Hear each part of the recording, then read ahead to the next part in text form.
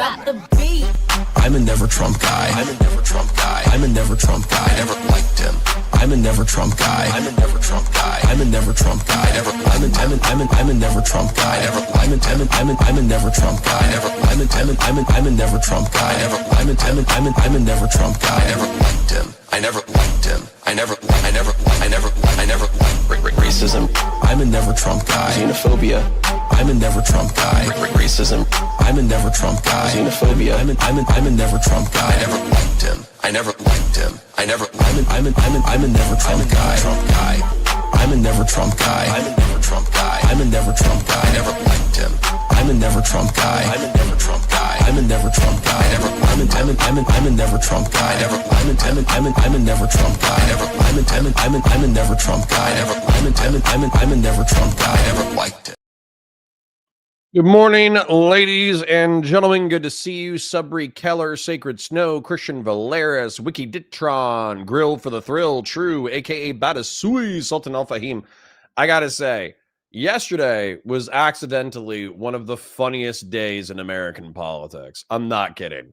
Like, we're gonna have to see how much of my initial impression stands once I actually see the content. However, effectively, like Pete Hegseth, a major, getting up to chew the ass of a bunch of generals. And I'm just going to say it, okay? I know we're on Valor Media Network. I know this is a family show, and so I should be polite. But him telling a bunch of generals that they're fat and gay, that was awesome. And same thing with like Trump being like, hey, I'm dumb as hell, I don't understand anything about warfare, lol, and then just doing that for like 45 minutes. So fucking based. So based.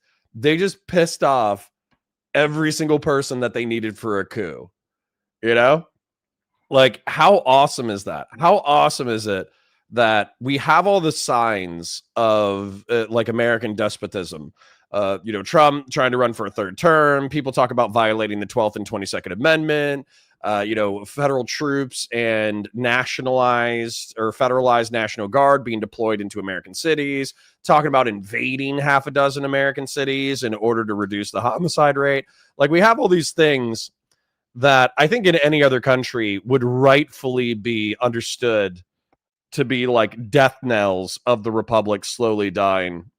And yet, because our dictator is an idiot, he walks into the room of the people that he needs most for a dictatorship, and he goes, hey, you guys are fat and gay.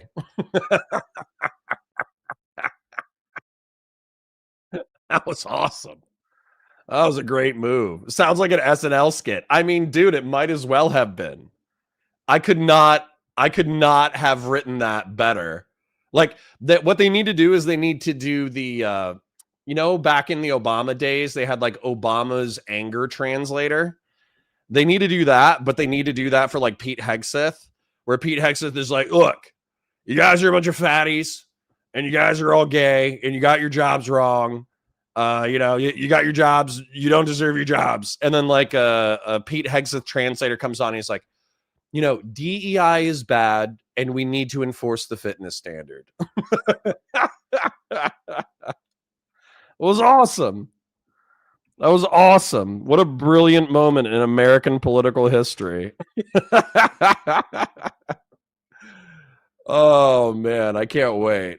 Can't wait to watch it with you guys. And then apparently Live and Learn is doing some infighting, which is classic infighting. I think IRI, weirdly enough, I think they took my advice in reference to the balance of the show, where the people who have progressive sympathies outnumber the liberals. And so what happens is it feels like, the progressive and Hutch show where all the progressives just beat up on Hutch.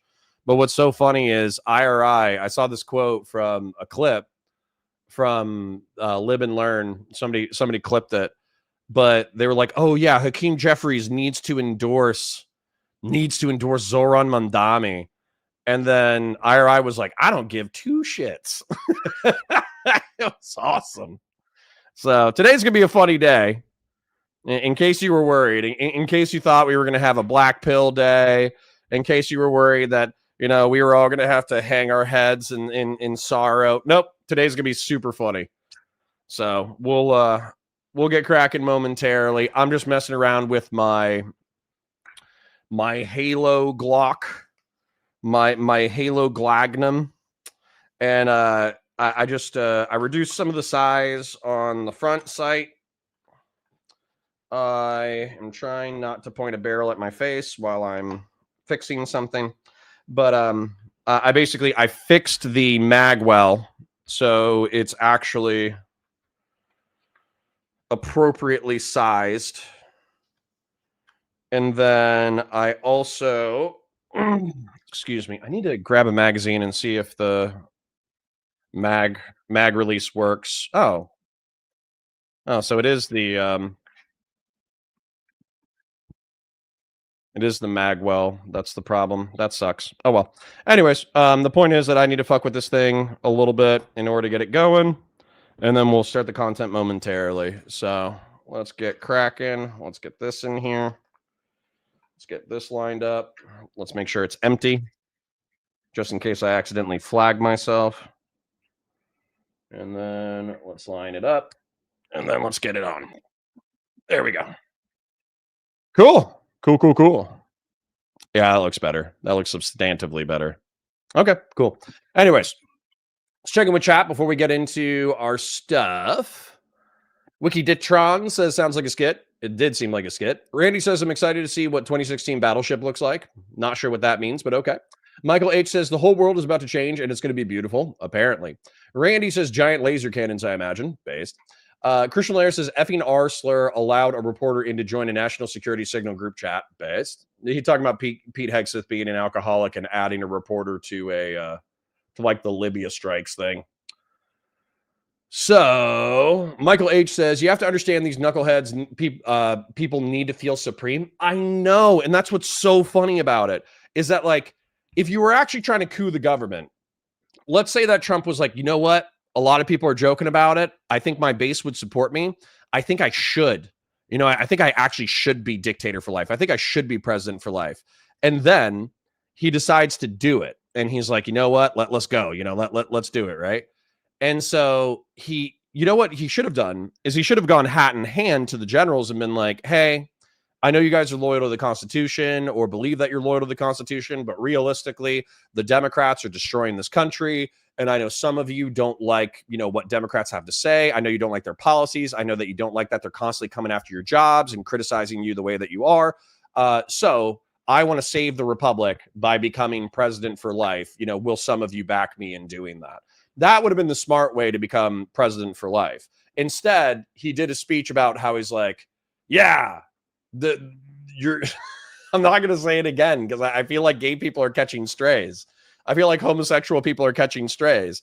But like, instead, he got Pete Hegseth, a major who's like, you know, basically middle management. He got a middle manager to yell at upper management for like 2 hours about how they're all a bunch of wussies. And then he himself came out and made one of the most incompetent speeches in American history. It's awesome. Oh, it's so cool. So yeah, like basically my belief of a military coup to install President Trump for life went from like, I'm gonna be real, I didn't think it was probable, but it just went from 1% chance to 0.0001% chance. Like that has died today. Kay says, good morning, gang. I was up too late watching Ryan Mullally and NSE argue in the most maddening way. Was it good content or was it trash content? Val says, the one positive thing about a meeting yesterday and that I recognized one of my old NCOs in the audience, and other than being stuck as general's B word, he is at least moving up in the world based. Well, man, 542 says, yo, Connor, did you see the debate between Peter Thiel and Peterson? Peter Thiel argued self-sacrifice is dumb and gay. No, but that sounds like good content. I'll add that to the list for sure. Let me actually open up my sticky notes for it.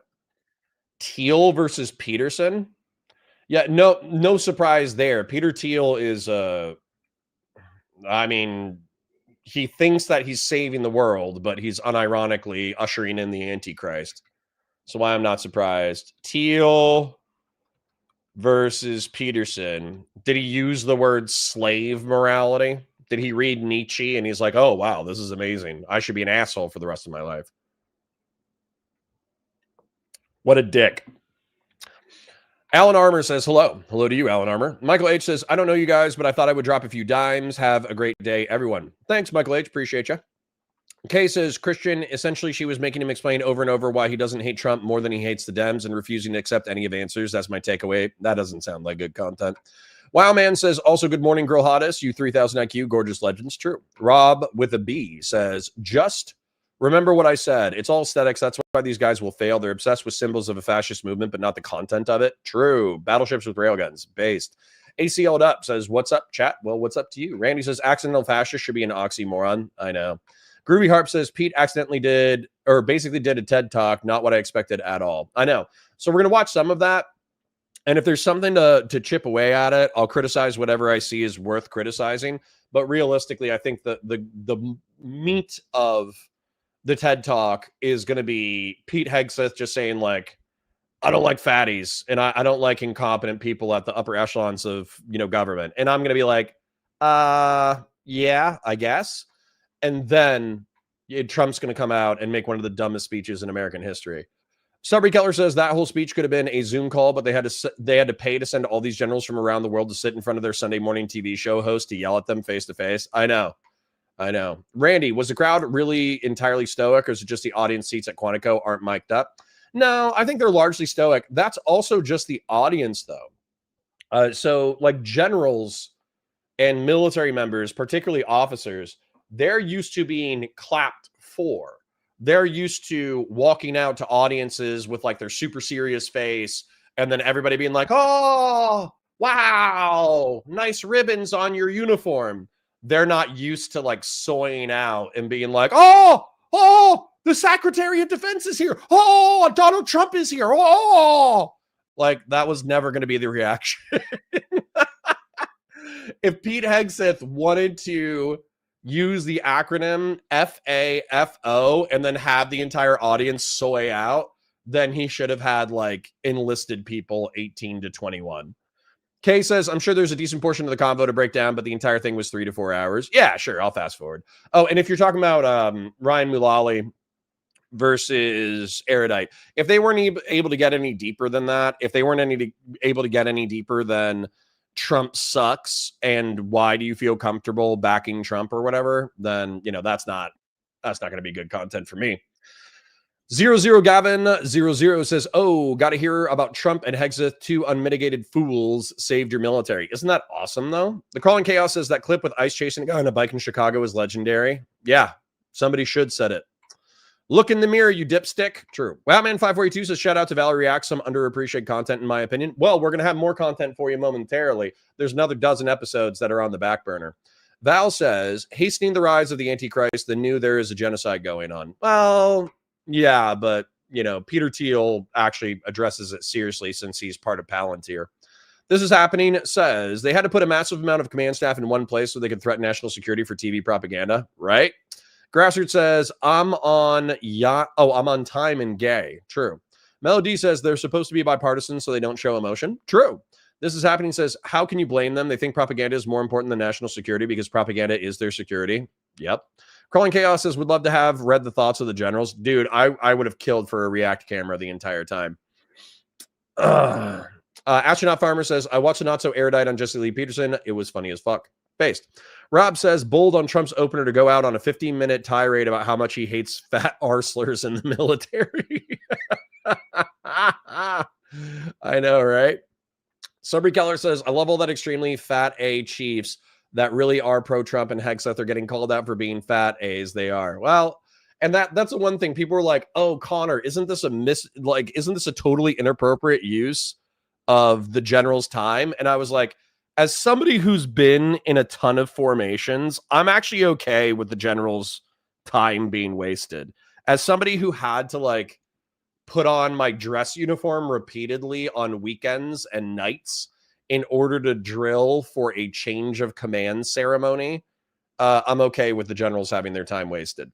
Now, somebody did point out that flying all of your major staff to a single location is not exactly, it's not very national security, but you know, whatever.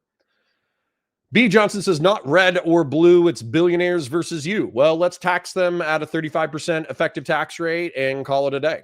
Kazir Che says, Trump talking on Gaza was super funny. Well, let's take a look at it. Sabri Keller says, our whole military is going to be an Olympic and steroids in probably a year and a half. Yeah, Ozempic and steroids. That'd be so based. Wowman says that clip of Hassan saying Kamala would be as bad as Trump on Gaza is still evergreen. I know. I'm happy he gets to get beaten with his own words. Bag says, I am here and working 07. Good to see you, Bag. Is that you, Barrino? Barian? Is that you? Deadly Zero says, imagine all the people being forced to salute or call to attention to the rooms they walked in on base. I know. Maybe we should review Trump's draft dodging bone spurs medical exam. Yes. Imagine if our enemies were competent at all. They could have effed our military chain of command so bad. I know, but they're not. So whoops. Melody says, also having your most important general forces exposed to cameras is probably not a great idea. I know that, you know, all of this stuff is like open source. I don't necessarily care about that because they did have the cameras like showing all the command staff. So I think that like, yeah, you could find out all these guys' identities or whatever. But realistically, these are uniformed personnel. Most of them are going to have like, for instance, you could look up the electronic maintenance company out of San Diego, California. They have a website that describes the operations that they do. Now, they describe it in the most sanitized terms possible, but they describe it, and they also have pictures of the current command staff. So it's not exactly like if you were actually an enemy of the United States, you could research a majority of the shit on OPSEC anyway, or through open sources anyways. But yeah, in general, like, is it good to have the entire staff of the entire armed forces in a single room all at the same time? No, very stupid.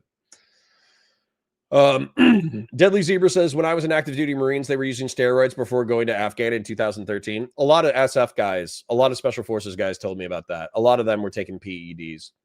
Sabri Keller says, the only good reason to wear your dress uniform is to hang a flag to someone who's last person, other than it's a complete waste of money. John Timoshenko says, did you get a feeling like Hegseth doesn't have any idea what it takes to be a general or what is the difference between a general and a soldier? No, I think he understands. We'll watch the speech. I think he understands what, like, the politics of the upper echelon, but I think that he was like a really gung-ho middle manager who didn't understand how to break into the upper echelons. And so he probably has a chip on his shoulder in reference to the upper echelons. And so rather than, you know, I don't know, reaching an olive branch out to key holders who hold power in the United States military industrial complex, he just decided to yell at them, which is hilarious. Purple Flex Stress says, Hegs is an idiot. The modern day army won't be doing pull-ups and worrying about beards. It will be launching drones, I fear. I don't agree with that. I think that having decent physical fitness standards is fine. The army won't be doing pull-ups because they don't do pull-ups in general. That's the Marine Corps. But I don't really care about like saying you need to be fit in order to be a soldier. That's not going to be my beef, trust me. Grassroots says, yeah, don't fly me to effing South Carolina and then tell me I'm fired for being fat and gay. I know, right? Crimson Host Blood Spectre says, lol, your title made me laugh. It made me laugh. Yesterday was one of the funniest things in American politics. What the F over says, healthcare premiums going up by 75%. Trump sending military into major cities. Trump wants this. He knows if healthcare goes that up, people will riot. I doubt it. I think he's a dog chasing cars. But I'm going to read one or two more, and then we're going to get cracking. Sabri Keller says, you're saying that Hegseth is upset because his officer package was not picked up. Holy smack, that explains a lot.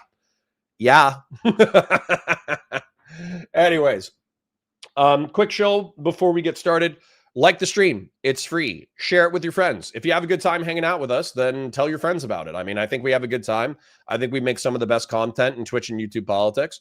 And then not just that, but I think we're funny and we're fun and we have a cool and smart community. So share it with your friends.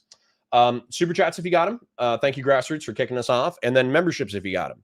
Now, we had an amazing month yesterday, or last month. September was an incredible month. So I don't want to seem ungrateful. You guys were incredibly generous last month. So I am happy. I thank you. I love you. What a fantastic month. But we also can't rest on our laurels. So we have to keep pushing. So Reading a few more before we get into it and I do the intro. The thing could have been with the guy with the crazy eyes. What's his name? No idea. Grassroots for 20 says, imagine looking at your staff as an agent of the commander-in-chief and you are all too fat and gay. Thank you and good night. I know. It's awesome. Rob says the cult lady made an interesting point saying the physical fitness standards aren't as useful in modern warfare, but are useful in law enforcement deployments. Doesn't even matter. Military should be in shape. Chort says, I don't think Hegseth can grow facial hair, and that's why he's against beards. The same thing he can be said about Cash Patel, even though Cash actually almost got people killed. Yep, idiots. Val says physical fitness is always important as much as a chode as Hegseth. He's right about that. I agree. Maybe that's my inner Marine coming out, but yeah, like physical fitness should always be a part of the military. We shouldn't have a bunch of like fat drone pilots being a part of the military. Now, do we need drone pilots in general to run drone swarms and predators and reapers and all that kind of stuff? Yeah, absolutely. But do we need to forego fitness in order to be able to properly pilot drones? No, of course not. So let's go ahead and open up the full one. Let's fast forward to the point where this dude actually comes out and starts calling military members fat and lame. And I'm actually going to watch the intro because I want to see whoever was willing to do the intro. I want to see if he glazes the Trump admin or if he does like the bare minimum necessary because he knows he's going to be judged by his fellow servicemen for like how hard he glazes the current admin. All right, then just a couple more. Morning, Grassroots. Good morning, Kay. Sacred Snow says, how the F am I supposed to be fit if my drone gamer chair, if I'm not 300 pounds? True. Bag says, I just typed out, do the drone pilots need to be fat? No, they can still be in shape. Rob says, nobody disagreeing that physical fitness is a component of military service, but the question is, does the military as it is today need to change? Yeah, sure. La Fajita Focha says, Hegseth was clownish, but Trump's speech was worse. I know. We're going to watch Hegseth until we get bored, and then we're going to flip over to Trump so we can laugh. So anyways, let's go ahead and get it cracking. Hi, guys. My name's Connor. Welcome to Counterpoints. We're going to be checking out Pete Hegseth and Donald Trump accidentally saving the Republic of the United States through being incompetent and silly. It's going to be funny. Come along for the ride. Actually, let me go ahead and do another intro. That didn't feel quite flowy enough for me. Let me flow. Let me add the audio, remove it. Hi, guys. Welcome to Counterpoints. My name is Connor. I'm a science fiction, politics, and philosophy nerd, Marine Corps, and law enforcement veteran, and I would argue a real Republican, meaning that I have real Republican values, a classical Republican, if you will. We're going to be breaking down Pete Hegseth and Donald Trump accidentally saving the Republic of the United States through incompetence. Let's go ahead and bring them on our screen and take a look at the introductions. If it would play, that would be... All right. Generals, admirals, senior leaders, good morning. Wow, what a group here today. I will tell you that our enemies are terrified right now that we are all in the same room, and that is a true statement. Welcome everyone to Marine Corps Base Quantico and the first ever.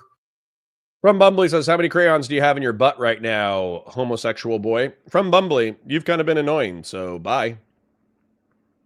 Key leaders all call to the commandant and all of the Marines that have made this event possible. Thank you. This was no small feat to put this event together in short order.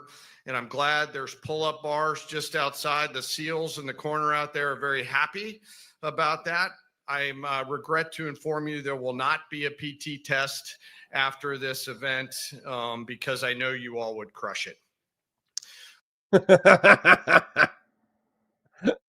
Listen, this guy's doing his best, okay? He's doing his best, but the fact that he's doing like a stand-up routine and he's talking about physical fitness to a bunch of 60-year-old salty-ass generals and there's not even a chuckle in the audience, I think I'm picking up the vibes. Last night, I had the privilege of joining the Secretary and the Joint Chiefs in honoring 50 Gold Star families at the White House. No. Okay, we're going to start fighting already, which is perfectly fine. Hans Mayer says, why would you have fit people to be fit behind a desk? You need intelligent people and exclusively a chunk potential analysts, drone pilots, IT workers from your military. Wrong, Hans Mayer. Wrong, okay? There was a battle during the Korean War called the Chosin Reservoir. And what happened was the Marines outran their logistics. So they kicked so much North Korean ass that they got past the 38th parallel. They got up to the Chosin Reservoir. They were chasing North Korean soldiers up to the Chinese border. And then 2 million estimated Chinese soldiers overran their position. And what happened is all the cooks, all the logistics personnel, all the truck drivers, all the admin people, they had to pick up weapons in order to blast Chinese dudes for like days at a time. And so if you had unfit, fat, heart attack prone, stroke prone pogues, person other than grunts, then the Marine unit and the Army units would have been overrun and they would have been slaughtered to a man. Instead, what happened is they engaged in a fighting retreat.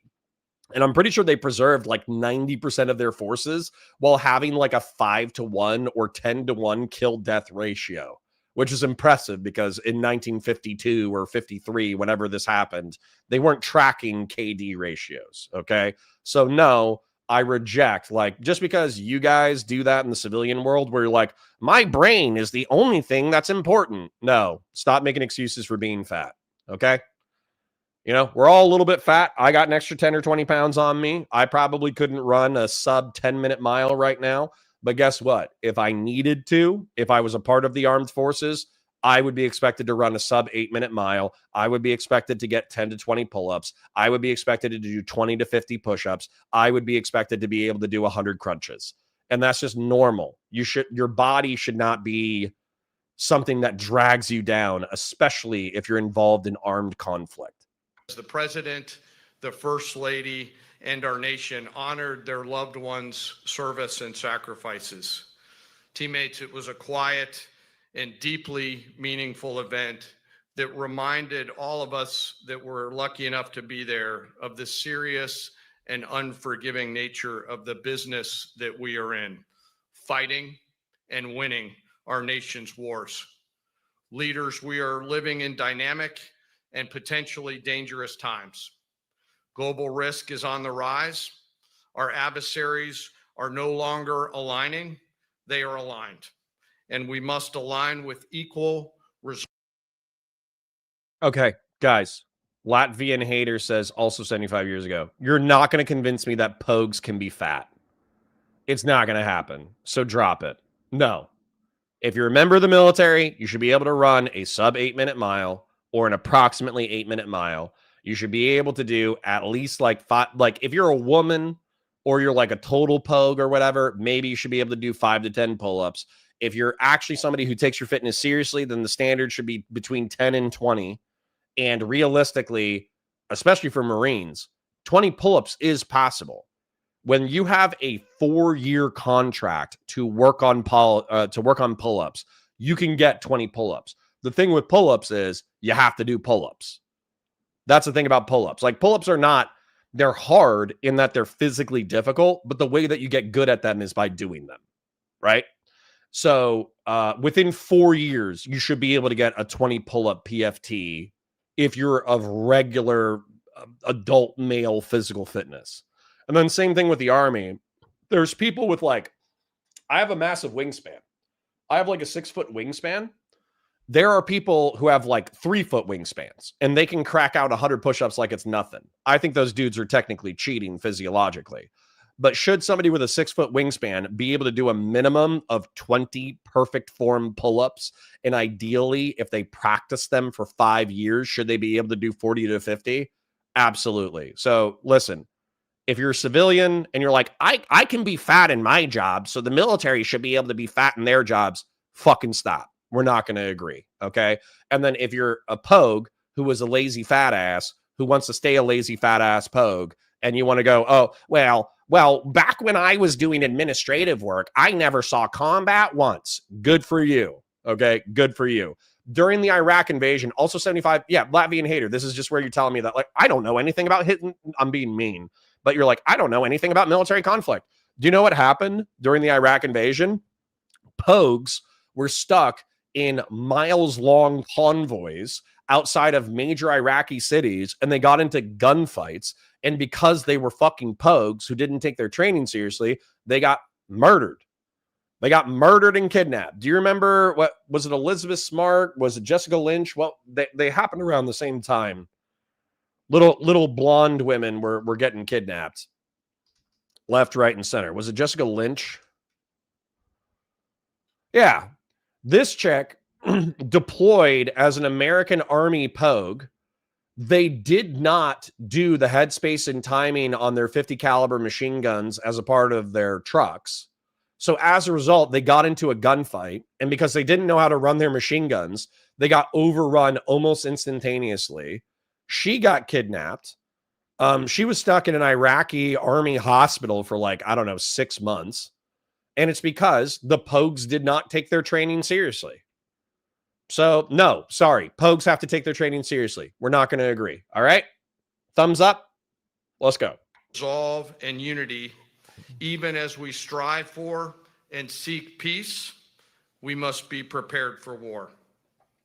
Now, more than ever, it is vital that we hear from our civilian leaders, understand where they're taking the department.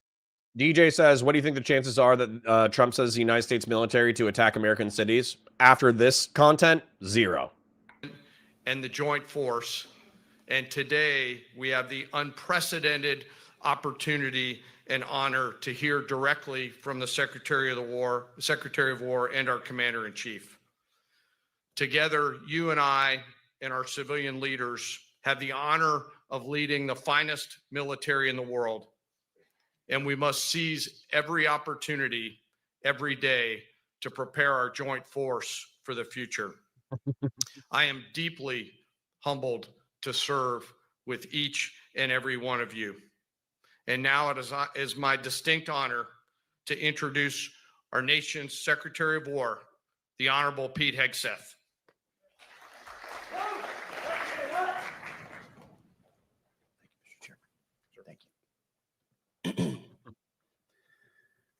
Please take your seats.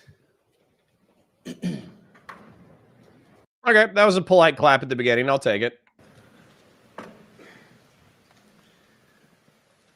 Well, Mr. Chairman, the Joint Chiefs, Generals, Admiral. Yeah, Sin Patty says, I cheat with squats because I'm short, lol. 405 sounds impressive until you see my range of motion. Yup. Astronaut Farmer says, just maintain a BMI below 27.5. It's not that hard. I mean, girl hottest weight loss competition, free community engagement? No, because you know what? No, dad bod fitness, okay? Dad bod fitness. All right? You can be round. You can have a belly. You just need to lift weights. Jesus Christ. Lift weights, go for a walk, okay? Nobody's calling you guys for the draft. Relax. Commanders, officers, senior enlisted, NCOs, enlisted, and every member of our American military. Good morning. Good morning and welcome to the War Department. Because the era of the Department of Defense is over. You see, the motto of my first platoon was those who long for peace must prepare for war. This is, of course, not a new idea. This crowd knows that. The origin dates to the 4th century Rome and has been repeated ever since, including by our first commander-in-chief, George Washington, the first leader of the War Department. It captures a simple yet profound truth. To ensure peace, we must prepare for war. From this moment forward, the only mission of the newly restored Department of War is this: warfighting, preparing for war and preparing to win, unrelenting and uncompromising in that pursuit. Not because we want war. No one here wants war. But it's because... Let's be real, some of them do.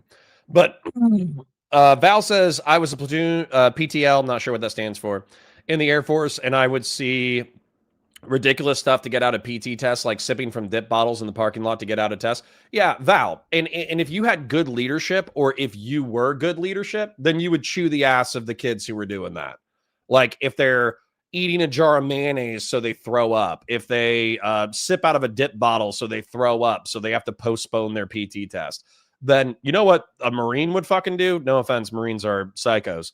But the Marine would be like, oh, you just drank out of a dip bottle and you threw up? Go run the PT test anyways, bitch. Like that would actually unironically be any sergeant, any corporal who saw a lance corporal or a private trying to get out of a PT test, they would make them run the PT test like 3 or 4 times because it's not that hard. It's pull-ups. I think the minimum to pass is like 4 or 5. I think the max is 20. And so, do 5 pull-ups, okay? You should be able to figure that out over the course of 4 years. Then, realistically, you should be doing like, minimum. And I'm talking about like, you have no upper body, you're kind of fat, all your strength is down in your legs. You should be able to get like 4 or 5 pull-ups, right? If you're doing pull-ups for 13 weeks in boot camp. And then by the time you leave service, you should be able to do 20. But that involves like diet, exercise, strength training, all sorts of crazy shit, right? So we could talk about that later. But the whole point is 5 pull-ups to pass the test, 100 crunches, and I'm pretty sure if you get like 60 or 70, you pass. So 70 crunches in 2 minutes, and then run like a sub 28 3 mile. So you could run 9, 18, 27. You could run 9-minute miles. To pass is almost nothing. Okay. Now, if you just pass, the Marines are going to think you're a piece of shit. They're going to chew you out. They're going to make you do more PT. They're going to put you in the fat kids club. They're going to make you work out more until you get a better PFT. So I don't want you to think that passing the fitness test should be the bare minimum standard. However, the point is that like, if you can't get that, or if you think that's too high of a standard, then Pete Hegseth is right and you're a fucking pussy. Okay. So I hate to say that. Like, I know we're all here to laugh at Pete Hegseth being cringe and being like, talking to a bunch of 60-year-old salty generals as if they're 19-year-old PFCs. That's why we're here, because unironically, through this dude being a motivated moron, he probably just saved the Republic of the United States. But don't get it twisted. Just because I think that this guy and Donald Trump accidentally saved the Republic of the United States doesn't mean that you're going to turn around to me and be like, oh yeah, turns out that you can be morbidly obese and fly a drone. It's like, yeah, go fuck yourself, No, just because I hate Pete Hegseth doesn't mean that I don't think you should pass PT tests. Jesus Christ. Pump the brakes there, guys. Because we love peace. We love peace for our fellow citizens. God, I wish I could insert the peacemaker thing here. It's like, I love peace so much, I would kill every man, woman, and child. They deserve peace, and they rightfully expect us to deliver it. God, you guys suck, dude. Creek Dreamer, if you have intelligence and understand strategy in war, I don't care how fat you are. Who cares if you're physically strong if you're an idiot? Yeah, there's a 2,000-year-old quote about this. What is it? The society that divides its thinking men and its warriors will have its wars fought by morons and its thinking done by cowards. So the fact that you guys even like associate intelligence with lack of fitness is like a 2,000 to 3,000-year-old problem. It's cringe and it's cope. Go for a walk. Start lifting weights. Jesus Christ. I'm going to have to be... I'm supposed to be here bullying Pete Hegseth, and instead I'm going to have to be bullying all the fat people in my own chat. And by the way, again, I'm 10 or 20 pounds overweight. I'm a little fat, okay? But I like lifting weights, and I like going for walks. You should like lifting weights. You should like going for walks. Jesus Christ. Our number one job, of course, is to be strong so that we can prevent war in the first place. The president talks about it all the time. It's called peace through strength.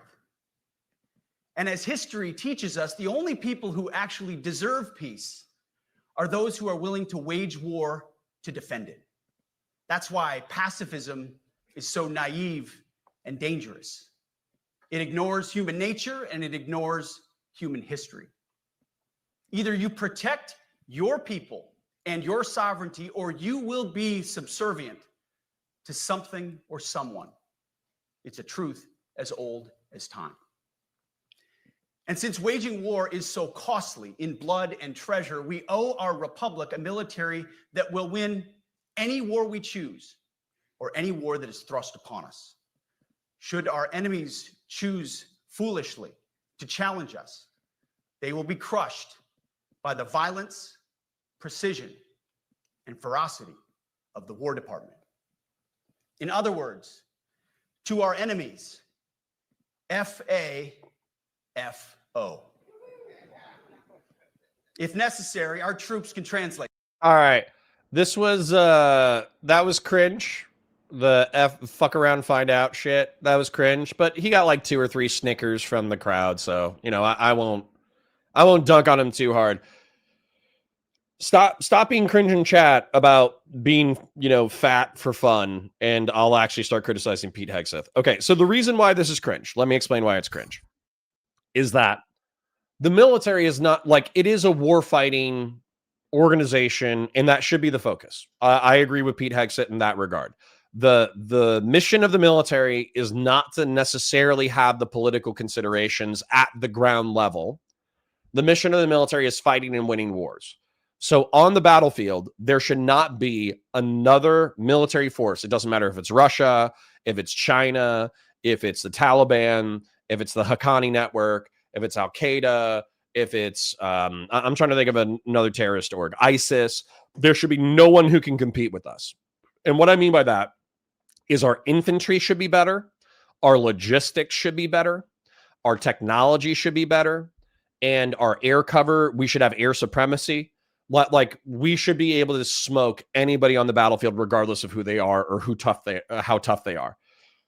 Our infantry should be able to go toe-to-toe with anybody else's infantry. But if their infantry is good, then we need to be able to defeat them technologically or logistically. Okay? This is true. This is the focus of American warfighting. However, American warfighters are also human beings. And what I think that this mentality does is it ignores the fact that people need the connections through the PX, like the shopping exchange where you can buy stuff and call home and do all that kind of stuff. People need the internet and IT and all of that extra stuff that allows people to continue to connect with the outside world and continue to connect with their families back home. People need recreation nights where they can do salsa dancing or go to the pool or go to this or go to that, because the war fighting is not a sprint. War fighting is a marathon. And so if you want people to remain warriors for 20 or 30 years, they also have to be human beings outside of their occupation. And that's why this feels like a speech given to 18 to 20-year-old kids rather than the speech given to 50 to, like realistically, 40 to 60-year-old men who have made it their job to serve the Republic in a military capacity for 30 years. Okay? This speech is for 18 to 22-year-old men, not 60-year-olds. So that's why it's cringe. That for you. Another way to put it is peace through strength, brought to you by the warrior ethos. And we are restoring both. Adonic Treadmill says, what are your thoughts on the beard stuff? Ryan McBeth says it would be a good way to up enlistment. I like beards, but there's like some gas mask bullshit. I don't know, man. I don't know about beards. Straight up, I love beards, but I've also seen like, let's take a look at it real quick. So UK military with beards. Let's look at this. Because you're right. It is a bunch of 18 to 35-year-old men. And dudes like having beards and tattoos. And let's admit that this looks okay because this dude can grow a beard. Let's admit that this looks okay because this dude can grow a beard. Let's admit that this dude looks okay because he can actually grow a beard. So that's not really a problem. You know, what war fighters have had facial hair for centuries or millennia. So that's not the problem to me. I think the problem becomes when it comes to this guy, does his gas mask get a proper seal? And the reason why this has been used as an excuse for the past 20 or 30 years is because our enemies, and in law enforcement contexts, you can be exposed to tear gas. In the Middle East and North Africa, you can be exposed to VX gas. You can be exposed to sarin, anthrax, a whole bunch of different shit like that. And so the question kind of becomes like, well, in barracks duty, can you have a beard like this? And then if your CS gas mask doesn't have a proper seal, does it really matter? You just, puke your guts up a little bit more. You just have snot running down your face a little bit more. It's not that big of a deal in garrison to have a beard. But the question is, in deployment, are you going to whine and complain when your command says, shave your beard? We're going up against guys who have VX and sarin. Because if the answer is you're going to complain, the military is the kind of place where if you complain, then whatever you're complaining about is the exact kind of thing that the military is going to force you to do because you're being a pussy, right? So I don't know how I feel about beards. I would probably have to hear like a good rationale. And then also like military guy with patchy beard. Because believe it or not, there are nerds who join the military. I think this guy looks good. That guy looks good. That guy looks good. That guy looks good. But there's going to be people who can't grow their beards, and their beards look like shit. So then how do you turn around and say, hey, your beard looks cool. Grow out that bushy mountain man beard. But then you have somebody who has like a really weak pussy beard. And you're like, hey, that looks like shit. Like if somebody had this, right? And they're technically within the grooming standard. How do you police this even though they look like shit? I don't know. I don't know, bro. I don't know. As President Trump has said, and he's right, we have the strongest, most powerful, most lethal, and most prepared military on the planet. That is true, full stop. Nobody can touch us. It's not even close. This is true largely because of the historic investments that he made in his first term, and we will continue in this term. But it's also true because of the leaders in this room and the incredible troops that you all lead. Hearshot says, my max was always 18. Bro, you couldn't get that extra 2 for chesty? You couldn't get that extra 2 for chesty puller? You couldn't, not fully lock out at the bottom, just kind of almost lock out, but keep that last little bit of muscle flex to get the extra 2? Hearshot, you're fucking slacking, bro. But the world, and as the chairman mentioned, our enemies get a vote. You feel it. I feel it. This is a moment of urgency, mounting urgency. Enemies gather, threats grow. There is no time for games. We must be prepared. If we're going to prevent and avoid war, we must prepare now. We are the strength part of peace through strength. And either we're ready to win or we are not. You see, this urgent moment, of course, requires more. Bob Smith says, good morning to all from the late start day. Kids are getting soft these days, starting with job applications and now have to be Semper Gumby on that interview Thursday. Base Bob Smith, I'm going to say a little prayer for your interview tomorrow. Troops, more munitions, more drones, more Patriots, more submarines, more B-21 bombers. It requires. All right, now you guys are just being fucking mean. Fung Dark says, I don't want a fat person running a drone ever because they are going to get distracted by thinking about food. True. I get distracted by food all the time. More innovation, more AI in everything and ahead of the curve. More cyber effects, more counter UAS, more space, more speed. America is the strongest, but we need to get stronger and quickly.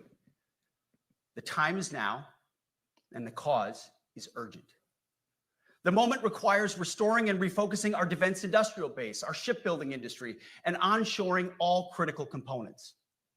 It requires, as President Trump has done, getting our allies and partners to step up and share the burden. America cannot do everything. The free world requires allies with real hard power, real military leadership, and real military capabilities. The War Department is tackling and prioritizing all of these things. And I'll be giving a speech next month that'll showcase the speed, innovation, and generational acquisition reforms we are undertaking urgently. Likewise, the nature of the threats we face in our hemisphere and in deterring China is another speech for another day, coming soon. This speech today, as I drink my coffee, this speech today is about A little shot of liquor in there, a little bit of liquid courage in the middle of the speech. Now I'm being a dick. I don't know if there's alcohol in there, but if I had to take a bet, I'd put up like $20, you know, like 51.49 that there's booze in there. people, and it's about culture. The topic today is about the nature of ourselves. Because no plan, no program, no reform, no formation will ultimately succeed unless we have the right people and the right culture at the War Department. If I've learned one core lesson in my 8 months in this job, it's that personnel is policy. Personnel is policy. The best way to take care of troops is to give them good leaders committed to the warfighting culture of the department. Not perfect leaders, good leaders. Competent, qualified, professional, agile, aggressive, innovative, risk-taking, apolitical, faithful to their oath and to the Constitution. See, I'm all right with that. You know, Hegseth can be an idiot. He can be, he can be a Fox News pundit. He could be like a major. And by the way, he went to like 2 Ivy League schools. So I'm not saying that he's actually like a genuinely unintelligent person. What I'm saying is he doesn't seem to have like really strong control over his life. You know, that's the main thing that I'm pointing out. He's divorced, you know, God bless the divorcees. So I'm not hating on that part of it. But the point is that like he's a divorced alcoholic Fox News pundit. Okay. That's what's really going on here. Okay. So that's actually, I have no problems with what he just said though. That effectively, like, we need to be fast, we need to be strong, we need to be lethal, we need to be competent, we need to be intelligent, we need to push the bounds of what we're capable of, we need to be creative, we need to be brave. These are all perfectly fine things to be said. This also could have been done via email. Like, this whole thing is the exact speech that I heard 20 years ago as an E3, you know, from a first sergeant in Okinawa. So again, like what's the new and innovative thing that's going on here? Now, maybe there's like a little bit more of technological emphasis where they can say, hey, if you're a boomer and you can't open up the PDF files, then we don't need you as a general anymore. We actually need people who understand drone technology, counter drone technology, space warfare, weapons of mass destruction, infantry operations in a counterinsurgency environment, but also against conventional forces. We need to rethink air supremacy. All these things are perfectly sound descriptions of the challenges of the military environment. But why does he think that the 40 to 60-year-old men in front of him don't already know all this shit and constantly talk about this shit? Why is this a all hands meeting of the country's top brass? Eugene Sledge, in his World War II memoir, wrote, quote, "War is brutish, inglorious, and a terrible waste. Combat leaves an indelible mark on those who are forced to endure it. The only redeeming factors are my comrades' incredible bravery and their devotion to each other. In combat, there are thousands of variables." Hellfish Haven is standing by the fact that you can get a SEAL with a beard. So, I think part of what I was saying, though, is I don't know. As I learned in Iraq. So according to Hellfish Haven, the gas mask thing is bullshit. In Afghanistan, and as so many of you did in so many more places. Leaders can only control about 3 of them. You control how well you're trained, mostly how well you're equipped, and the last variable is how well you lead. After that, you're on your own. Our warfighters are entitled to be led by the best and most capable leaders. Bag says, disallow pussy beards that look like shit. Simple. Yeah, but then that's what the command staff is going to say. The command staff. So if you put in, you have to understand that there are old school Marines, old school soldiers, like people, you have to bear in mind, like 30 years, okay? 30 years is a long military career, but we're talking about generals. We're talking about brass, okay? So right now you have Gulf War veterans who are the brass of the United States military, which might seem like a long time ago, but think about it. That's 35 years. So somebody could have been 18 to 20 in 1992 and they would be in their 50s or 60s right now. So they would be the top brass of the United States. But what they would do is they would say, okay, well, I think all beards look like shit. Therefore, I'm going to use the asterisk of pussy beards that look like shit are not allowed per policy. And then boom, you have units that are completely clean shaven. Now, is that a problem? Should anybody be losing sleep over this? No. But somebody mentioned that Ryan Macbeth said that beards are a recruitment tool. I agree. Like, listen, dude, I'm not going to lie. I look like a fucking 17-year-old boy when I shave my face. I look like a Viking warrior when I grow out my beard. So yeah, I want to grow out my beard. I think I'm a more attractive man. And then it's the same thing with tattoo policy. Tattoo policy, whenever the military needs warriors, they loosen up the tattoo policy and they're hiring people with like 3/4 sleeves. And then you're getting tattoo waivers for people with neck tattoos and hand tattoos. And by the way, that's a badass aesthetic. If you got a dude with a dip in who can shoot, who's a PT stud with sleeve tattoos, he drives a sports car, he's got like, hot girlfriends or whatever. I saw that guy. That guy was cool as fuck. That guy, he bought, because there were dozens of these guys during the War on Terror, but they moved to Okinawa. They moved to Japan. They got a hot Japanese girlfriend and they bought a Skyline. Is that what it was called? Somebody's going to have to remind me, but there was this sports car that was super popular in Japan, but for import reasons, it was really expensive in the United States. 2005 GT Skyline. It's this. Now, you might be thinking to yourself like, oh, that's not that cool. But when you get a Skyline, like a 2000s or 90s Skyline, and you soup it up, these things were monsters. And so, yeah, like a late 20-year-old dude, tatted up, hot girlfriend, GT Skyline. Everybody wanted to be that guy. So, yeah, that's like a recruitment. A recruitment goal is, dang, that guy's cool. I want to be like that guy. Like this. This is what... There was this guy, his name was Booth, a total piece of shit. Like, I hated Booth, but he was undeniably a cool character. And there's something called Habu Sake. So, Habu Sake. And the Habu snake is a venomous snake from Okinawa.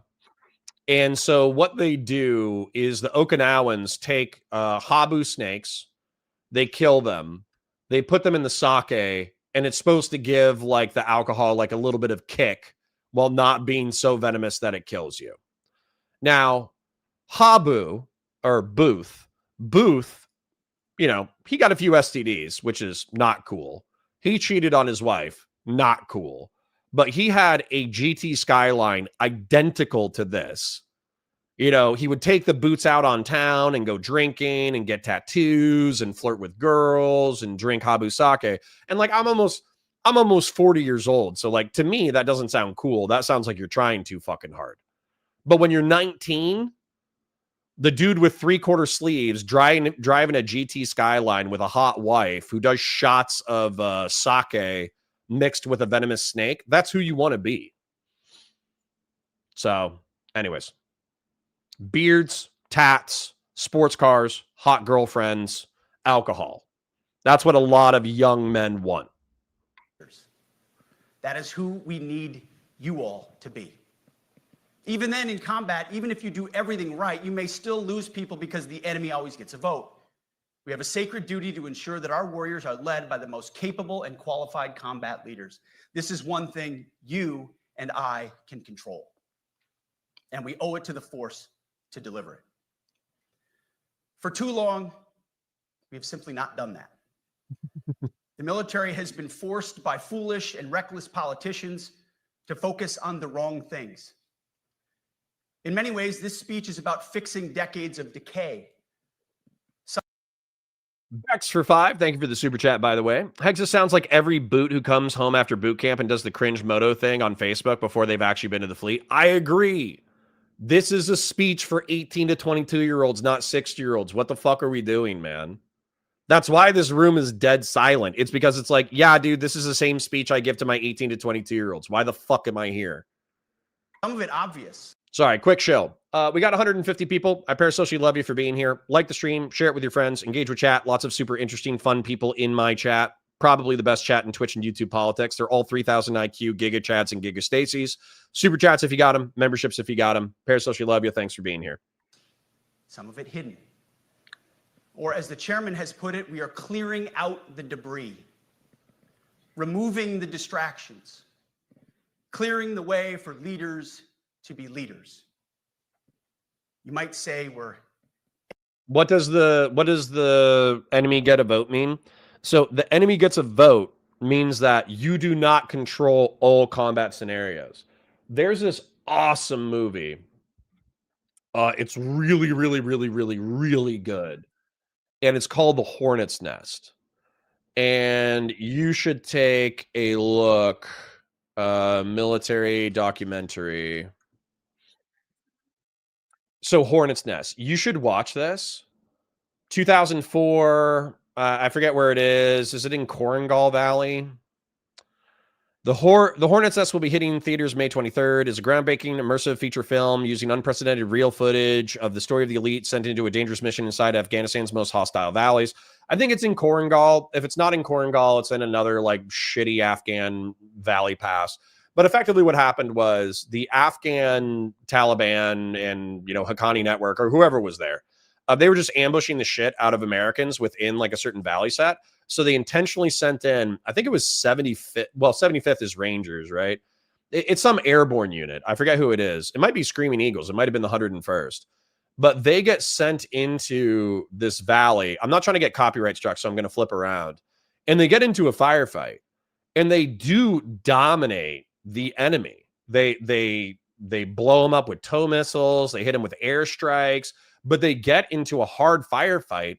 And they lose like half a dozen dudes. Yeah, 1, 2, 3, 4, 5. I think they lose half a dozen dudes.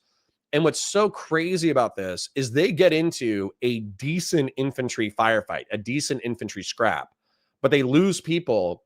And one of the most heart-rending moments of this entire thing, because you're effectively deployed with these guys via video camera for the length of the documentary, is they have like the staff non-commissioned officer. I forget if it's like the first sergeant or whatever. But they have their first sergeant or equivalent or sergeant major who does this, funerary procession for the half dozen people that they lost in this battle. And he's like super brave, doesn't cry, steady voice during the command ceremony, during the funeral ceremony. And then the second that his troops are away and he's like with the camera, he falls apart. He just falls apart. He just starts crying.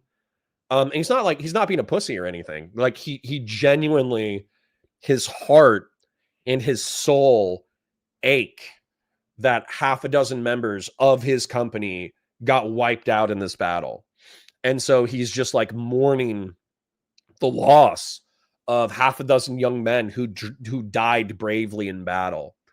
And so the reason why I bring that up is that even when you have air supremacy, even when you have a technological advantage, even when you have a logistical advantage, even when you have the best crack infantry on the planet, what he means by the enemy always gets a vote is he means that the enemy always gets to dictate some level of what happens in the battlefield. No matter how dominant you are, you will take casualties. So that's what he means. So maybe that's cringe to you. It's not that cringe to me. I understood it. It made sense. Ending the war on warriors. I heard someone wrote a book about that. For too long, we've promoted too many uniformed leaders for the wrong reasons. Based on their race, based on gender quotas, based on historic so-called firsts. Here we go. We've pretended that combat arms and non-combat arms are the same thing. We've weeded out so-called toxic leaders under the guise of double-blind psychology assessments, promoting risk-averse, go-along-to-get-along conformists instead. You name it, the department did it. Foolish and reckless political leaders set the wrong compass heading, and we lost our way. We became the woke department.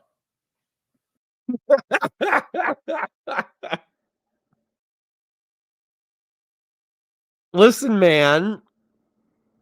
Listen, man. Maybe it got worse since I got out. I don't know.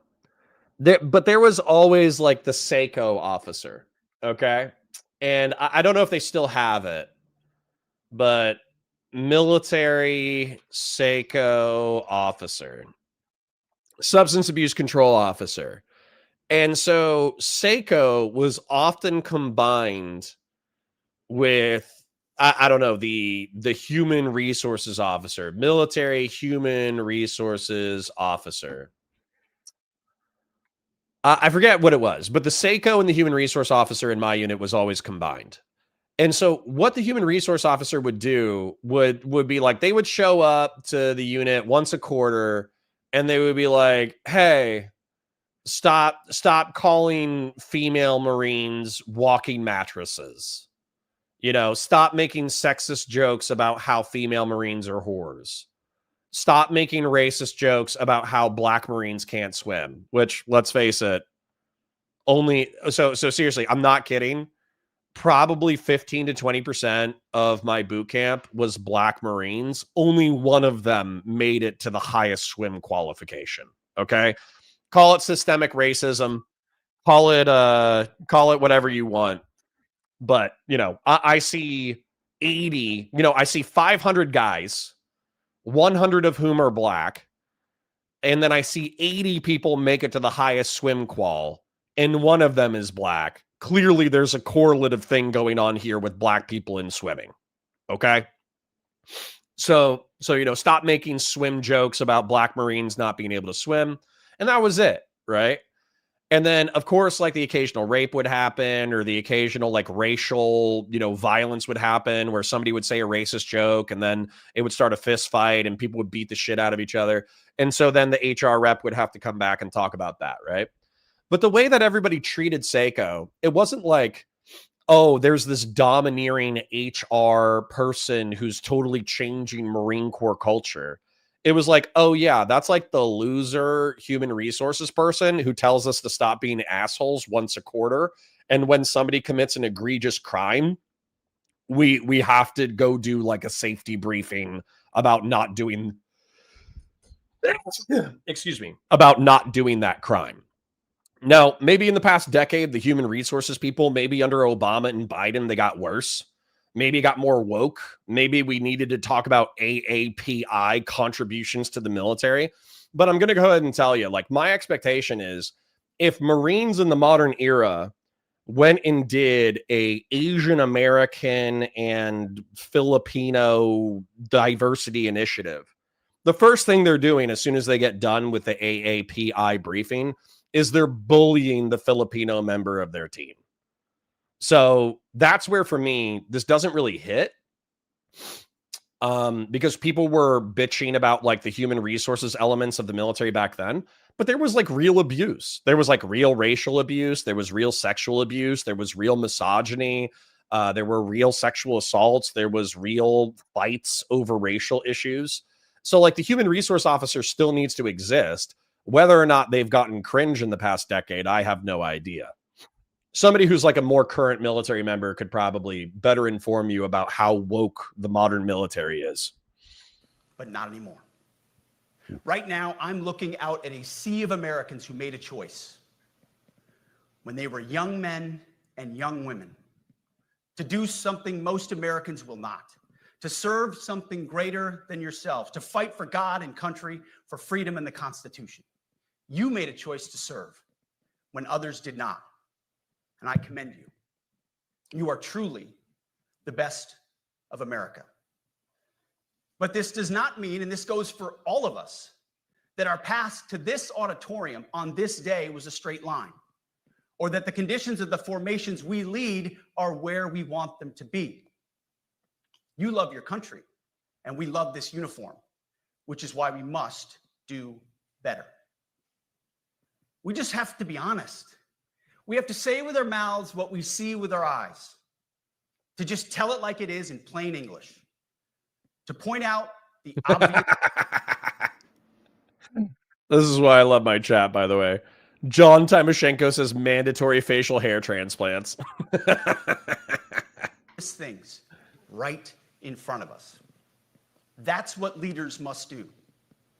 We cannot go another day without directly addressing the plank. Thank you, baby. In our own May I have water, please? Without addressing the problems in our own commands and in our own formations. Rob says, have I talked about the command being subject to PT test? Could we see a lot of turnover from it? You might see it, but realistically, I'm not going to lie. Half of these people could probably forge. They could find another general or officer who's just going to sign off on the fact that they did a PT test. Shit, that's what they were doing once they hit the 15, 20-year mark. That's what they were doing anyways. So number one, they could probably forge their PT test. Number two, if people started snitching on other people forging their PT tests or whatever, then what's going to end up happening is, dude, you can be in shape in your 50s or 60s. You can be. And so they're not going to destroy themselves the way that 19-year-olds are, but they're going to set up a fitness regimen for 40 to 60-year-old men who are effectively going to start wherever they're at. They're going to build up muscular and tendon strength so they don't get injured, and they're going to work out. You know, it's not that big of a deal, man. Like I had instructors in law enforcement who were smoking me at the police academy, absolutely annihilating me. I could probably show you this guy. This guy's a fucking monster. And I don't expect everybody to be like this. Steve Kelly, Iron Warriors. I don't know if he's going to pop. I don't know if he's going to pop or whatever. He's not going to pop. Dang, really? Iron Warriors fitness channel. I wonder if he took it down. Iron Warriors? He might have taken down his old channel. But I'll show you. Maybe I could look up the Criminal Justice Institute. Steve Kelly, Criminal Justice Institute. This is in Central Florida. This is where I went to boot camp. Really? This is weak. Why can't I find it? So 2401. Yeah, sure. So this is last year. Okay. This is the same place that I went to, the police academy 10 years ago. It's an awesome academy. You show up at 5 a.m. You do classwork for like 8 hours. And then after it, you go and you do workouts. Now, not everybody can do a shitload of pull-ups. But dude, they were smoking the shit out of us. And this dude's probably 40. This guy right here is probably like 40 something. Getting pepper spray, the combat instructors, vehicle stops. They're not showing bloopers and deleted scenes. But half of these guys, man, half of these guys are like 50. Half of these guys are 40 to 60. Half of the instructors are actually pretty hardcore. So that's where, for me, this whole thing, like, you turn 30 and you crumble like fucking wet tissue paper is bullshit. Okay? So, no, I think 40 to 60-year-olds can get back into shape. Being 40 is not a death sentence. Sorry to share it with you. Sorry to break that news. This administration has done a great deal from day one to remove the social justice, politically correct, and toxic ideological garbage that had infected our department, to rip out the politics. No more identity months, DEI offices, dudes in dresses. No more climate change worship. Dudes in dresses and climate change worship. Awesome. Awesome. I love this. And sorry, I'm being sarcastic. The fact that he thinks the Navy, famous for not being gay, okay? Jesus. Like, sorry, the Navy's gay as hell, all right? Hate to break it to you. I went to medical one time in order to get my blood drawn, and I swear to God, I heard like 4 lisps as I was walking around in the medical area, okay? Oh, honey, let's not do that. Let's do this. That was how half of the staff at Navy Medical were talking, okay? You know, the phrase, it's not gay if it's underway, okay? Listen, the Navy was gay long before it was accepted to be gay. No more division, distraction, or gender delusions. No more debris. As I've said before, and will say again, we are done with that shit. I've made it my mission to uproot the obvious distractions that made us less capable and less lethal. That said, the War Department requires the next step. Underneath the woke garbage is a deeper problem, and a more important problem that we are fixing and fixing fast. Common sense is back at the White House, so making the necessary changes is actually pretty straightforward. President Trump expects it. And the litmus test for these changes is pretty simple. Would I want my eldest son, who is 15 years old, eventually joining the types of formations that we are currently wielding? If in any way the answer to that is no, or even yes, but, then we're doing something wrong. Because my son is no more important than any other American citizen who dons the cloth of our nation. He is no more important than your son. All precious souls made in the image and likeness of God. Every parent deserves to know that their son or their daughter that joins our ranks is entering exactly the kind of unit that the Secretary of War would want his son to join. Think of it as the golden rule test. Jesus said, "Do unto others that's what you would have done unto yourself." It's the ultimate simplifying test of truth.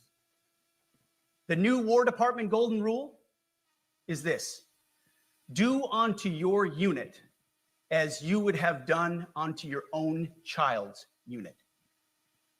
Would you want him? And by the way, this is okay guidance. I'm probably going to fast forward because I'd say it's like 20% cringe, 40% cringe, where realistically, number one, I think everybody's pointing this out correctly in chat. This could have been an email. Number two, half the shit he's complaining about is not as serious as he's making it out to be. At least I don't think that there was like this massive cultural crisis within the War Department where we forgot that actually we were supposed to be fighting wars at some point. I don't think that happened. I think that people like to pretend that happened because old people, and I include myself in the old people thing, they like to think that that their generation was the last great generation. The Vietnam generation, the World War II generation was the last great generation. The Korean generation liked to pretend that they were as hardcore as the World War II generation. And they were pretty fucking hardcore. The Vietnam generation likes to pretend that they were the last hardcore generation before all the millennial pussies came in. The War on Terror generation likes to pretend that they were the last hardcore generation because the War on Terror was technically in some ways more hardcore than Vietnam. So not statistically in a casualty perspective, but from an op tempo perspective, from a technological perspective, it was pretty stinking hardcore. So the War on Terror generation likes to think that they're the last hardcore generation. Well, guess what? You're not. Warrior tradition traces back thousands of years. And you can go ahead and find, there's this awesome quote from Socrates. Just in case you ever think that you're the main character, let me go ahead and disabuse you of this notion, okay? Greek philosopher, come on, quote, "The children love luxury and don't respect their parents." Okay.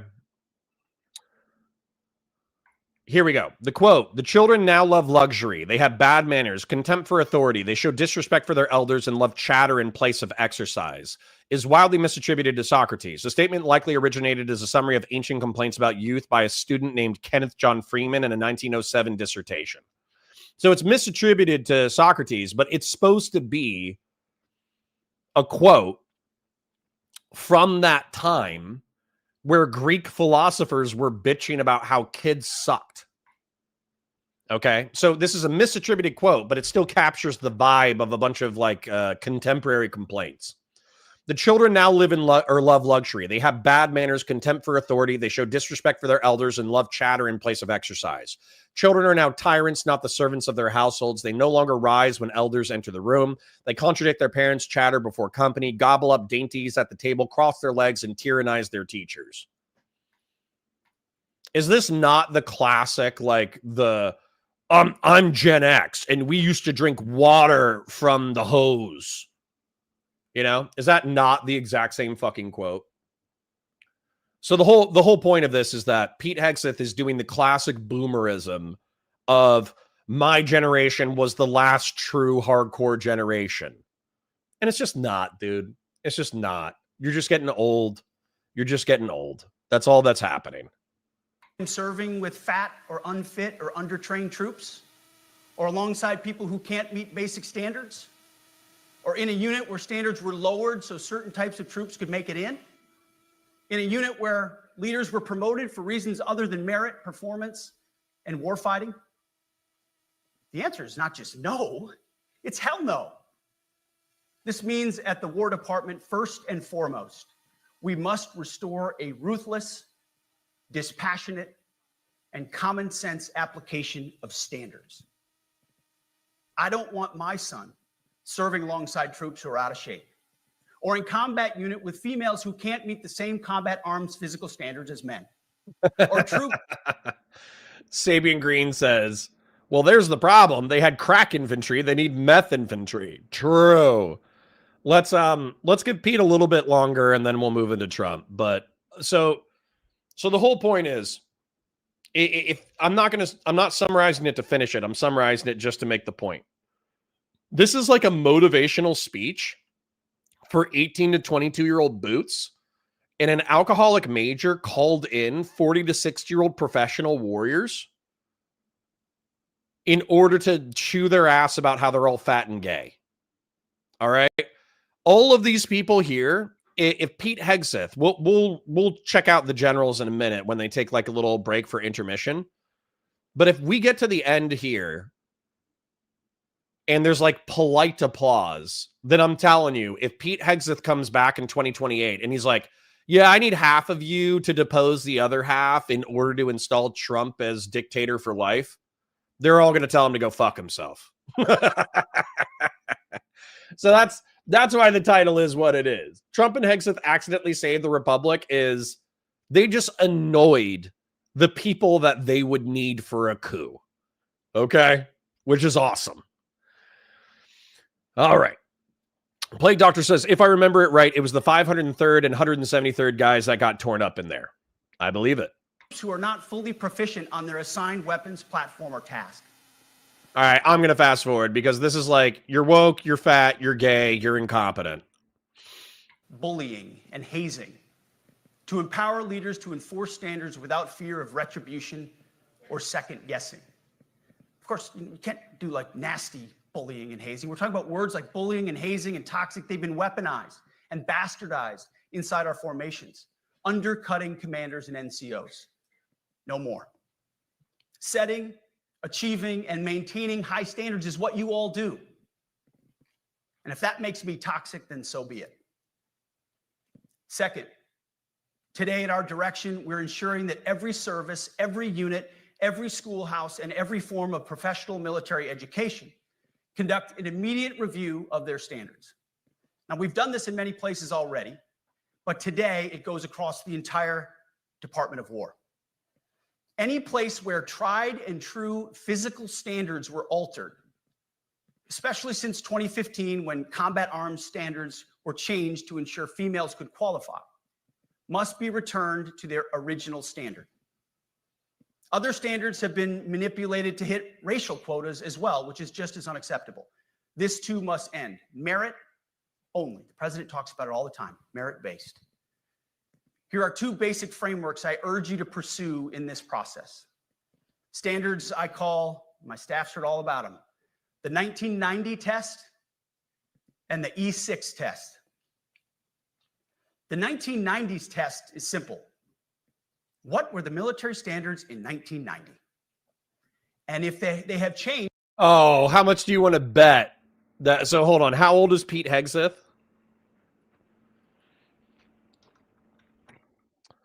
Pete Hegseth. Oh, this is funny as fuck. I didn't even realize. Hegseth age. 45 years old. So guess how old Pete Hegseth was in 1990? He was 10 years old. That was the last great generation. When did Pete Hegseth enlist?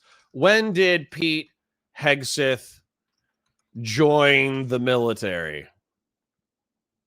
In 2003. So in 2003, Pete Hegseth had drill instructors or officer drill sergeants or whoever the hell was training him who were like, yeah, we're the last great generation. We were raised by the Vietnam veterans. Some of us are Vietnam veterans. We're the last hardcore generation. And 30 years later, Pete Hegseth still believes that shit. Changed. Tell me why. Was it a necessary change based on the evolving landscape of combat? Or was the change due to a softening, weakening, or gender-based pursuit of other priorities? 1990s seems to be as good a place to start as any. And the E6 test. Ask yourself, does what you're doing make the leadership accountability? Bag for 5 says, isn't how woke the military has become pretty consequential to whether or not Hegseth is full of shit? Yeah, it is. It is, but I would trust younger guns to tell us how woke the military is. Because like I said, the SACO unit was combined with HR in, I think, 2 or 3 units that I was in. The substance abuse counselor and the HR officer were the same thing. And so if you had like a drug addiction issue, if you were an alcoholic, if you were caught smoking pot, if you were caught smoking any of the drugs. Now, if you did any hard drugs, if you did anything harder than pot, you were getting drummed out. And if you were caught smoking pot, you basically changed your you changed your discharge. I don't think you would get an honorable if you were caught with marijuana. I think you would get caught. I think you would get effectively separated from the military with general under honorable conditions if you were caught with marijuana. But when it comes to like alcoholism or tobacco abuse, you could go see the SACO and they would come up with a treatment plan on tobacco cessation or alcoholic counseling or some shit like that. But then they would also, like I said, once a quarter, you would just get a meeting where it's like, hey, stop making fun of black Marines for not being able to swim. Stop making fun of Asians for being good at math. Stop making fun of Hispanics for recently jumping over the border. And stop making fun of white people for loving mayonnaise and having sex with their cousins. That was it. That was it. So more recently, if within the past decade, if we had an enlisted Marine who served in the late 2010s or the early 20s, then I would be happy to hear about how woke and gay the modern Marine Corps is. But if it's the same attitude where you have to go to a quarterly meeting where you're told to stop being so racist and sexist, and then everybody just shrugs it off, I don't know if I'm going to be losing sleep over it. I'll tell you, when I see military TikToks and I see cringe enlisted people trying to get laid, and I see goofy enlisted dudes doing homophobic and homoerotic jokes, and when I see enlisted dudes doing crazy stunts in the barracks that result in injury, I'm like, okay, nothing's changed. And lethality efforts of an E6 or frankly an 03, does it make it easier or more complicated? Does the change empower staff sergeants, petty officers, and tech sergeants to get back to basics? The answer should be a resounding yes. Okay, I think we get it. He's just tired of seeing fat people. He's tired of seeing fat people. He's tired of seeing women and gays in positions of power. He wants, straight, and you can say I'm straw manning that, like, he only wants straight white men to be in positions of power or whatever. But like, it is a straw man. It's a straw man. Meritocracy is good. Okay. So I'm okay with the meritocracy. I'm okay with that. I just think that he's bought into too much of his own bullshit. And once again, I have no idea why this fucking speech was necessary for the brass. And to just drive home the point of this content, just because we have a healthy chunk of people here, The whole point of this is that they called in the most powerful men in the country. These are men responsible for running multi-billion-dollar units. They're responsible for stealth aircraft. They're responsible for submarines. They're responsible for aircraft carriers. They're responsible for, battalions of thousands of men. They're responsible for entire theaters of warfare that have hundreds of thousands of troops and millions of civilians inside them. These are effectively the lords of the American military that they have called in order to talk about. And a 45-year-old alcoholic who is effective, who at the peak of his career was a middle manager, just wagged his finger at them and said, "You're fat, you're gay, you're not, following the standards. And as a result, go do a PT test or you're fired." So he just pissed off all of the people that he would need in order to coup the country. And so once again, what I'm going to say is, if you were worried about a military coup, I was already only worried about a military coup on like a 1% chance basis. I was not really that worried about it. I think that there's enough people within the United States military who genuinely take their oaths to the Constitution very seriously, especially the people who have been in for 30 or 40 years. Those are the people that you're going to need for a coup. Well, Pete Hegseth just called them in for a cringe meeting and called them fat and gay. The chances of a military coup just went from 1% to 0.00001%. So let's see how Pete Hegseth wraps this up, and let's see the general's reaction when he walks off stage. Hard and victory are only acceptable end state. In closing, a few weeks ago, at our monthly Pentagon Christian prayer service, I recited a commander's prayer. It's a simple yet meaningful prayer for wisdom for commanders and leaders.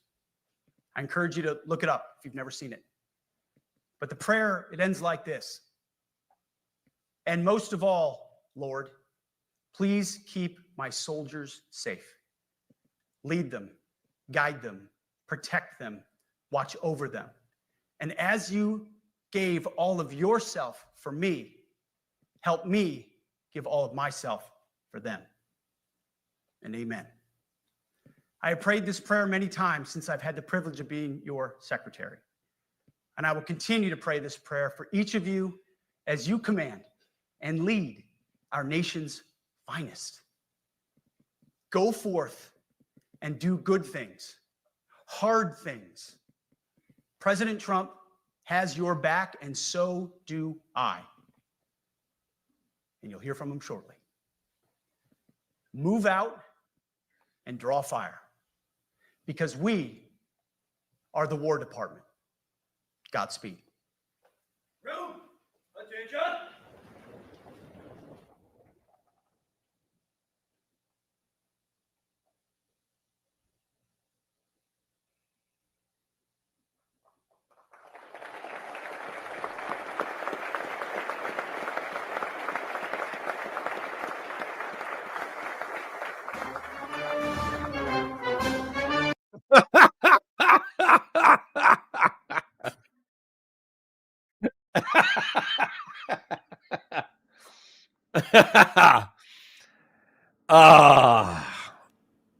Yeah. I want you guys. He thought he was going to have his Patton moment, bro. He thought he was going to have his Patton moment. And this is what happened instead, okay? Room, attention.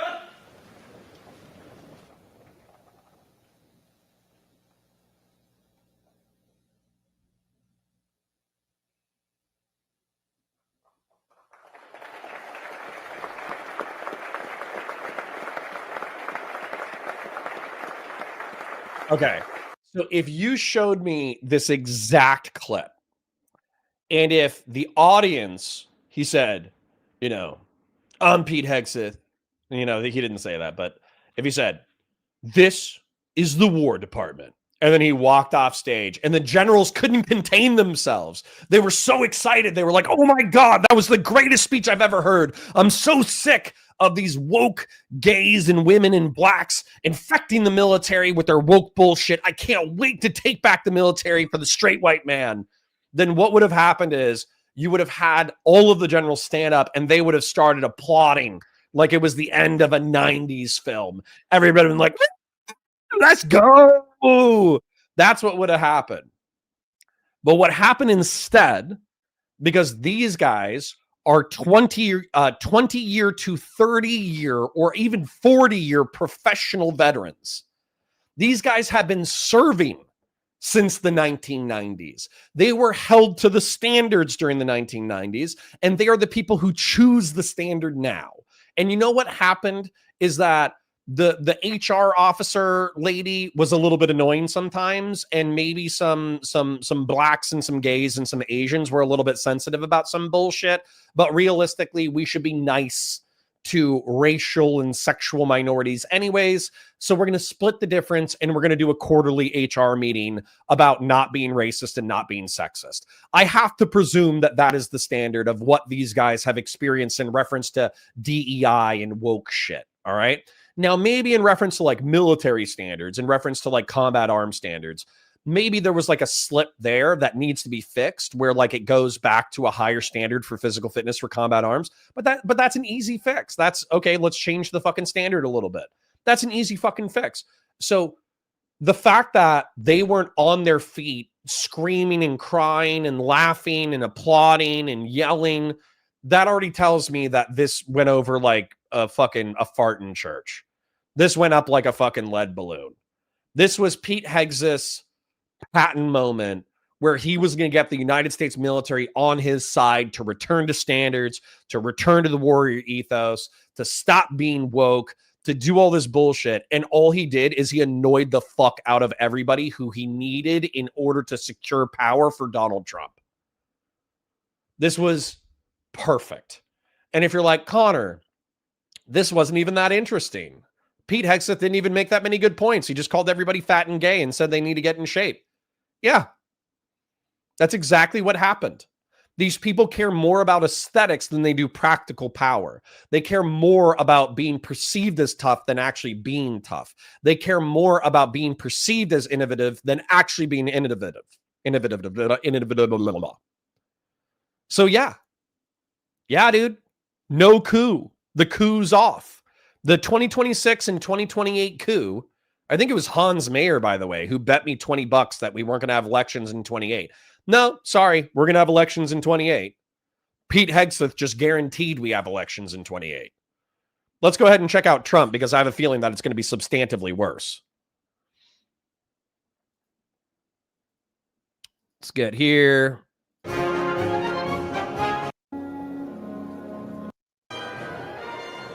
Like what I call the things I say more than anything. Oh my God. We have to listen to like an old geriatric fucking rant. Ladies and gentlemen, the Secretary of War.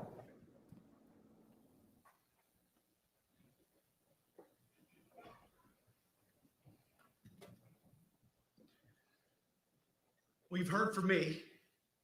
So now it's the main event, our Commander-in-Chief. I have the privilege every single day of watching him put America first, of ensuring that our warfighters have everything they need.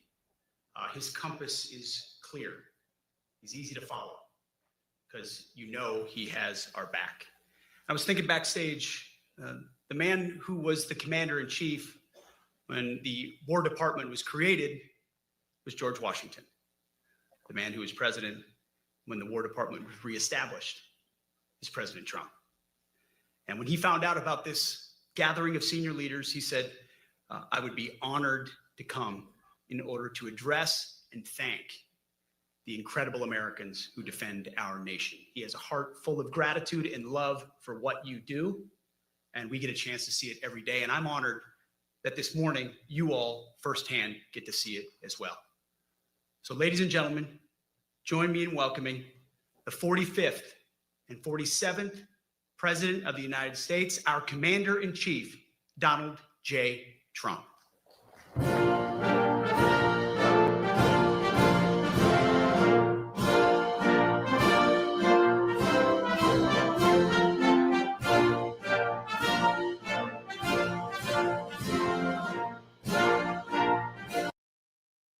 Okay.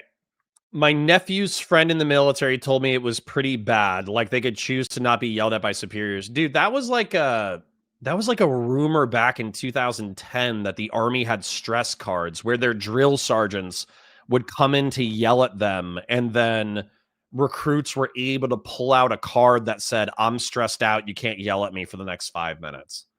I don't think that shit was ever corroborated by any kind of fact. So, like, no offense, aka Batasui, but I need to talk to your nephew's friend who's in the military.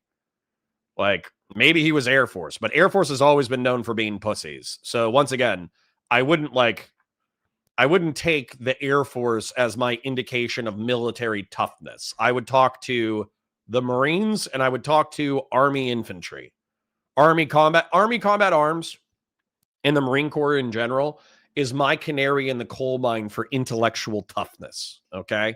If it's Army Pogues, no offense, they've had a bad reputation for being pussies for years. And if it's the Air Force, same thing.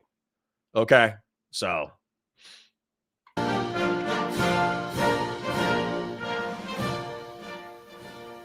Thank you very much, Pete. Great job you're doing, too. Fantastic job. I've never walked into a room so silent before. This is very, oh, don't laugh. You're not allowed to do that. You know what? Just have a good time. And if you want to applaud, you applaud.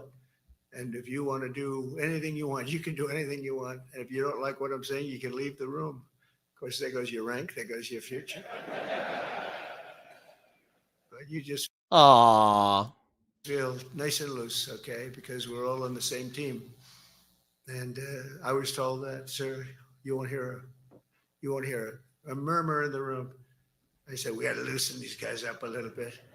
So you just have a good time. But I want to thank Secretary Hegseth and General Raisin Kane for a reason. So the way that it was played in media, which I do think is disingenuous. So I'll go ahead and admit that it was disingenuous for people to be like, oh, Donald Trump was like begging for applause.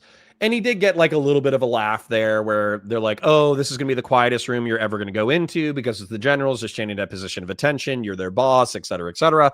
And then he's like, if you guys want to do whatever you want to do, you want to laugh, you know, you want to cry, you want to leave the room or whatever, that's fine. But if you leave the room, then you're going to lose your job. That could be played as like a threat, but realistically, everybody took it as a joke. So I'm not going to freak out or pearl clutch. But once again, I'm going to watch Donald Trump probably be cringe for the next 20 or 30 minutes. I'm going to fast forward to the end and I'm going to check out the reaction. And if we had an exuberant, applause-filled speech from Donald Trump, like sucking up to the military, so the military in turn owes him personal loyalty, then I would tell you to freak out. But I think that we can safely say that we're going to be just fine. Quick show before we continue.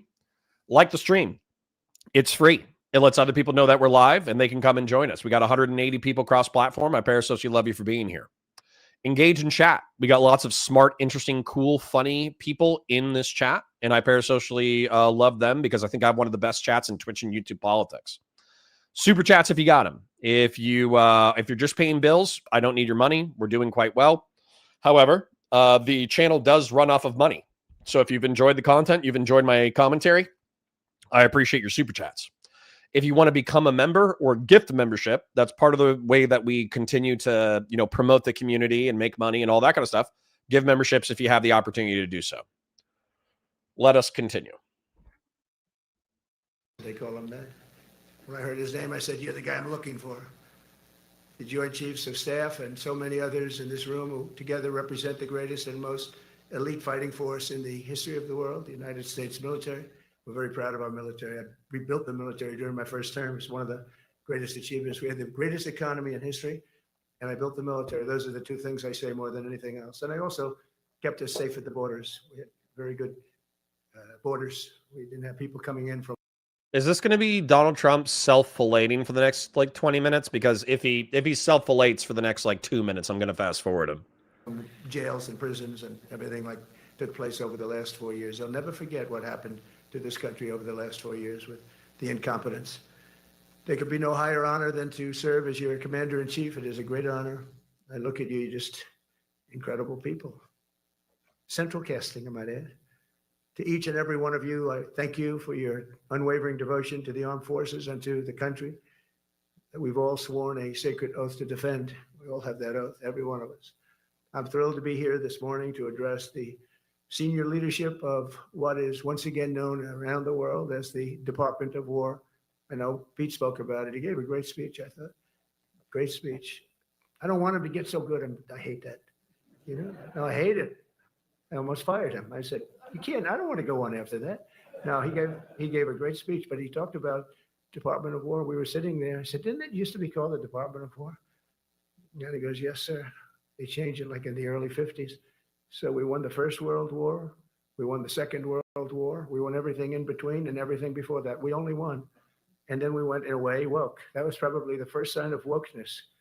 And we changed it to defense instead of war. And I said, what do you think? How do you think if we changed it back? Would that be a nice idea? And Pete loved it immediately. Some people thought about it. You know, they gave it a little thought. Okay, I'm going to explain how fucking stupid this is. The reason why we probably switched to Department of Defense instead of Department of War is because obviously Department of War sounds like we're the aggressor. Now, we're being descriptive, and it is the Department of War, let's be real. But Department of Defense is a sanitized way to communicate the same thing. It's also putting us on the defensive, and optics mattered, particularly during the Cold War. The Soviets were arguing that decommodifying basic human needs and workers owning the means of production. And by the way, people thought the Soviet Union was a viable economic and military model all the way through the 80s. We have the hindsight of Soviet collapse and China moving to the state capitalist model, because I was born in the late 80s. I don't know when you guys were born, but I was born in the late 80s. So we have this like Western conception of the fact that it was inevitable that socialism and communism was going to collapse. But the 50s through the 80s, it was not a foregone conclusion. People thought that socialism was a viable competitor to mixed economy capitalism and capitalism. And so the fate of the world was being decided by the words we chose to use, the intel and counter-intel operations we engaged in, the military technologies that we developed, and the way we positioned ourselves militarily. So to say like, oh, well, we went woke by changing the Department of War to Department of Defense, and then we started losing wars left, right, and center because we participated in police actions overseas. It's one of the most middle school, middle IQ, stupid fucking analyses of American military history I've ever heard in my GD life. Okay? We didn't lose Vietnam because we were woke. We lost Vietnam because we were engaged in a long-term defensive action, defending a corrupt country that was geographically vulnerable against a more determined enemy. That's why we lost Vietnam. And we didn't have the stomach to stay. That's why we lost. Okay? In Korea, we won. We protected now tens of millions of people from falling to authoritarian communist shitholes. So in Europe, we won. In Korea, we won. In the Middle East and North Africa, we largely won. Iraq still sells us oil. Most people in the Middle East and North Africa trade with us. Most people in the Middle East and North Africa still look to us for security. The reason why the Special Operations Command for CENTCOM, Central Command, the reason why it's based in Qatar is because the Gulf states want us there to protect their energy production. So this whole thing that like we changed to woke and then we started losing is such a mind-bogglingly stupid analysis of military history. It drives me fucking crazy. But in the end, we did it. And I have to be honest, it's so popular. I thought it would be met with fury on the left, but they're sort of giving up, I must be honest with you. They've had it. They've had it with Trump. They've been after me for so many years now. Here we are. Here we are. Come to the White House anytime you'd like. Earshot says, I don't know why you're hyperanalyzing. Why am I hyperanalyzing? Because of January 6, 2021, in which this fat fuck lied about the election being stolen and as a result created a riot, hoping to pressure the Vice President of the United States to throw out electors who were certified by their states and to replace them with fake electors that would certify him as the President of the United States, effectively abandoning the peaceful transfer of power of our republic and threatening civil war, Earshot. That's why. That's why, because while you, being a dick right now, while you and some contrarian right-wingers think it's normal to have this stupid fat fuck come into the presidency a second time after he tried to overthrow the republic 5 years ago, and then also through incompetence kill hundreds of thousands or millions of people overseas, withdraw from our overseas position, fuck over our allies, threaten our allies with invasion, and then punish our allies through tariffs and reward our enemies through his international diplomacy. I don't think it's normal. I don't think it's funny. So I don't think it's normal. I don't think it's funny. I don't think it's cute. I don't think it's cool. And I don't think Steve Bannon saying unironically Donald Trump needs to run for a third term and we can violate the 12th and 22nd Amendment, I don't think it's cute. I don't think it's funny at all. I don't think Donald Trump entertaining that line of thinking is cute or funny. That's why. No, they've given up. They're bad, a lot of bad people. But all over, that's been so popular. It's been very popular. I really thought that we were going to have to sort of fight it through. There's been no fight. There's been no fight. Like when I called the Gulf of America, the Gulf of America, because to me it was always the Gulf of America. I could never understand. We have 92% of the frontage. And for years, actually 350 years, they were there before us. It was called the Gulf of Mexico. I just had this idea. I'm looking at a map. I'm saying, we have most of the frontage. Why is it Gulf of Mexico? Why isn't it the Gulf of America? And I made the change and it went smoothly. I mean, we had a couple of fake news outlets that refused to make the change. And then one of them, AP, took us to court and we won. And the judge, who was a somewhat liberal judge, said, the name is the Gulf of America, because AP refused to call it the Gulf of America. They wrote, they're not a good outfit, by the way. They call it the Gulf of Mexico. I said, no, the Gulf of America is the name. And the judge actually said that, in fact, you can't even go into the room because what you're doing is. Oh my God, this senile, doddering old fuck. Does he not have a teleprompter? I'm going to fast forward because if he's going to self-glaze for 5 minutes, that's fucking cringe. In Afghanistan, which is really the reason I think that Putin went in. He saw that horror show by Biden and his team of incompetent people. Holy shit. Mentioned the word nuclear. I moved a submarine or two, I won't say about the two, over to the coast of Russia, just to be careful, because we can't. You can hear a fucking pin drop, dude. I understand that some level of military etiquette that you just don't talk when somebody else is talking. And also these people are supposed to be stoic because they're our military representatives. So I think that in any case that this room would be pretty quiet. But at the same time, like, you can hear a fucking pin drop, dude. You can hear a pin drop. Let people throw around that word. I call it the N-word. There are two N-words and you can't use either of them. What? You have my curiosity. Now you have my attention. What? Can't use either of them.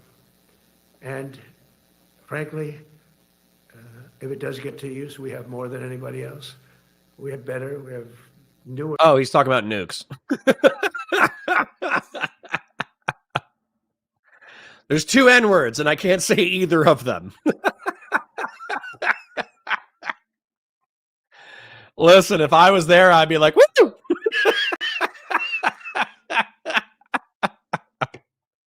I would be the most celebratory person in the room. But dude, is this just Trump now? Is this just Trump now? Is he just like low energy Trump all the time? Dude, Trump from 2016 would be bullying Trump from 2024. Holy crap. This is low energy. That is something we don't ever want to even have to think about. But when somebody mentions it, that submarine started immediately thereafter. And it's just like, okay, I'm gonna scrub because this is bad, dude. This is bad. And here's the other reason why the title is what it is, okay? The reason why the title is Trump and Hegseth accidentally saved the Republic. So Hegseth called in the most important and the most powerful men of the Department of Defense or Department of War in order to do a pep rally about troop readiness, not being fat and not being gay, okay? They might have humored him in reference to that meeting, but this would be like your manager. Let's say that you're the CEO of McDonald's and somebody who used to be a manager at a McDonald's franchise, you're not even the CEO. You're like, yeah, maybe you're the CEO, maybe you're on the board of directors, you're the CFO, you're high up brass, you're high up admin for McDonald's, for corporate McDonald's. And a guy who was a manager of a franchise McDonald's is now the owner of McDonald's favorite guy. And so despite him being 20 or 30 years your junior, despite him never having worked on the corporate side, despite him not even understanding the admin side, he comes in order to give you the same speech that he would be giving entry-level employees at McDonald's to get them hyped up for a shift. Okay? Now, maybe you'll politely laugh, maybe you'll clap because he's the owner's friend, but you're not going to follow that guy. You're not gonna listen to that guy. You'll do what you need to in order to keep your job, but you're not gonna be like, oh yeah, this middle manager from McDonald's is a fucking genius. I'm gonna completely reorient the way that I do my job around the middle manager from McDonald's. That's not gonna happen. Okay. And then same thing with this, where you're probably gonna get some polite applause and maybe a few chuckles. But what you're really doing is you're humoring the senility of the owner of the company. That's what you're doing. You didn't put him there. You didn't choose him. Maybe you voted for him. Maybe you didn't for whatever reason. But the truth is he's old as shit and he's rambling at this point. And you can tell that he has fucking dementia. So once again, I'm putting it at like 0% now. So Hans Mayer, you said $20 on whether or not we're going to have elections in 28. You know, we can keep it at the $20 bet. I would put like $100. I would put like $500 that we're going to have elections in 28. Not only would I put $500 on the fact that we're going to have elections in 28, I would put another $500 that we're not going to have a military coup in order to install Trump as president for life. Dude, listen to this. But I'm sure we're not going to have to use it. But it's an amazing, it's undetectable, totally. Ours is, theirs isn't. Theirs are totally detectable. We can detect them easily. We go right to the spot. But you're literally listening to a senile guy yap. And he's going to yap for another 45 minutes. Let's see if he says anything interesting. Aluminum that melts if it looks. And sorry, real quick. $10 from Anthony Zubiate. I was Navy from 2012 to 2020, and it's exactly what you're saying about the whole woke shit being quarterly meetings and Black History Month potlucks. Totally overblown to push an agenda. We do be fat, though. Okay. So, dude, people need to be less fat. Go for a walk, lift weights, problem solved. A missile coming at it starts melting as the missile's about 2 miles away. Now those ships, they don't make them that way anymore. But you look at it, and your secretary likes it, and I'm sort of open to it. And bullets are a lot less expensive than missiles. A lot of reasons. I should take a vote, but I'm afraid to take that. Dude, this is actually just Ronald Reagan senility. This is just Ronald Reagan after he had Alzheimer's. That's all this is. And with less charisma. I'm fast forwarding another 5 minutes. I'm fast forwarding another 5 minutes. I'll fast forward 5 minutes again. I'm going to give Trump an opportunity to try to string together a series of coherent sentences that are relevant to the generals, to the highest level, to the brass, to the people that he would need in order to coup the country. Okay. I'm going to give him an opportunity to try to convince me and convince them that he should be president for life. 2 more opportunities. Let's see if he can do it. As an example, in 4 years, Biden didn't have 1 trillion. We have 17 trillion more than that in 8 months coming in. And they're coming in from Canada, Mexico, from Europe, from all over. AI. Oh, so he's still self-glazing. Okay, let's see if we can get another one. Of serious intensity. We took out 1,700 career criminals. If you have 5 career criminals, still self-glazing. Okay. People, we will blow you out of existence because that's the only language they really understand. That's why you don't see any more boats on the ocean. You don't see any boats. Around Venezuela, there's nothing. As president, I will never hesitate to defend our people from threats of violence, from the horrible plague that's taking place from within. The Iran nuclear power, the Iran, all of the great power that we thought existed, we blew it out to kingdom. We took advantage of it, and we just really took advantage of it, and it was a beautiful thing to see. And sending drones into. Okay, I'm fast forwarding again. Once again. So, anyways, dude, I'm going to try to get to the end. We have the most powerful nuclear capability, and I call it nuclear deterrent of any other country. Nobody close. The men and women in this room inherit the legacy built and won by Washington and Jackson, Grant and Pershing, Eisenhower and Okay, he actually started reading the teleprompter. So let's see if he says anything crazy when he's on teleprompter. This is the President of the United States, one of the most powerful people on the planet. We got 3 minutes. We can endure 3 minutes, okay, of him being on teleprompter. Okay, so let's endure 3 minutes of... Oh, hold on. Was he on teleprompter when he started talking about invading American cities, or was that more off the cuff stand-up comedy from Donald Trump? Anyways, fuck it. I don't even give a shit. Let's listen to the last 2 to 3 minutes. Let's give the commander-in-chief of the armed forces of the United States 2 to 3 minutes to dazzle us. Nimitz and LeMay. We carry forward the majestic military heritage passed down from father to son, soldier to soldier, and one generation of warriors to the next. You are warriors. You know that, right? You're great warriors, or you wouldn't be in this room. You're the best of the best. From Concord Bridge to Fort McHenry, from Gettysburg to Manila Bay, from Normandy to Sicily, and from the jungles of Vietnam to the dusty streets of Baghdad.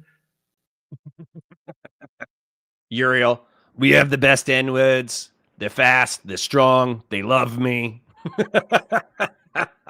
America's military has charged into hellfire, climbed up jagged mountains, crossed roaring oceans, and thundered across open deserts to defend our flag, our freedom, and our homeland.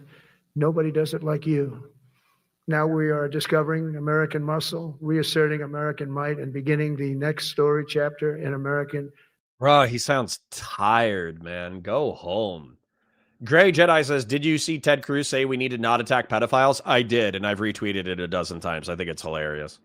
Military legends and lore. That's L-O-R-E. It is lore. When it comes to defending our way of life, nothing will slow us. No enemy will stop us. They cannot stop us. And no adversary will stand in our way. They won't stand in our way. We don't want them to stand in our way. We don't want to even put them in that position, but they're not going to stand in our way ever again. You'll never see 4 years like we had with Biden and that group of incompetent people. See, dude, if all the generals were sycophants, they would be laughing and clapping right now. You can't hear a fucking pin drop. People that ran this country that should have never been there. Because we are the United States military, the best, the boldest, the bravest that the world has ever seen, that the world has ever known. With leaders like we have right here in this beautiful room today, we will vanquish every danger and crush every threat to our freedom in every generation to come, because we will fight, fight, fight, and we will win, win, win. I want to just thank you once again, and God bless the United States military, and God bless America. God bless you all. Thank you very much. Thank you.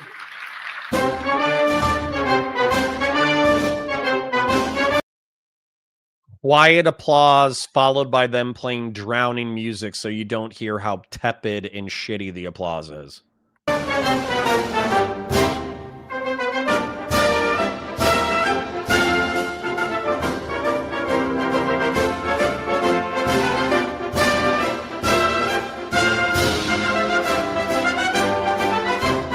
Do a little dance for us, Donnie. Do a dance.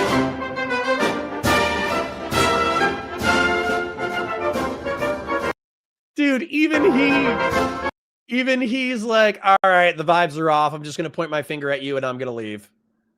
Dude, okay, listen. I kind of need to wrap this in order to wrap a little beautiful bow on it, okay?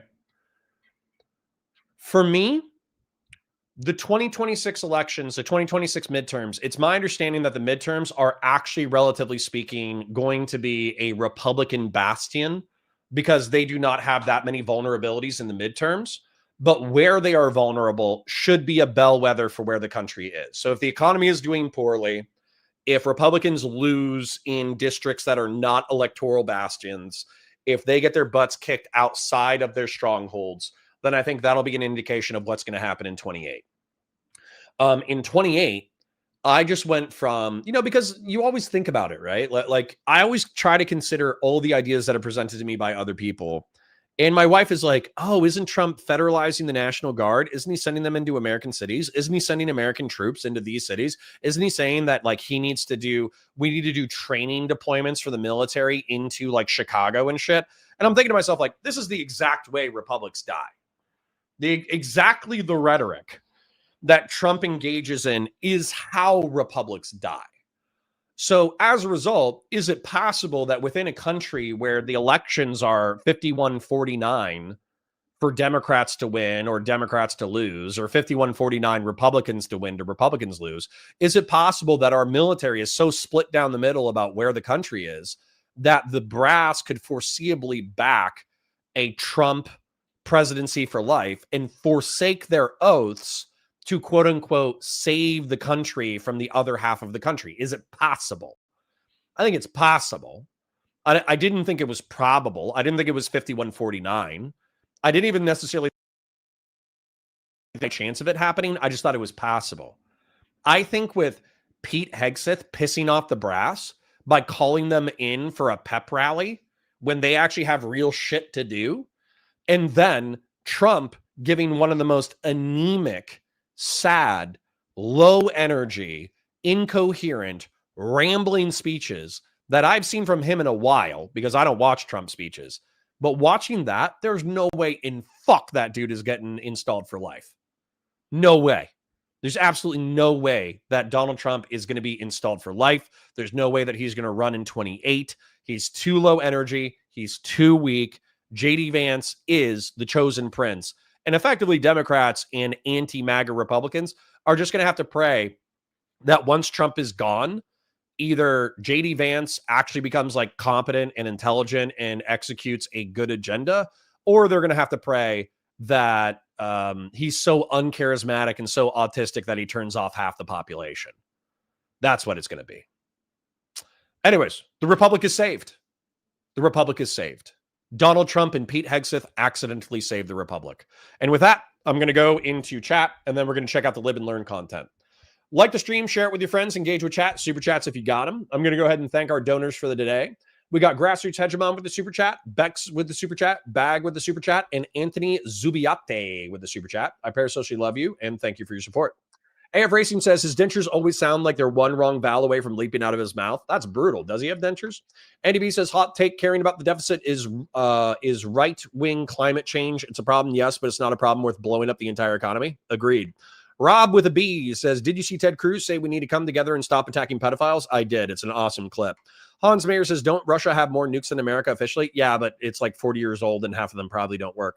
MVTT says you can compare it to when he spoke at Fort Bragg Liberty and had a bunch of airborne guys sitting behind him. Right. And that's what I'm saying. Like the airborne guys were a bunch of junior enlisted people. And I think that they gave him like a pretty decent applause. Compare that to the brass. The brass was like, I'm going to give you one of my favorite sayings. Listen to this. It's quieter than a church mouse pissing on cotton. I got that saying from my father-in-law. Hedonic Treadmill says, thanks for skimming, Connor. I watched the full thing. It was very difficult. Yeah, dude, I could not watch 45 minutes of Trump self-glazing randomly.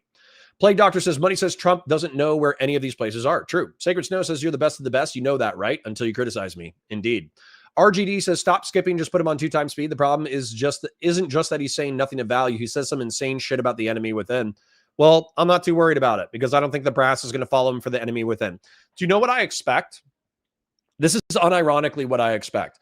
I expect Donald Trump to do some domestic deployments, but I expect them without declaring the Insurrection Act.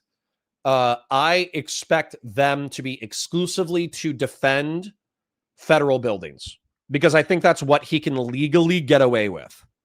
And so that's all he'll be doing is impotently deploying federal troops to federal buildings whenever there's a riot within the city. He probably won't declare the Insurrection Act. And if he does, he'll be within his legal rights to do so. And so as a result, I think that's the maximum that the brass will do. As far as turning rough neighborhoods into training grounds for Army infantry, that's not going to happen. It's just not going to happen. You know why? Because the American military deploying within the United States and then a bunch of 18-year-old infantrymen getting into gunfights with gangsters is bad press all around. It's bad press for the cities. It's bad press for the states. It's bad press for the federal government. It's bad press for the military. It's bad press for everybody. That's why nobody's going to do it. Input Output says, I just love how the silver lining is we have an old, demented, riddled narcissist who wants to be a complete authoritarian, but is just unable to be competent enough to go all the way now. Input Output, I'll take that over the alternative. I'll take that over a competent, insightful narcissist who wants to be dictator and has the popular ability to become dictator. Okay? I'll take this over the alternative. Sporty Geek Girl says, this is a speech he will keep doing until to the nursing home staff. Brave of you to assume that he's going to be a nursing home instead of a private hospice within his mansion, but I agree with you. Tourniquet says, I mean, it's my understanding that they aren't supposed to applaud. Didn't they refrain during the State of the Union or something like that? The Capitol even wrote about it. Sure, but they're doing golf claps even when they're supposed to be applauding. Tristan Clark says, didn't he say he was going to fire people on the spot if he didn't like their attitude? Yeah, but he did that in the beginning when he said that you're allowed to walk out if you don't like what I have to say. Of course, you're going to lose your job if you do that. And they laughed about it because it was played as a joke. Purple Flex Stress says, worst president ever, but he never believed that opinion. Sure. MVTT says, what would happen if the majority of the enlisted ranks supported him? Doesn't matter. The enlisted, listen, guys, I was enlisted. Enlisted need logistics. Enlisted need air support. Enlisted need leadership. Half of the enlisted military saying, yes, we're going to support Trump in a coup. Doesn't matter if they don't have brass. Doesn't matter if they don't have logistics. Doesn't matter if they don't have ammunition. Doesn't matter if they don't have food. Doesn't matter if they don't have taxes. And so all the revenue, logistics, beans, bullets, and Band-Aids, all of that comes through upper leadership. So if upper leadership isn't going to do it, then lower enlisted is not going to be able to pull it off. Kyle says the top brass during the first term thought he was an idiot. This is full-blown confirming it before them live. Yep. Paul says, Connor, want to react to Vosh reacting to the speeches? No, not really. Rob says, only because I just did the content, so I don't want to react to a react. Rob says, also while I'm checking on the content memes, did you see Adam Mockler versus Mr. Wonderful? Adam is a bad motherfucker. No, I haven't seen that, but we did watch Adam Mockler on Monday, I believe. Tristan Clark says, Idiocracy was a documentary from the off timeline, which we crossed in 2015. True. AF Racing says 190 viewers. Face fuck that like button like it's Bonnie Blue. Jesus, you're just trying to trigger me. But anyways, he's right. Like the stream, share it with your friends, engage with chat, super chats if you got them, memberships if you got them. We got 100 DKK from Anthony wait, hold on. That was Anthony Zubiate from Sapient Green, excuse me. Even if Democrats win the next election and save the Republic from Trump and the Republican Party, unless there's some drastic change in the Republican Party, the problem is only going to be postponed. I agree, Sapient Green, but that's why, in my opinion, I think it would be more convenient for me. I think it would be more lucrative to just become a right-wing Democrat. I think it would. I think that bullying you nerds into being into guns and working out and walking and saying like, hey, just do the lesser of two evils during elections, and maybe the Democrats aren't so bad in reference to this, this, and this. I honestly think that would be like an easier path forward for me. But I kind of agree with North that not only is that not really who I am in my bones, but it's not what's needed in the country. Of course, I'm going to have like a really small impact until I get substantively bigger. And even if I was destiny sized, I'm going to have an infinitesimally small impact. However, I think that sane Republicans need to fight for a sane Republican Party. Rob with a B says, we need Jon Stewart to reform the Democratic Party. Stewart, IRI 2028. Maybe. Hans Mayer says, I would not call for the military to meddle in the elections. I would say that there will be ICE officers outside of your voting booth and they will deter people from voting, and they will. Okay. You know what you do when an ICE person is standing outside of a voting booth? Give them the fucking middle finger. That's what you do. If an ICE person is securing the election, say, hey, this is voter intimidation. Eat my whole dick, sir. My video camera is videotaping you. Fuck you and fuck your current president. That's what you do. Gen X says, so Food Shops briefly talked about a stream last night that Aaron Straderade live streamed her V for 2 minutes on YouTube, assuming she meant it to be private. I don't know details because my grandma passed. I'm sorry about your grandma passing. I'm sorry that your grandma passing is written within such a absurd chat. I hope that makes it funny to some degree. Newman says, just because Trump can't run and live doesn't mean his following will give up on dynastic rule from the top down. Yeah, but JD Vance is the prince. The Trump kids are not the princes.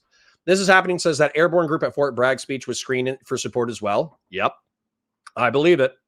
Dr. Plague Doctor says, bro, there's another Plague Doctor in chat. Let's go. True.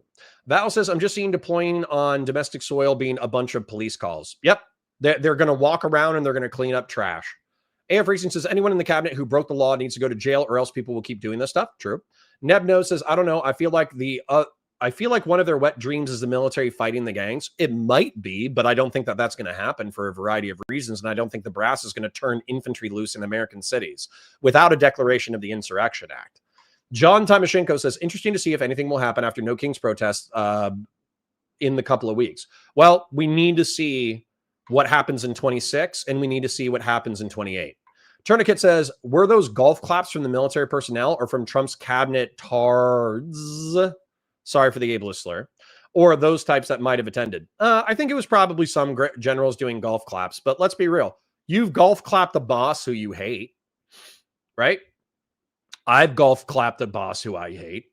Bag says, as a nerd who needs to work out more and etc., I think I need those services. Good. Dr. Plague Doctor says, no, Connor, stick to your principles. What you need to do is start doing community outreach and meet the actual Republicans. Agreed.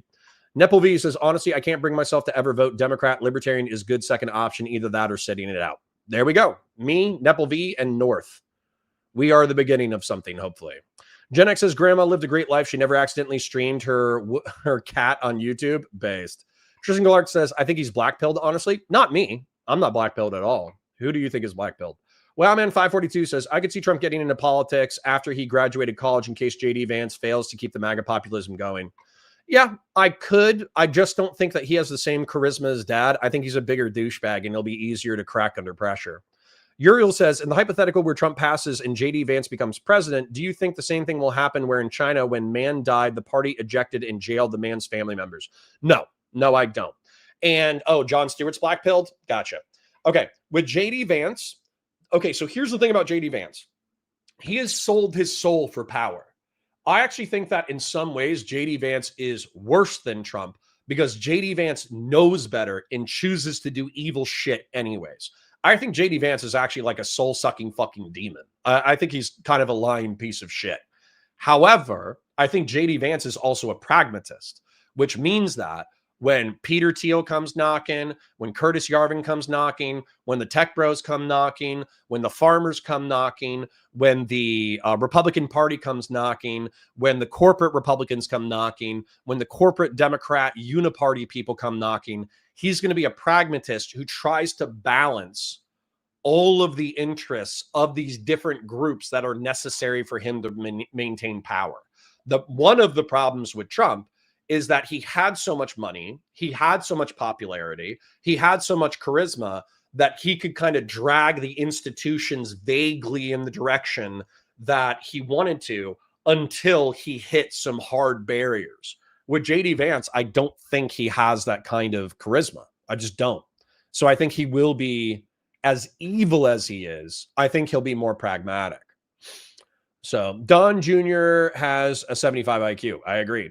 Hans Mayer says, don't the ICE agents would arrest you on immigration issues and then you get the vote is over after 10 arrests, you deter? I'm a citizen. Don't the ICE agents would arrest you on immigration issues? Why? And then you get out the vote is over after 10 arrests, you decline 10% of potential voters. Why? Hans Mayer, if there were, let's say that Donald Trump and JD Vance knowingly, they made up some bullshit. They said, there's millions of illegals who are trying to vote in our elections. As a result, we're going to have ICE people checking the IDs of people in state elections.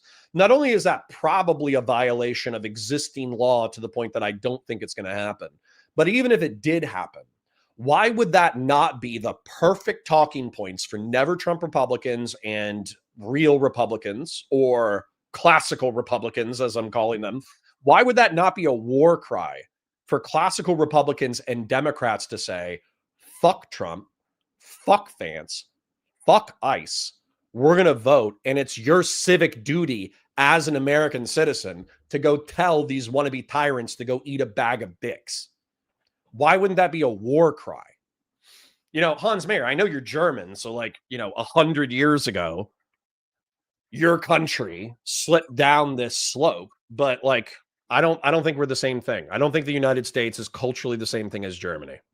Fung Dark says sitting this one out is why we have Trump. Well, yeah, but at the same time, if you have a Republican who sits out on the MAGA movement, you can fucking wag your fingers and saying you should be a Democrat, but that's not going to work. Purple Flex, just take the W and shut the fuck up and stop being a sore winner. Purple Flex stresses Vance was a never Trumper. Now he's a lick ass. I know. Magni Bjornsson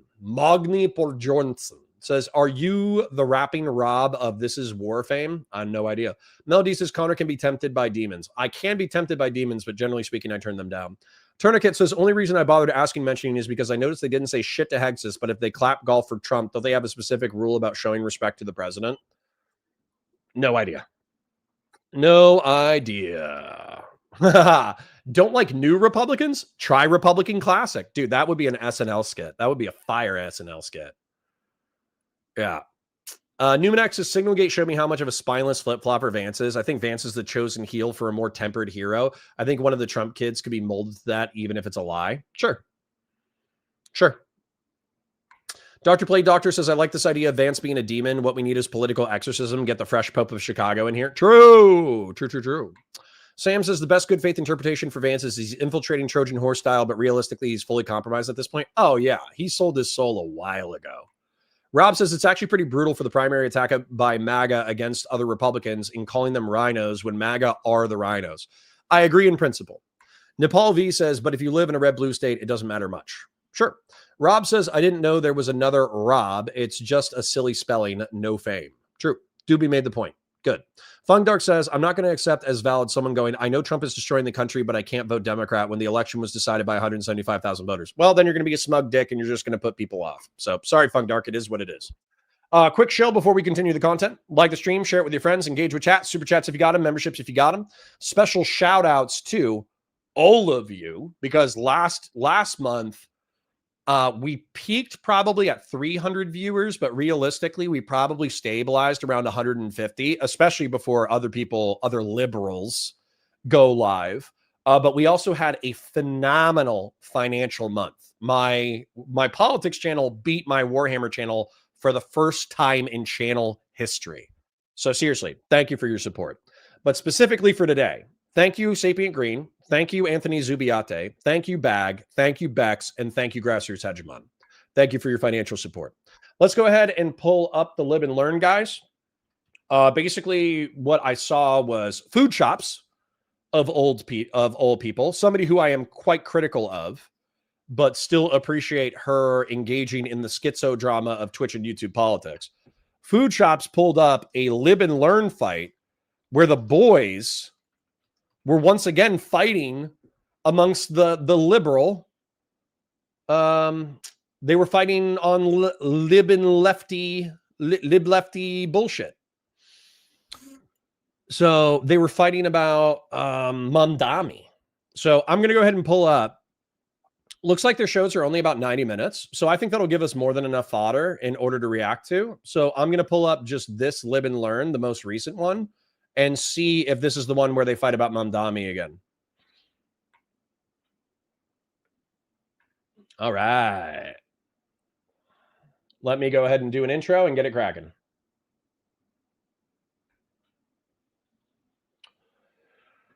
Hi, guys. Welcome to Counterpoints. My name is Connor. I'm a science fiction, politics, and philosophy nerd, Marine Corps and law enforcement veteran, and I would argue a real Republican with real Republican principles. A classical Republican, if you will. What I have for you today is I have Live and Learn, a liberal podcast that has, I would argue, two progressives. Pisco is a liberal who also has progressive things. Soy Pill is a progressive. And then I don't see Josiah yet, but I'm sure he'll join. IRI and Hutch, I would identify as liberals, and they are more pragmatic in their electoral stuff. This has caused fights between the crew that is entertaining. We're going to watch, hopefully, an entertaining fight, and we're going to break it down. Let's go. Live and Learn, your favorite show with all 5 of your favorite liberals, except I ate Josiah. So there's only 4 of us today. Best. Welcome, God welcome, welcome. We got a lot of damn. fun topics. By fun, I mean existential and awful. I am your, temporary host, the Soy Pill. With me is Pisco, IRI, and Hutch. How's Oi. it going, boys? What up? What up? What Yo. up, folks? What are we doing? What's going on? IRI. I love this little black. What is this? A sweatshirt you got going? I think it looks good. I thought you were talking about Thank you, Obama. brother. Yeah. I love I'm not that talking black about guy him. you got. Who's that black guy you got back there, dude? Did I say that? Oof. I'm allowed to say it. Yeah, sorry. Isn't this cool? So Neb Knows says, I just learned yesterday that IRI is the white guy from the Offspring song Pretty Fly for a White Guy. Yeah, isn't this cool? Like, sorry, like I know that IRI is just like a random commentary nerd, but Offspring Pretty Fly for a White Guy. So if you actually go to this music video, this was like a banger like 20 or 30 years ago. This is IRI. This is I'm Really Important. He somehow became an extra in an Offspring music video where he was rolling around with like random black folk and doing like nerdy dances. This is IRI. Look at it, dude. Look at him. That's him. And so like within 6 months, it's right here, right here. This was posted September 8th, 2025. This was almost a month ago. IRI did a comeback dance with the Offspring on stage in his original outfit. I think that's fucking hilarious. I think that's amazing. I'm Hispanic. Isn't there some kind of like other minorities can, say You got the pass, controversial bro. jokes? You could drop the I have the N-word. pass. Whoa. We just went. Ooh, getting a little edgy. Lots of N-words today. Good Lord. I'm just there. saying. We haven't had an N-bomb on Live and Learn yet. I mean, at some point- Hispanics can say it, so you might as well use it, bro. Have you ever heard Asians say it? Yes. I've heard that before. I used to say it when I was in high school in the Whoa. 90s. Why is that? I swear to God, it's just a generational thing. Whoa, you said the N-word with an A in high school? Listen, guys, this deserves a full screen, okay? This deserves a full screen. In the 2000s, Eminem was the most popular hip-hop artist on the planet. And his whole attitude was, you can't tell me what to say. I will say whatever effed up thing I want to, and you cannot stop me. Okay? That was the culture. The culture was, I can say whatever I want, and you cannot stop me. Okay? Fred Durst and Limp Bizkit. The whole name Limp Bizkit is a disgusting sexual metaphor for I'll be real, a masturbation game. That was the name of their band. It was repulsive. It was disgusting. It was also funny. What's the other thing? Bloodhound Gang. Bloodhound Gang wrote Fire, Water, Burn, one of my favorite songs ever. Oh my God, I love Fire, Water, Burn. But it's like, we don't need no water, let this motherfucker burn. Burn, motherfucker. Burn, dun, dun, dun, dun, dun, dun, dun. Dude, like it was just everywhere. The most vulgar language, the most repulsive sexual descriptions you've ever heard, the most like random racist shit you've ever heard in your entire life. It was everywhere because everybody was actually enjoying free speech. And then the internet came around and it kind of ruined it. They were like, hey, you shouldn't say that. And if you keep saying that, we're going to target your job. You know, kind of lame. Not going to lie. I liked it when white boys were able to say the N-word with an A. Now, that being said, I understand that the reason why black folk were upset that white people were popping off was that they were like, hey, you kind of screwed us over with that like 200 years of slavery, 100 years of second-class citizen status, and maybe like 80 years of political malevolent neglect. So you kind of screwed us over, but you're also using harmful stereotypes about us as a people. And yeah, there's problems in the black community, but can you help us address all these issues that are happening in the black community? And white people were like, well, the best we can do is not intentionally oppressing you. And since we're not intentionally oppressing you, technically you're an equal citizen under the law. I'm going to start saying the N-word now. I get it. I get why black people were pissed. I get why they were fucking annoyed. Okay. But if we can get it to the point where black folk feel like they are integrated members of society that we actually care about, that they're citizens of the United States and the country actually cares about them, that their kids have decent educational and economic and employment opportunity, and that they are getting a fair shake of the American dream, I would love to get there as a country. And then I think white people should get the N-word pass, but only after we fix all that systemic bullshit. Okay? Okay? We have to fix the systemic racism, and then we'll be able to use the N-word with an A. With the I A. called him pretty fly for a With white the A. guy because he was not scared to say the N-word. What's happening to our country, Great start. guys? We're totally not getting We're not live, are we? Oh shit. Yeah, no. I accidentally hit the live button, Pisco. It's totally happening shit. already. Yeah. God damn. Why? IRI saying the N-word with an A 30 years ago is going to get him canceled? It's so fucking lame. Come on. Come on, guys. Liberals need to grow up. Grow up. There's worse things than using racial slurs 20 to 30 years ago. All right, guys, Well, I'm scared. You're scared? What are you scared Yeah, of, I'm Pisco? scared. Is it because you're Hispanic? It's not because I'm Hispanic. Although who knows? You know, the ICE might stop me some of these days. Nah, he's white passing. Pisco will be fine. Did you see they reinstated the ICE guy who like pushed that woman? Because yeah. to give you guys some context, there was this like woman who was obviously very despondent that her. Ooh, nice. Gen X says, no, Connor, IRI was an actor. He was in commercials in the movie Rat Race. He was an actor, just never super famous except for this video. That's cool. That's really cool. I remember Rat Race. Do you guys remember Rat Race? It was kind of like back when the challenge stuff, like Survivor, was a big deal. And so it was kind of like there was the one where you travel. And I think the competition is where, this is like an international competition where you have to run around like trying to, I don't know, you're trying to like make it to some place in order to win millions of dollars. And look at all the A and B listers here. You got this guy. I've seen him in stuff. I've seen her in stuff. I've seen her in like Crank, but she was also in Butterfly Effect. This is Seth Green. He's the voice actor for Chris Griffin, but he's also in a bunch of comedies, including, come on, what Shagadelic, baby. Austin Powers. Here's Whoopi Goldberg. Here's Mr. Bean. Here's this guy. He's a super famous English actor. I've seen him in a ton of shit. Is this Cuba Gooding Jr.? And then I also recognize this guy from a bunch of stuff. So I don't see IRI on the poster, but I'll take your word for it that he was in this. That's cool. That's cool.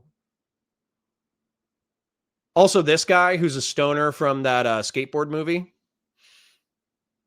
Nice. Cool. I like it.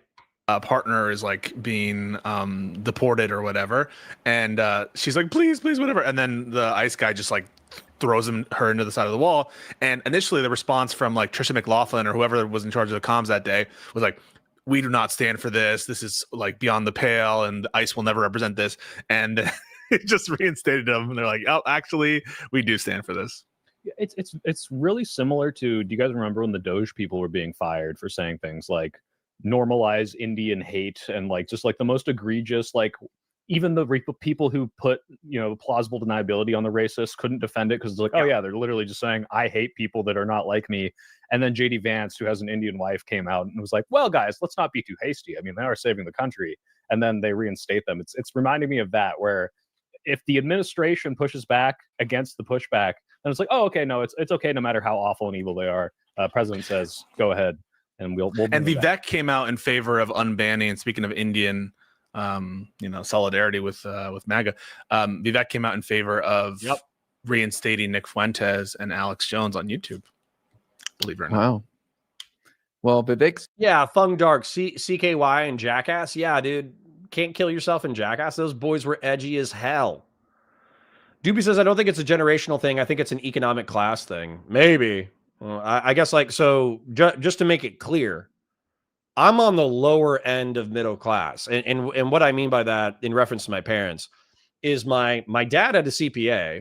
I think my mom has a CPA and an English master's. pretty much my entire teenage life, my parents were working as professionals as accountants. And so as a result, we could live on the nice side of town. But we were the poorer, rich people on the nice side of town. We lived in a 1950s cinder block house that was 1,500 square foot, right? Whereas the people who were rich, like the doctors and lawyers and the surgeons and the heart surgeons and the accident lawyers and all that kind of stuff, they were living in like 4,000 square foot mansions with like buzzing gates, and they were driving Lexuses and all that bullshit. So I'm not saying that I wasn't hanging out with the middle class kids. I was. But also at my school are working class kids, like kids who are the sons and daughters of EMTs, firefighters, cops, corrections officers. People, some of them were like managers or managers of like retail stores or managers of restaurants and that kind of stuff. So it's still like a relatively well-to-do area. But if the doctors and surgeons were making $250,000 to $500,000 a year, and if my parents were making, I don't know, 100 to 200, and therefore had a decent standard of living, but we couldn't go vacationing in the Alps annually, then the working class kids were smoking pot, rebelling against their parents, riding skateboards, doing a little bit of tagging, doing a little bit of casual vandalism, setting off fireworks, ding dong dash, dining and dashing. They were hooligans. They were teenage hooligans. And so I hung out with the upper middle class kids, but they were too snooty and stuck up their own ass. And then the working class kids were fun, but they were getting in too much trouble. So kind of a weird spot to be like, I wasn't rich enough to hang out with the rich kids, and I wasn't poor enough to hang out with the poor kids. Kind of a weird spot to be in, where I dip my toes in both sides of the economic strata. He's got some making up to do since he called white people lazy on Twitter and got banished to running for governor in Ohio. He did some like incel speech. Eminem never said the N-word. Really, Hearshot? Eminem never said the N-word in his lyrics. You think Eminem never said the N-word in person? Get the fuck out of here. On Twitter, and then everyone roasted him for it. He's been gone ever since. Yeah, he hasn't been. Well, he's right. Fashion 40, I don't agree. When whites said it in front of blacks, they got the shit kicked out of them. No. If you had the pass, if you had like a majority black school and you got the pass and you said the N-word with an A in a loving context, you didn't get jumped. The only time that you got jumped is if you said it in a hostile context or you used ER in a hostile context. Then you got jumped. For Ohio governor, IRI, and he's probably going to win. Isn't that right? Isn't he like up by a bunch of points? I think Sherrod Brown's running, and that might carry over whoever the Democrats have up as well. 2 statewide races.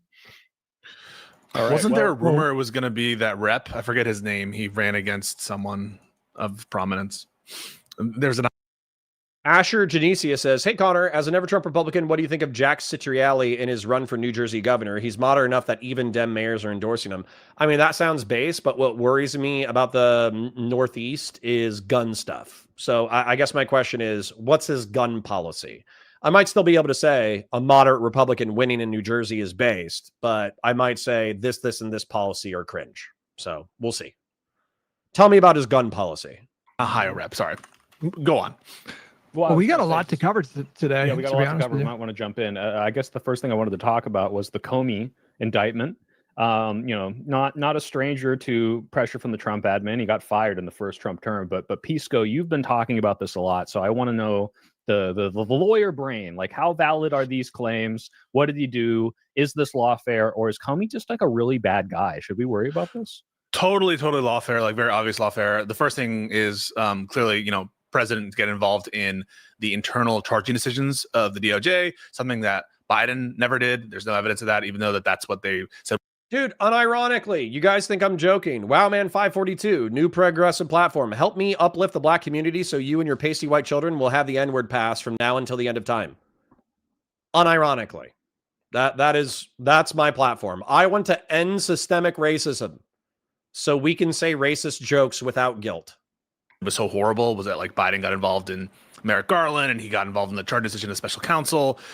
So that's number one, is the interference from the White House into the DOJ prerogatives, which is, I think, pretty unprecedented at this level and this blatantness. Then number two, they initially, multiple prosecutors reviewed this charge. This is Bill Barr, this is Durham, this is also the recently installed U.S. attorney, Trumper attorney in the Eastern District of Virginia, and they all said there's no case here. And Trump fired insurance attorney, just to be clear. Well, that's the new one, right? So they had this old Trump-aligned U.S. attorney that they adjusted. Uriel says, as the resident black guy, he has given me the role of King of the Blacks. Dude, I'm sorry. I love that. It's old. I love that Family Guy bit, and I get that it's cringe. But I love that Family Guy bit where, like, the world is ending and Peter Griffin is like, I'm gonna go to the black neighborhood and say it. And so it shows him and he comes home and he's wearing a sash that says King of the Black People. And he's wearing like a crown and he has a scepter. And they're like, oh, wow, what happened? And he's like, they respected me. Like, I get it. It's old, it's cringe, it's the white guy, you know, constant need to be involved in every aspect of culture. Like, I get it. Like I get why it's cringe. Still funny as fuck. I still think it's funny. Installed like this term, and then fired him because he was like, there's no case here, and installed the insurance person with no experience, who's just like, this is her first prosecution ever. So who was here we go. Daniel Price says, and if you assets have to make excuses and try to rationalize self-validations for saying the N-word with an A la I'm not racist but style, you're probably a racist and need to shut the fuck up. See, this is the kind of sensitivity that I don't like, though, because, like, seriously, that I don't think that's what I said. Maybe you're arguing with somebody else in chat. I don't know. But, like, I think sane people are a little bit racist. And what I mean by that is, like, if you see a random person from a different ethno-religious or racial group from you and their car is broken down on the side of the road and you can help, you should help, right? Somebody talks to you and they're from a different ethno-religious racial group or whatever, and they're like, oh, you know, let's say they're homeless.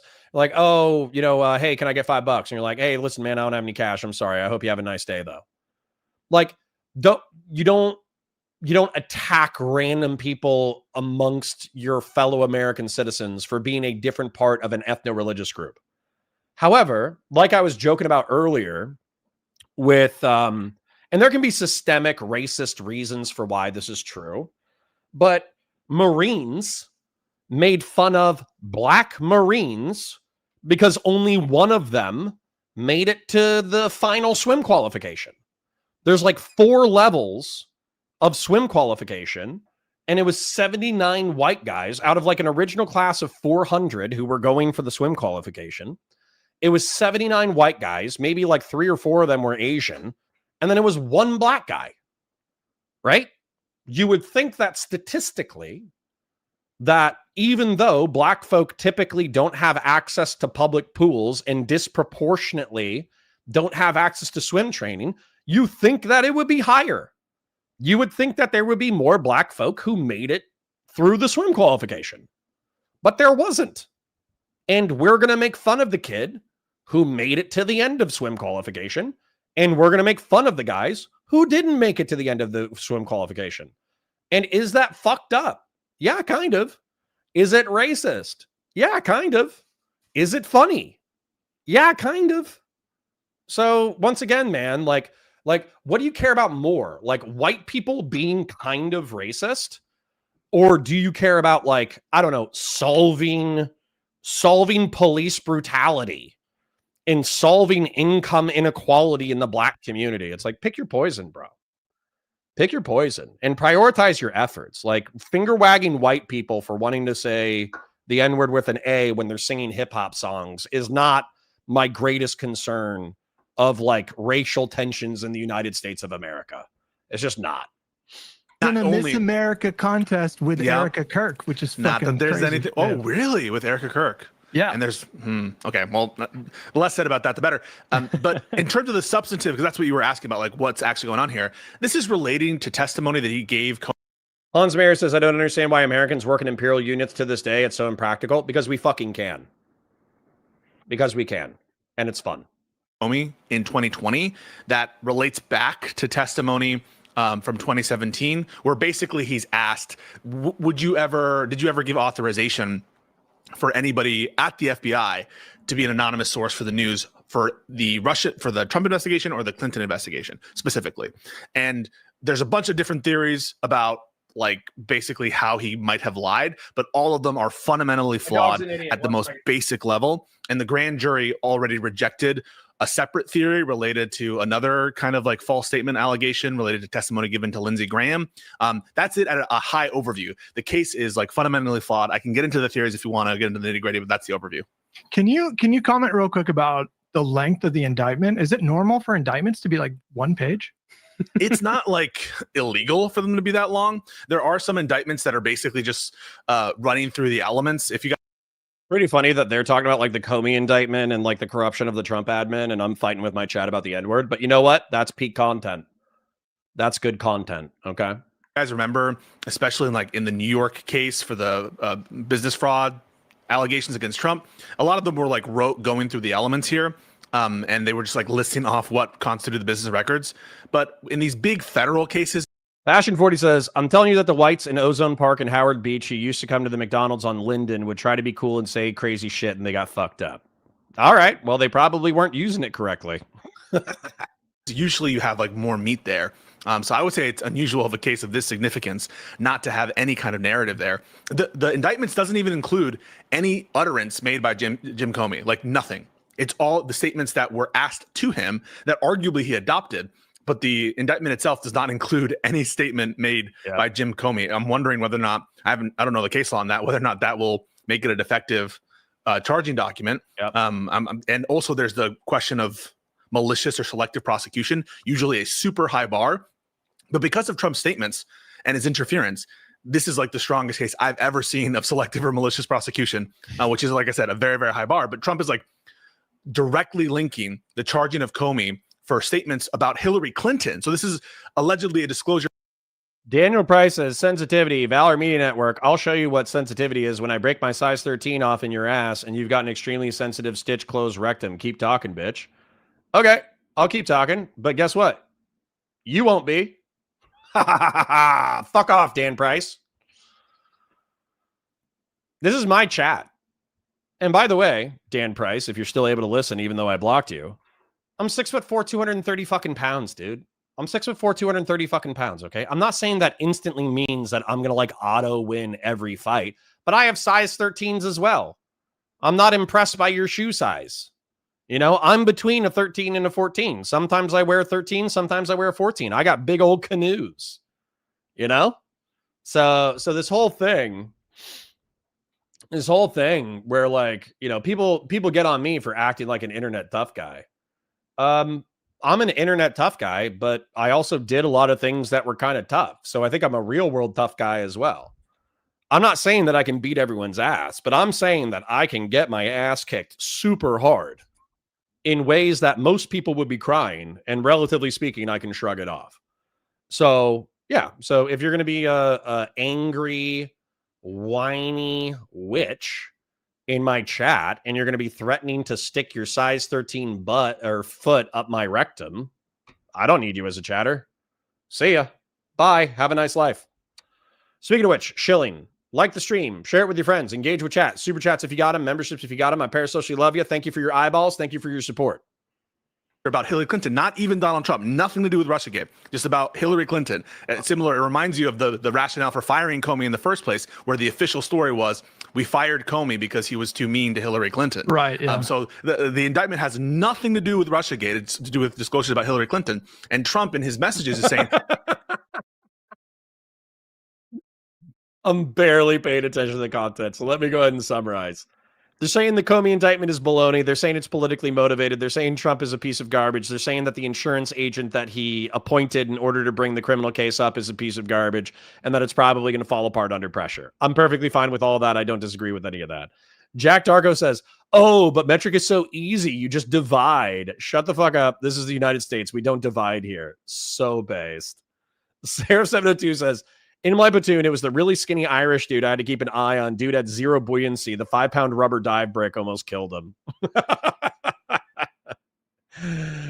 Oh, God. All right, let's go.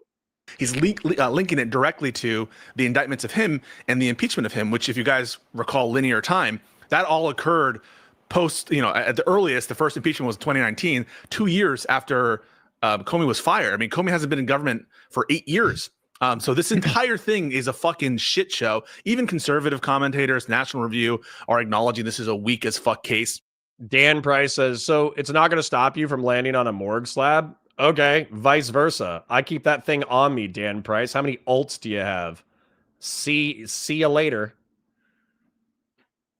And like I said, if you really want to get into the nitty-gritty, I can tell you more about the different theories. But yeah. I do want to ask about the selective prosecution part, because my understanding is that could cause a judge to throw it out. And I believe the case has been assigned to a Biden judge.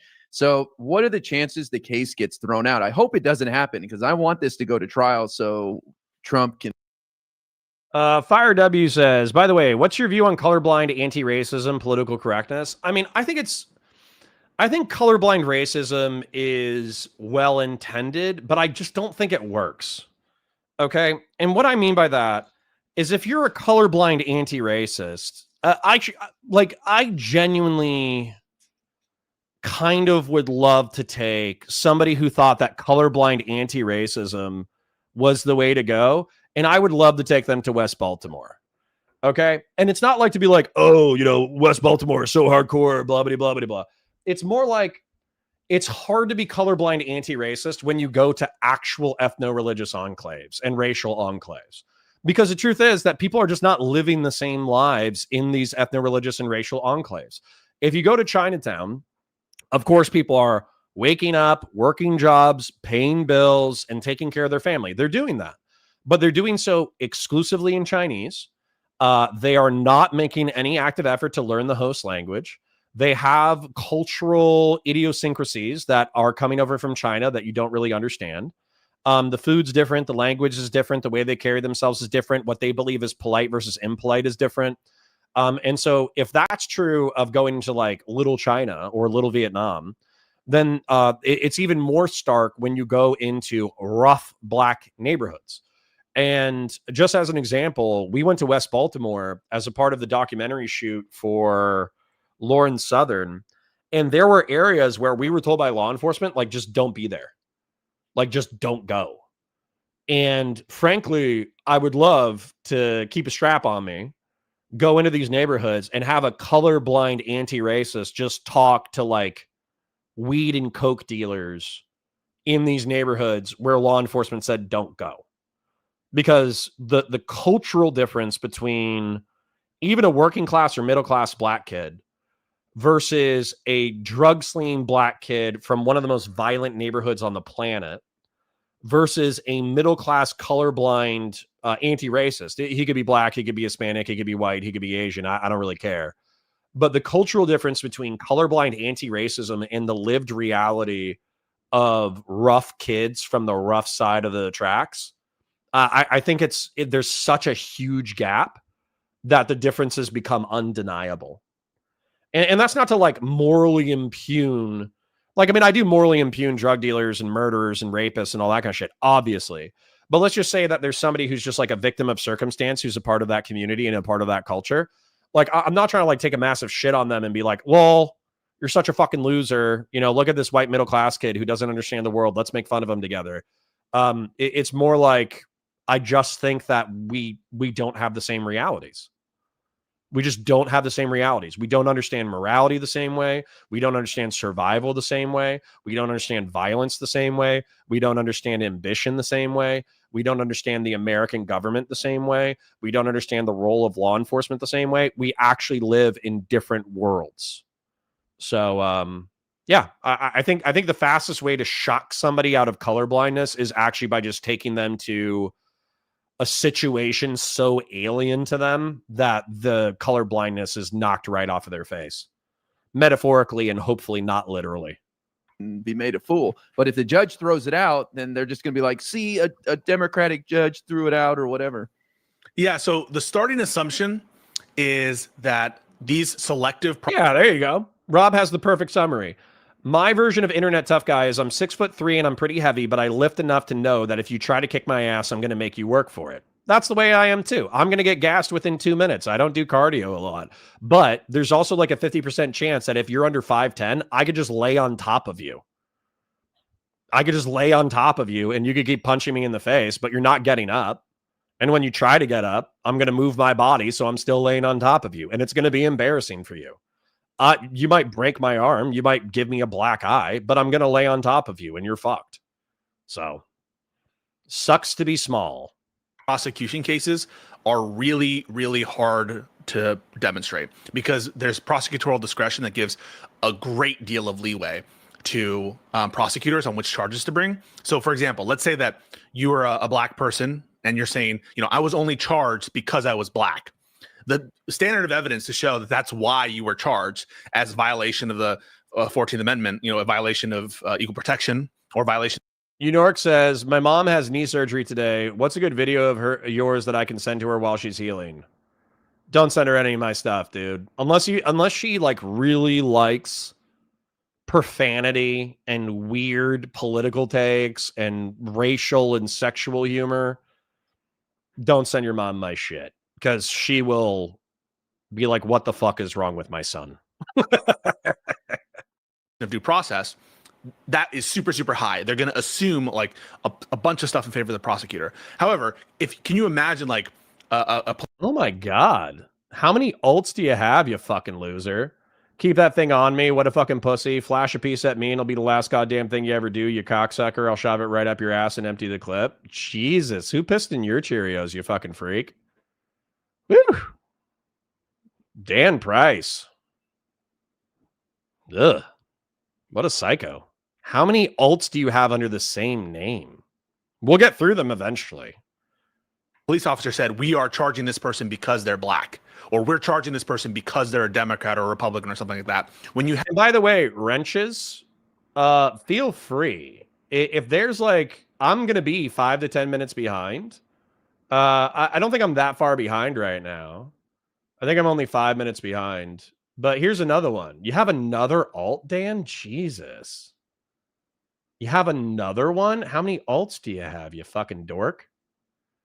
AF Racing, oh, I don't need a gun like you pussies. Yeah, where do you keep coming from? All right, wrenches. Dan's a psycho. I'm not interested in finding out if he's like an internet troll psycho or like a legit psycho. So if you see Dan Price and if he's saying number one, if you see Dan Price, you could probably just ban him. But number two, if it's Dan Price and he's saying something schizo about like murder or rape or assholes or feet, ban him. Okay? Pretty easy. Rob F says colorblindness is about treating everyone the same on paper, not pretending you can't notice differences. Oh, okay. Well, I'm fine with that. I do that. I do that. Even when people are like rude and shitty and obnoxious and they're playing into racial stereotypes and they're being dicks, I try to treat them like super normal and super nice until I can't. So I think that's the way that you should open up like all relationships, by the way. All relationships should be like chill and normal, and you should treat like random people as nice as you can. But then when it starts going sideways, that's when you need to start treating people a little bit differently. But yeah, I think your opener should always be trying to treat people the same in a gentle way.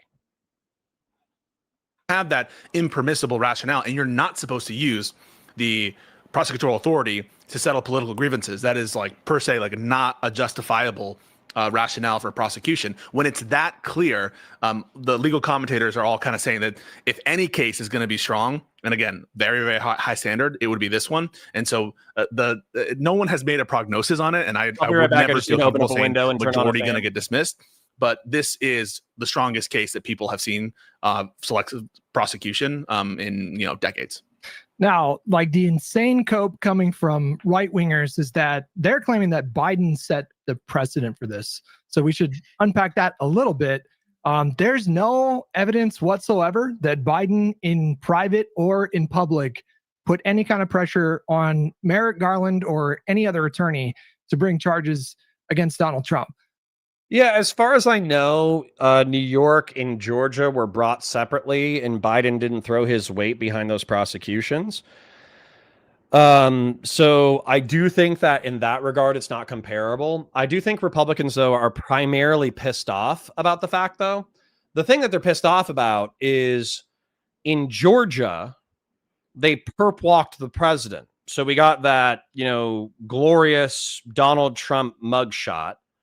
But then I think the state attorney and the lead attorney on the case were revealed to have like some kind of conflict of interest. I don't even know if that conflict of interest really affected the merits of the case, but they were accused of a conflict of interest. And apparently there was a conflict of interest in reference to them, canoodling. So I actually don't even know where that case went. The fact that I don't know where that case went is kind of indicative that they fudged it up somewhere, right? Then same thing with New York. They ultimately did secure convictions, but they enhanced the convictions with the statute or whatever for interfering with an election, which I think is arguable. It's arguable that Donald Trump interfered in an election. However, if you extended the statute of limitations in order to get that, then I think that I can understand why Republicans are pissed. I think they're wrong, but I understand it. You know what I'm saying? Damn. This bitch. Sorry, 1 second. I'm doing something that's going to give me lung cancer. Just predictably, I will die from lung cancer. But I updated my Halo Magnum, and I want to assemble it, and that involves using heat inserts and melted plastic using a soldering iron. So you guys are watching. In 30 years, when I get lung cancer, you can actually send me this clip and be like, hey, Connor, you dumbass. You should have worn a mask and done it in a better ventilated area. And I'm going to be like, yep, shoulda, coulda, woulda did. But I didn't. I've seen code from do you recall that Donald Trump was convicted while Biden was president? I do. Well, yeah. That's the end of the story. Yeah. I've perceived everything I need to. I've learned everything I need to. I don't even know why he was charged, but ultimately that means that everything we do now is completely reciprocal and warranted, right? Yes. So I was seeing some insane cope from Scott Jennings on CNN, who cited a Politico report that Biden had. Rusty Shackelford says, this is what I've been saying. Their culture is compatible with civilized society on a fundamental level. Well, if you're talking about rough side of town black drug dealers who murder people who cross them, then yeah, I would say that that's not civilized culture. But you understand that that's 99% of the black community does not participate in that culture. But that 1% is hyper destructive. And then that 1% has such an infectious pop culture because America loves gangsters and brigands, and they love singing about drugs, and they love singing about violence, and they love singing about sex and all that kind of crazy shit. I mean, it's inherently compelling content, right? Because it's sex, drugs, and violence. So the broader zeitgeist has been so affected by gangster culture that even if it's only 1% of the population that participates in that, it just has an outsized effect. So, but that's what I'm saying. It's the solution to that is not reinstantiating segregation. It's to make sure that these people have, and I'm talking about poor gangsters, make sure that they have access to high quality education, make sure that they have access to high quality nutrition when they're infants, make sure that they have access to positive role models and extracurricular activities to try to keep them away from gangs. It's actually not particularly hard. Well, actually, it's super hard. It's not particularly complex to get people to no longer participate in gang culture. It's just hard. It's not complex. It's difficult. So that's where we just have to say, okay, are these people our fellow citizens? Yes, they're our fellow citizens. Are they our responsibility to take care of as our fellow citizens? Yes, they are. Well, then at that point, it's our fucking problem. So if it's our problem, we need to take care of our problem. And I'm not talking about reinstituting segregation or, harassing black people for normal crimes. I'm talking about making sure that you have a stick, which is law enforcement, but you also have a carrot, which is a way out of this toxic culture. I don't think that's a crazy take.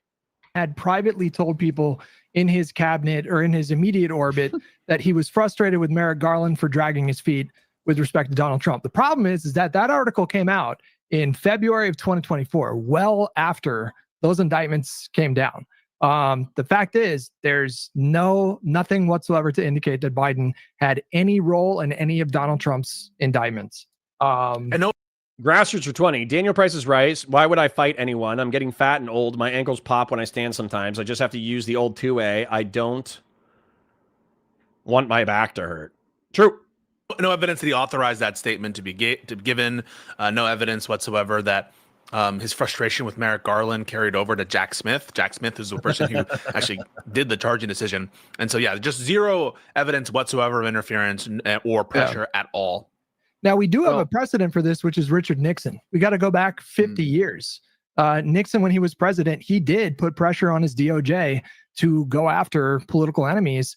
And it was after his presidency, after he resigned in scandal, that we implemented norms with respect to DOJ to give it independence, which just kind of makes sense on its face. Like, if you're in a liberal democracy and one of the pillars of a liberal democracy is the rule of law, it is inconceivable that we would want the head of the executive branch to be able to wield DOJ like a personal weapon against his enemies.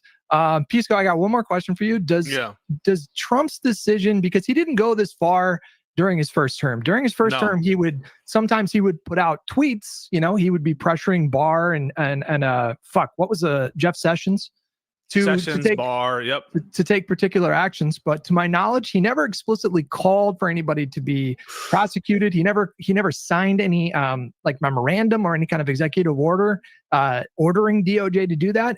Did the fact that he did it this time, did that have to do with the immunity ruling?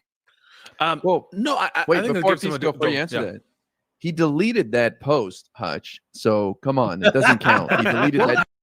Rob says, I am colorblind. I confuse red and green all the time and openly weep while working on a wiring harness.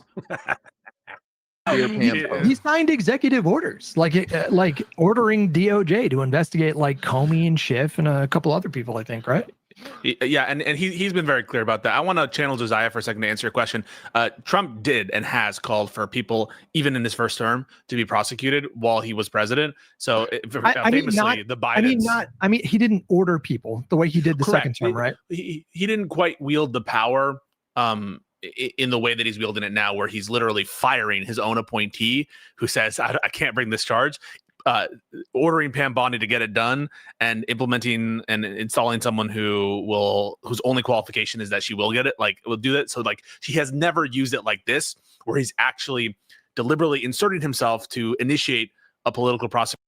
Dude, guys, this is why I'm elated. Okay, we're down to 160 people. I understand some other people are probably going live or whatever, but we kept almost 200 for a substantive amount of time. So I parasocially love you guys for hanging out with me. You have to understand though, this is why I'm elated that Donald Trump and Pete Hegseth are so fucking incompetent that they just pissed off all the brass to the point that their chances of doing a military coup have almost plummeted to zero. And the reason why I'm so excited about that is because, this sucks, right? Having Donald Trump go after Comey, having Donald Trump attack his political rivals, having Donald Trump appoint random, maybe not incompetent, but random sycophant lawyers in order to pursue his political enemies. Does this suck? Yeah. But do I have some degree of faith that the justice system is going to prevail? Yeah, I do. And do I actually have some faith that the generals that Pete Hegseth and Donald Trump have gone out of their way to annoy, do I have some an instinct that when Donald Trump calls them again, if he called them again, and said, oh, hey, actually, I want to be president for life, so can you go ahead and throw the weight of your military might behind me? Those guys are going to fucking laugh at him. They're going to be like, no, you fat, demented fucking loser. I'm not going to help you overthrow the Republic of the United States. Even the fascists, even whatever closeted fascist has been praying for an American Hitler and discipline themselves to the point that they climb to the upper echelons of the American military establishment. Even they're not going to back Donald Trump because he's not competent. So I'm ecstatic. I'm ecstatic that my republic is going to survive 2026. I'm ecstatic that my republic is going to probably survive 2028. So listen, guys, I am perfectly fine calling out the bullshit of the Trump administration, and I'm perfectly fine giving its relevant level of due criticism, as these guys are doing right now. And I'm happy to be engaging with their content, but I'm in a great mood. I hope you are as well. The Republic of the United States of America will not fall under our watch. That is good news. Execution with the powers that he's wielding thus far. That said, he did call on people while he was president to be prosecuted. He and a lot of his interference had more to do with the defensive side, where he's like, I'm going to fire the special counsel. Sorry, my chat as usual is more interesting than the actual content. By the way, do you support strong integration from different cultures? Like everyone can come to this country, but they need to be properly assimilated to the local culture? Yes, absolutely. You can cook your food. You can keep your religion. You can do whatever weird meditative practices you have. Shit, you can even be polyamorous. I don't really give a fuck, okay? You can even be polyamorous or polygamist based off of your religious beliefs, and I'll make fun of you, but I'm not going to tell the state to go after you, okay? Do whatever weird shit you want to do. But at the end of the day, you need to pay your taxes. You need to pay your bills. You probably need to speak some degree of English, or you need to be trying to learn English. And I'm trying to think of what else. I mean, realistically, that's like the main thing, right? That's the main thing in my book, is like, try to learn the language, try to be respectful of locals, obey the law, pay your bills, pay your taxes. I think that's pretty reasonable. Some liberals and progressives are like, no, they should be able to come here and do whatever they want within their own ethno-religious enclaves. And I think that shit's cringe. I think that's cringe. But I think I stand by the racist but funny statement from the general from Full Metal Jacket, who uses a racial slur to describe Vietnamese people. But he says, inside every racial slur used to describe Vietnamese people, there's an American waiting to get out. And I think that's just true. I think that human freedom, the ability to have your freedom of conscience, freedom of speech, right to self-defense, government that's limited by a constitution, I just think it's so much better than the alternatives that eventually, like even fascists, if they got everything they wanted, they would realize like, oh shit, this kind of sucks. And same thing with like authoritarian communists. I think even once they get everything they want, they're gonna be like, oh damn, this kind of sucks. Actually, like liberal democracy was actually kind of based. We probably shouldn't have destroyed liberal democracy for this, because this actually sucks worse compared to what I actually built. And I think that's based. I think it's based that wisdom is proven by her fruits, and liberal democracy and mixed economy capitalism, while totally fucked up with plenty of flaws that are worth criticizing, it's still ultimately the best of what human beings are currently capable of. I fucking love the United States, dude. I love that I get to pay my bills because rich, fancy folk like Grassroots and Bex and Bag and Anthony Zubiate and Sapient Green and Grassroots Hegemon and Sticky Green and Sticky Green again. Thank you for the membership, Sticky Green, and thank you for your super chat. Amazing times we live in, indeed. But I'm ecstatic that I get to make my living entertaining people by expressing my ideas. And that can entertain approximately 150 to 200 people on a daily basis. That's fantastic. What a cool fucking country, dude. And if you're stuck, and by the way, just in case you're like stuck doing your shit job that you fucking hate, dude, think about it. What do you really want to do? What do you want to do before you die? Do you want to be a political commentator? Do you want to run a dog rescue? Do you want to run a cat rescue? Do you want to be a business magnate? Do you want to be an executive? Do you want to be a lawyer? Do you want to be a doctor? Do you want to be a military service member? Do you want to be a fitness coach? Do you want to be a life coach? Like, you need to start thinking about what you want to do right now. And you need to start angling for that goal. And the cool thing is, within a free society, there's really no one to tell you no. Your parents might tell you no, industry professionals might tell you no, a school might tell you no, but they can't really stop you. If you want to get into an industry, then you can get into an industry. If you want to pursue a dream, largely speaking, as long as you're not killing or hurting other people, you can pursue that dream. So go pursue that fucking dream, dude. It's going to take a long time and it's going to be a huge pain in the ass, but you should still do it. Or I'm going to fire Sessions because you didn't protect me enough. And this is very much much more shifted to offense. He was offensive, I think, still in his first term, but significantly more shifted towards offense. And this is way, I would say 100 times worse than Watergate, what was alleged. You mentioned the immunity decision, right? Under the immunity decision, I don't even know what. I didn't really understand this because Josiah texted me this and he was like, oh, this is way worse than Watergate.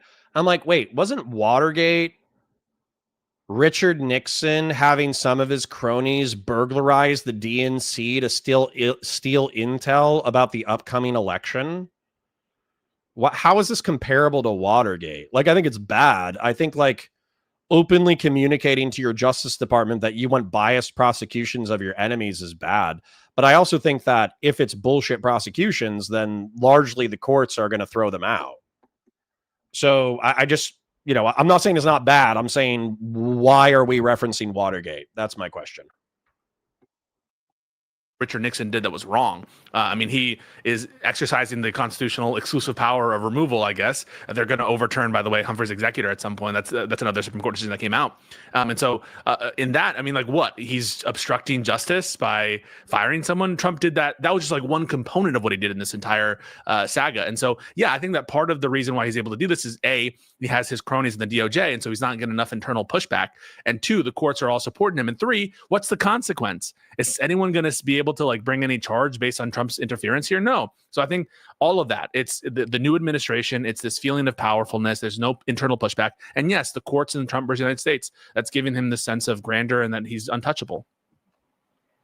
Well, it sounds a little desperate. From my understanding, this interim U.S. attorney in Eastern Virginia was the only one who signed the indictment. Normally, line prosecutors sign it, not even the U.S. attorney. So it doesn't even sound like anyone wants to prosecute this. But curveball, and I'm curious what you guys think. I watched an interview with Michael Cohen, and he said Comey's going to be found guilty. And he said that's because he believes the DOJ has been weaponized by all administrations and that there's going to be internal emails or something that we don't know that they're going to use and introduce in court that will prove that Comey lied. What do you guys think? No way. No way. If they had those documents, they would have released them publicly already. I think that it's inconceivable. And it was already, this shit has already been reviewed internally by John Durham, who was itching to get an indictment for something related to this matter. It was already investigated by the Inspector General. And so if they had internal communication, Dickie Green, thank you for your membership, King. If they had emails, if they had, the truth is, no one has alleged that James Comey authorized this, the leak about Hillary Clinton with respect to the McCabe theory and this Dan Richmond theory. Every article. Rob is correct. On his screen, we probably have more, but we have 46 likes, and we've been bouncing between 150 and 200 people all day, okay? Like the stream, share it with your friends, engage with chat, super chats if you got them, memberships if you got them. Thanks for hanging out. That people are quoting that this is the article in which there was a disclosure. He's being quoted, right? Like Dan Richmond is saying who he is. And so by the terms of the statement, which is, did you authorize an anonymous person at the FBI? And Dan Richmond, this like friend of James Comey, was arguably not even at the FBI. He was a special government employee, not employed by the FBI, arguably like not even at the FBI. They're all quoting him as a person. Big in gaming, you might have just come in though. We watched the Trump general's speech and it was fucking terrible, dude. It was terrible. It was terrible. Like, who was it? Pete Hegseth or whatever his name is, did like a super mediocre speech that could have been done via email. And it was effectively like, stop being fat, stop being woke and gay, and focus on the mission of being a warrior. And it's like, okay, cool. Why couldn't we do this via email? But then Trump came out and he had this like meandering senile filled self glaze that was just boring as shit. And it did, like, I think that whatever chances are that there was like some crypto fascist, you know, general who was just begging for Trump to become the American Hitler, and he was going to convince a bunch of his cronies to go along with a coup d'etat done by the military. I think that just absolutely fucking evaporated yesterday, which I think is beautiful. So Trump might not be joking about running in 2028, but I think the chances of him trying to subvert the 12th and 22nd Amendment, or yeah, I think it's the 12th and 22nd, the chances of him subverting the 12th and 22nd Amendment in order to actually run for a third term, and then for him to be successful in that, and then for the military to back him being installed as president for a third term, I think it dropped. Like, I was already at like 1% chance of that happening. I think it just dropped to 0, bro. I'm not gonna lie. I'm very, maybe I'm too optimistic, but I'm very optimistic today.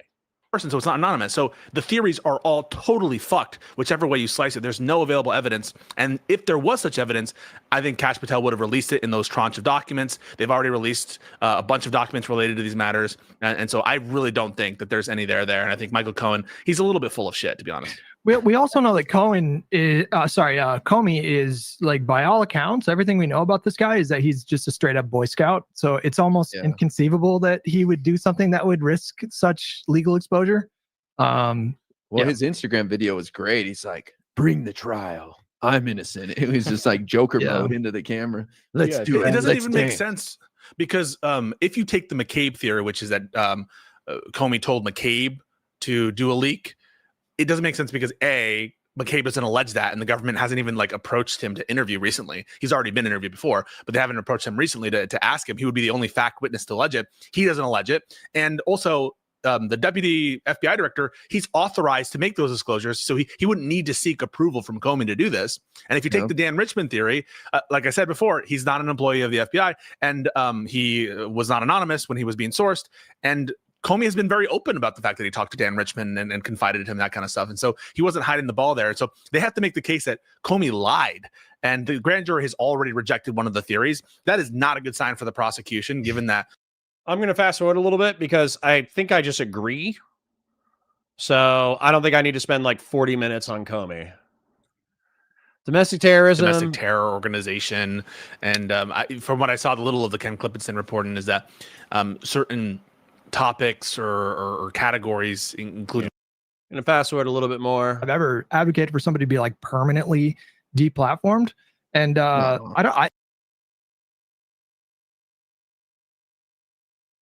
Okay. That kind of provocativeness or whatever. But, you know, I got a little stun locked by some people in chat or saying that I'm like chomping at the bit for Hassan to be banned.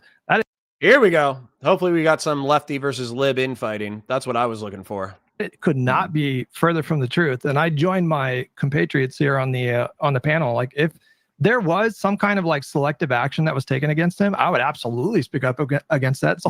Okay, but what about non-selective action, Hutch? Sorry, just to explain this, to give you the overview for Lib and Learn stuff, because we were fighting about race stuff and we were just letting them talk about the Comey indictment, which I'm perfectly fine with. I'm perfectly fine with.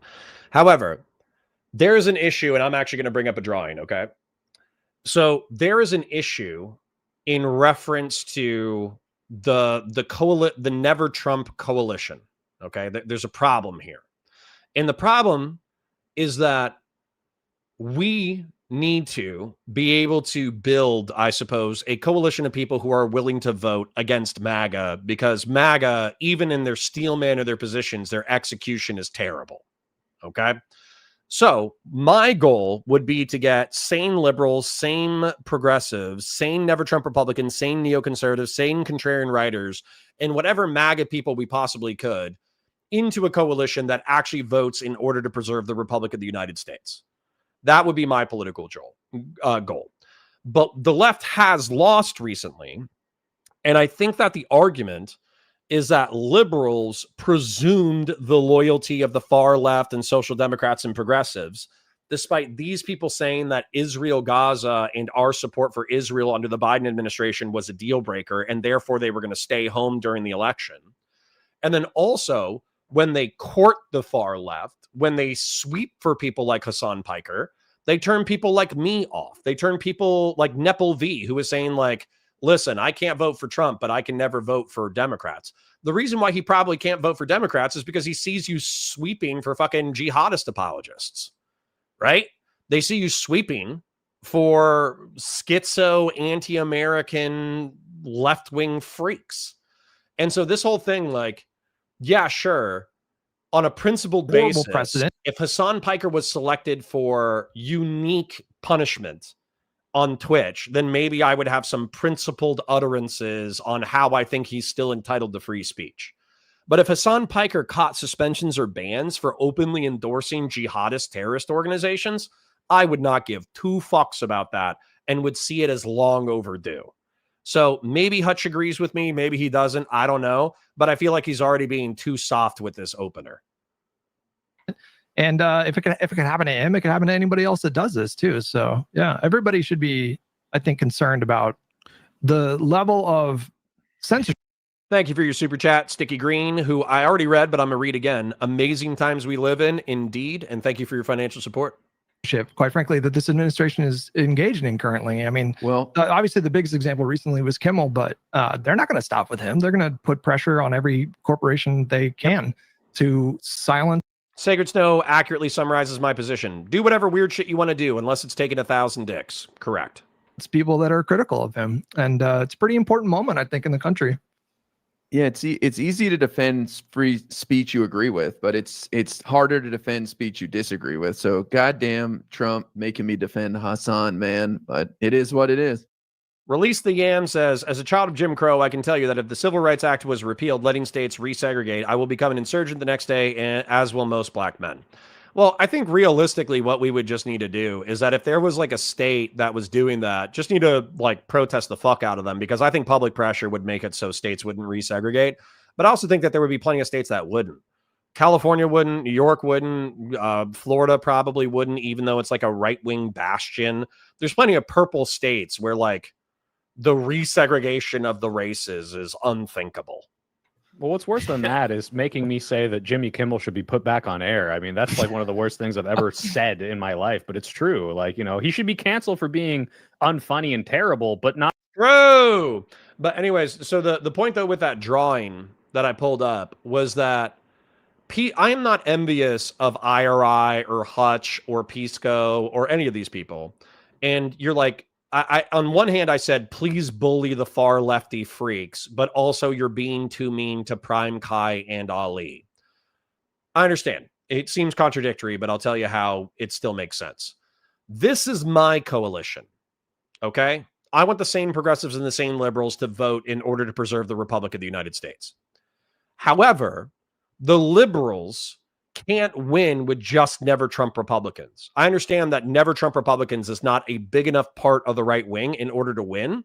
And also not only that, we probably defer on what good and bad behavior is on the right wing. And so there's going to be shit that never Trump Republicans and neocons vote for that liberals are going to think is abhorrent.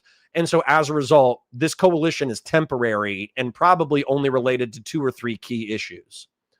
However, I don't think that you should endorse jihadist apologists and jihadist propagandists, but you probably need to cut into their audience. And so my criticism of Pisco going too hard in reference to Prime Kai and Ali was not because of like some like accusing him of being a hypocrite or something like that. It was because he still needs to appeal to these people in a voting coalition. I hope that makes some degree of sense. That you understand that you can be mean to jihadist apologists amongst the far left while still trying to say, like, I don't know, as a liberal, I think that universal access to healthcare is a good thing. Now, is that the same as saying like Medicare for all? Is that the same as like you have nothing to lose but your chains? No. But are some socialists going to be okay with liberals being okay with universal healthcare? And as a result, are they going to vote for you as the lesser of two evils? Probably. Then if a liberal comes out and they say, oh, well, you know, I'm still a mixed economy capitalist, but realistically, I want justice for the American worker. I think that fair wages and a dignified life are part of the American dream. Is a socialist going to say, oh, shit, That's a closet socialist. They want to overthrow American capitalism and destroy the evil empire. Probably not. But are they going to vote for you as the lesser of two evils? Probably. So again, like I don't envy liberals the position that they're in, where they're simultaneously hated by everybody, but have to appeal to everybody. And if they don't go hard enough, then the people say, oh, well, fuck you. You're not close enough to me. Therefore, I'm not voting for you. But if you're too far away, then you lose politically. I'm not envious of liberals in this regard, but I think it's the political reality that you have to deal with. Not because the government said to do it. Yeah, I mean, it's a little bit over the top sometimes when I know I do those St. Jimmy memes on Twitter, and a lot of us are like leaning into the free Jimmy, that kind of stuff. And you're like, well, it's Jimmy, he's like whatever about him. And a similar thing with Hassan, but it's really fucking important. I don't want to just keep patting myself on the back for this take, and you guys might still disagree with me in the chat. But the reason why I did this whole global entry arc about Based. Lord Red Fang says my shoe size is 16. Get on my level. Based. on having that revoked or whatever is because it's a direct line. Those kinds of privileges, the quote unquote privileges of global entry, as though it were acceptable to have viewpoint discrimination on government privileges. That's how they Fire W says take the poll comp test. Maybe. They start by going after people who are vulnerable, like Mahmoud Khalil, or who have a lot of powerful enemies, like Hassan Piker. And it's very quickly, it starts to get closer and closer to you and your friends and people who aren't, having whatever, this Houthi shit, whatever. And Will Chamberlain, this lawyer, this hack, this piece of shit that I debated on Tim Pool, this is someone who is an influencer, and a lot of people get their legal takes from this guy and other fuckers online. He's saying deport Mehdi Hassan, deport Hassan, and deport Zoran Mamdani, and denaturalize and deport. Oh, here we go. I think this is what triggers the infighting.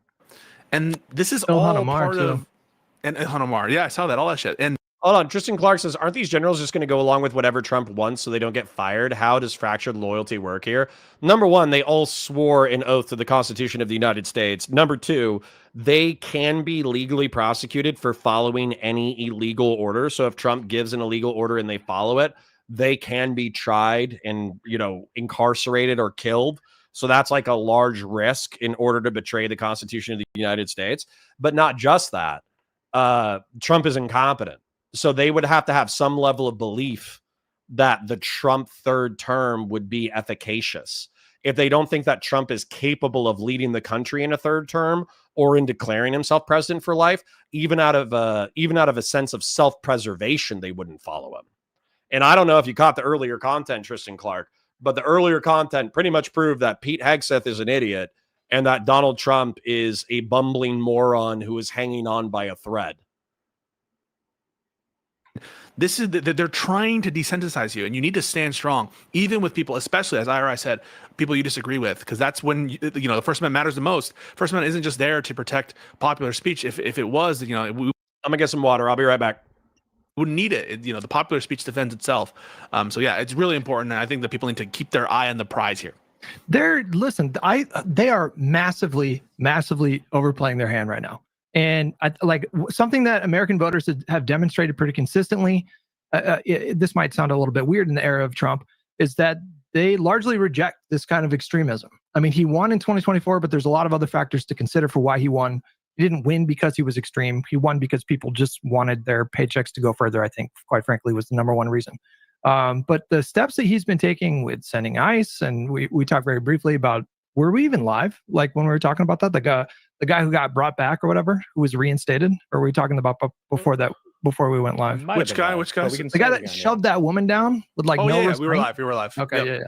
I mean, this kind of stuff, and then like him, the whole MAGA movement just completely just going full mask off fascism, quite frankly, especially after the Charlie Kirk stuff. Yep. Like this stuff does not play well, especially with like independents. They look at this stuff largely and disapprove. Hutch, I know a lot of like MAGA people in California, and it's interesting when you speak to them and you tell them things like, people are worried that Trump's going to come after them for their speech, and they're so incredulous to the idea of that. They're like, there's no way he would do that. And part of that is that there's this plausible deniability that's been built in for the last 10 years where every single crazy thing, he's just doing this. Oh, he's just doing that. He didn't really mean that. Oh, he was joking. When they really go across that line and start doing the fashy shit, a lot of the Trump voters aren't actually okay with that. A lot of them are, but a fair amount of them have been playing defense because they really truly thought, hey, maybe this guy isn't the horrible, awful fascist that all the liberals are calling him. And once it's indefensibly in their face, they're not on board as much. Now, that doesn't mean they won't vote for him, because a good chunk of them still will, but there's 55% of the Republican Party votes for Trump as a matter of first choice, and 35% of the Republican Party votes for Trump as a matter of pragmatic loyalty to the party. He is correct. still a fair amount of people that I've met that are not okay with it once it's that in your face. It's seeping into the pod bros, like all the pod bros have been speaking up about like Epstein and the Jimmy Kimmel situation. I think we're at a time where, the internet, like, it is kind of real life, and so when you get like that many people, like when you get that big of a collective audience between like Flagrant and Theo.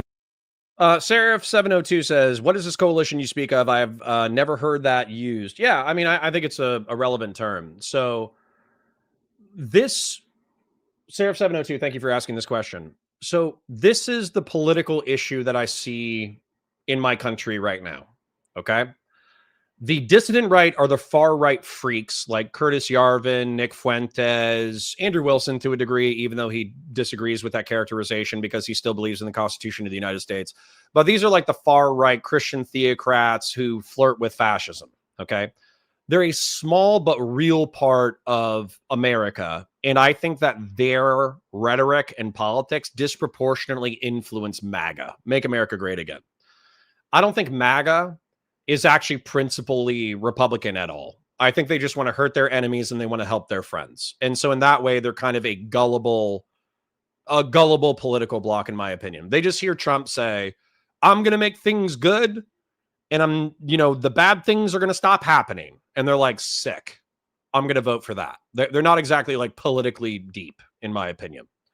The contrarian right are the Tim Pools, and in my opinion, the Sitches and Adams, even if they disagree with that characterization. They're the people who were liberals, but the left kind of took it too far in the 10s. And so as a result, they made this niche for themselves, in my opinion, on the center right, where they said, yeah, some of this stuff is bad, but this side is worse. And that's effectively their rhetoric for the past decade. So these people, I think, could be brought to some level of sanity because they're capable of criticizing one side. I think the problem right now is that they know where their bread is buttered. They know where they make their money. And so they make their money by saying, oh, yeah, this is bad, but this is worse. And these people might as well all be the same thing. So fuck this side of the political side, right? But what's happened is the right wing has gotten so bad, in my opinion, with January 6, 2021, with the USAID cuts, with the tax cuts, with the attempts to co-opt the security establishment to be loyal to Trump as a cult-like figurehead, with the selective prosecutions, with the abuses of the 4th, 5th, and 8th Amendments of the United States and the 14th Amendment of the United States, and them saying that they're going to violate the 22nd and 12th Amendment of the United States by trying to get Trump to run a third term. This is so bad that if these people were principally liberal, they would realize that, yeah, sure, the far left are pieces of shit, and yeah, sure, progressives say crazy shit, but the political threat is actually from the dissident right wing infecting MAGA politics and MAGA being effectively a runaway cult within the Republican Party. So these people should have, in my opinion, shifted center left. They just never did. And within the spectrum, okay, within the spectrum of criticism. So my point, though, is that I don't want Democrats to cater to revolutionary socialists. I don't want them to cater to jihadists. I don't want them to cater to freak, polycule anarcho-communists who are zoophiles. You know what I'm saying? I don't want them to do that. So what I want them to do instead is I want them to find the sane progressives and work with the Never Trump Republicans and the contrarian right members who are reachable and the MAGA right members who are reachable, and then just try to stabilize the Republic. And by that, I mean, if Donald Trump tried to run a third term, stand against it, full stop. No compromise, no steel man. Fuck you, you're not doing that. If he tried to do a military coup, fuck you, you're not doing that. If he tried to take Antifa members who were engaged in protest and maybe a little bit of arson, but he tried to deport them to Guantanamo Bay to be held without trial for decades. No, you're not doing that. And so that's what I'm talking about in reference to a political coalition, is maintaining the rule of law of the republic is not just the responsibility of liberals. It's the responsibility of everybody at the bottom of this horseshoe that I have drawn. That's what I'm talking about. Now, we can fight about gun control. We can fight about abortion. We can fight about economic policy. We can fight about taxation. But what we won't fight about is whether or not the Constitution of the United States is good and should be adhered to. That's the one thing that we should not be fighting about. Vaughn and Tim Dillon and Joe Rogan, and they're all kind of hitting at the Trump administration for these massive like oversteps, then, you know, I think that does translate to, you know, people talk about it when with their coworkers, their family.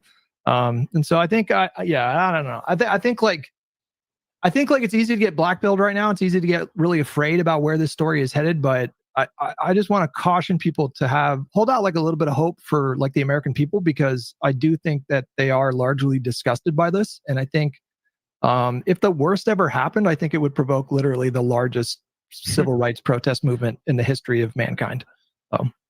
You in the chat, you got to keep screaming, man. You got to keep memeing, keep screaming, you know, all legal, all peaceful, all that stuff. But just keep talking your shit all day, all night. Fight the meme war. We are in a meme war right now. We need you. We need you. We need all of your friends and family to just be in it with us. And if you're in it, I'm in it, and we can fucking win. That's the thing. Okay. Hans Mayer says Prime Kai is almost the same as the Sun. I agree with you. But Prime Kai and I have been friends for 5 years. He's probably 4 years. He's heard me say all my random conservative Bonnie Blue should be institutionalized bullshit for a half decade, and he has not cut off our friendship. If anything, he's platformed me repeatedly to his audience. Then same thing with Pisco. Pisco has been, you know, he wasn't always 500 to 1,000 viewers. You know, I think I've seen him at around 300 sometimes, but he hasn't always been 300 to 1,000 viewers with like, you know, big shows all the time. Pisco was a little itty bitty baby, you know, 50 viewer Andy. Okay. And Pisco would go on Prime Kai all the time. So the whole point, the reason why I'm bringing that up is that Prime himself might not be reachable. We might not be able to get Prime Kai to see what we're saying. But do you think that Pisco going, Prime, you're a dumbass, and nothing I can say will ever be good enough, and you're a piece of shit, and you're marginally responsible for the deaths of millions of people, and, you know, you're part of the problem, and you should eat a dick. The only people that Pisco is convincing with that rhetoric are liberals. Those are the only people that he's convincing with that rhetoric. There is no sock dem. There is no democratic socialist. There is no progressive who heard Pisco bullying Prime and it was like, wow, I didn't vote for Kamala in the last election because she had dog shit policy in reference to Palestine. And also they didn't cater to the left wing enough. But now that Pisco has bullied the far left, I see the light, and now I'm going to vote liberal because vote blue no matter who. That never fucking happened, okay? For every one person that happened, 100 people were probably like, oh yeah, Pisco is emblematic of liberals being smug, self-righteous douchebags that nobody wants to listen to, okay? So what I'm saying is, yeah, you're right. Prime's wrong. Prime is incorrect. Ali is incorrect. Their non-votes for the lesser of two evils in the last election threatened the Republic of the United States. And they should know that. They should be told that. But if you want to reach those kind of people, so you can have them as a part of your voting coalition, if not your political coalition, then you might need to take a different tact. That's all I'm saying. That's all I'm saying. You get more flies with honey. That's all I'm saying. I just hate revolutionary socialists and jihadists, and I don't want them to be a part of my fucking team. So I'll never use honey with those kinds of people. Like, they're trying to make you demoralize. What's the effect of the James Comey prosecution? You know, it probably will be thrown out at some point, or Comey will win at trial. That's probably what's going to happen. But the effect is to try to demoralize, disincentivize people from within the government to investigate Trump or to talk shit about Trump. Okay, Fatsimo says, what's the difference between progressives and social democrats? Prague's just hiding the ball for decommodification. No. So democratic socialists oftentimes believe in Marxist theory that decommodification of basic human needs and workers owning the means of production is a good thing. And so people should have access to food, water, and shelter, and people should have state guaranteed stake in the businesses that they work for. That's a socialist. That's a democratic socialist. A social democrat, at least as far as I understand it, is a Scandinavian. And for those of you who don't know, the Scandinavian countries, so like Sweden, Norway, Denmark, they're capitalist countries, meaning that they have a free market and people own free enterprise, but they have very high taxation, like 30%, 40% taxation almost across the board. And I think the richer you get, the more aggressive the taxation gets. Well, what they use that very high taxation for is a robust social welfare program. And so if you're pregnant and you're having kids, then you're going to get taken care of while you're having kids. When you send your kids to school, your schools are just like through the fucking charts good. When you send your when you need to go to the hospital, you go to really, really good hospitals with really, really good doctors. But the truth is that there's like a triangle. I forget what it's called, but there's this concept where it's like fast, cheap, and good, pick two. So you can have something that's fast and cheap, but it's not going to be good. You can have something that's good and fast, but it's going to be but it can't be cheap. It's going to be really expensive. You can have something that's cheap and good, but it's not going to be fast. And so the whole point of that dichotomy is that the United States has picked cheap and good, relatively speaking, in some cases. So it's not fast. So if you're a poor person and you need healthcare, you can get good healthcare for cheap, but you're deprioritized at the bottom of the list because you're on Medicaid. And then for the private sector, it's good and it's fast, but it's expensive. And so America kind of has this like hybridized social welfare model. Whereas in Scandinavia, they've chosen, I would argue, fast and good, but it's crazy expensive. And so that's where a democratic socialist and a social democrat are not the same thing. And then when it comes to progressives, I think progressives, argumentatively from a philosophical or political perspective, it's just the desire to constantly improve society, right? That's really what progressivism is. It's looking at society and saying, hey, this is fucked up, this is fucked up, this is fucked up, this is fucked up, we should fix it. Now, the problem is that oftentimes progressives are not very complex in their analysis. Therefore, their solutions are oftentimes worse than the problem. The cure is worse than the disease. But not just that, but with progressives, I think stereotypically, where social democracy and democratic socialism and communism are economically focused political philosophies, progressivism also typically deals with social issues. So trans rights, minority rights, voting rights, all that kind of bullshit, right? So sorry if that's confusing, Fatsimo, but I try to answer your question as best I could. And know that if you're like going after Trump, they're going to use the full force of the federal government to come after you. They're trying to scare you into compliance, and fear is their weapon, right? What do the Nazgul have? Do the Nazgul ever have these epic fights? No, it's fear is their weapon. That's how they're able to get people to scream and to go fucking crazy. And if you're not afraid, they'll have no power over you and you'll win. Not being a hopeless, miserable prick is an act of defiance in the current climate. So if you can but guys, you could also be a racist, conservative social democrat. You could want like a really robust welfare system and hate people from the Middle East and North Africa and not want them to immigrate to your country. So that's where you need to separate social progressivism from like economic leftism. can find a way to like still be content and happy. Sorry, Tristan Clark, you must be new. His orders can't be illegal by Supreme Court decree. No. His orders have to be a part of his core duties. And one of his core duties is, being the chief executive of the United States military. However, he can't order like extra legal war crimes. He can't unilaterally declare war. These things are all articulated within the Constitution of the United States. And do things that like give you joy and make you laugh.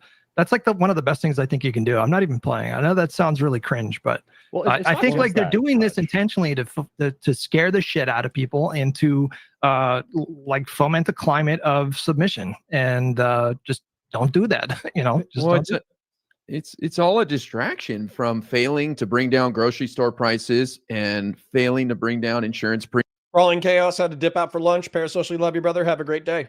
premiums and making housing more affordable. So in the end, if they don't address those economic matters, they're going to get voted out. It doesn't matter what Trump does. But if he was improving people's lives and doing this stuff, then I'd be concerned about it. But to me, it's just a distraction. Most people are going to vote based on, am I better off today than I was 4 years ago? If no, I'm going to vote for the other party.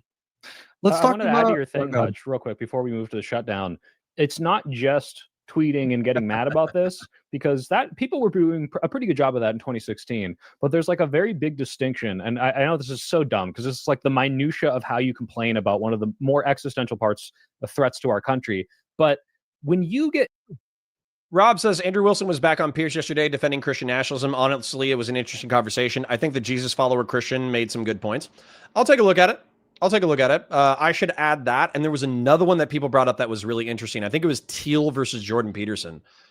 Teal versus Peterson and Andrew Wilson versus Pierce Morgan on Christian nationalism. I should write that down.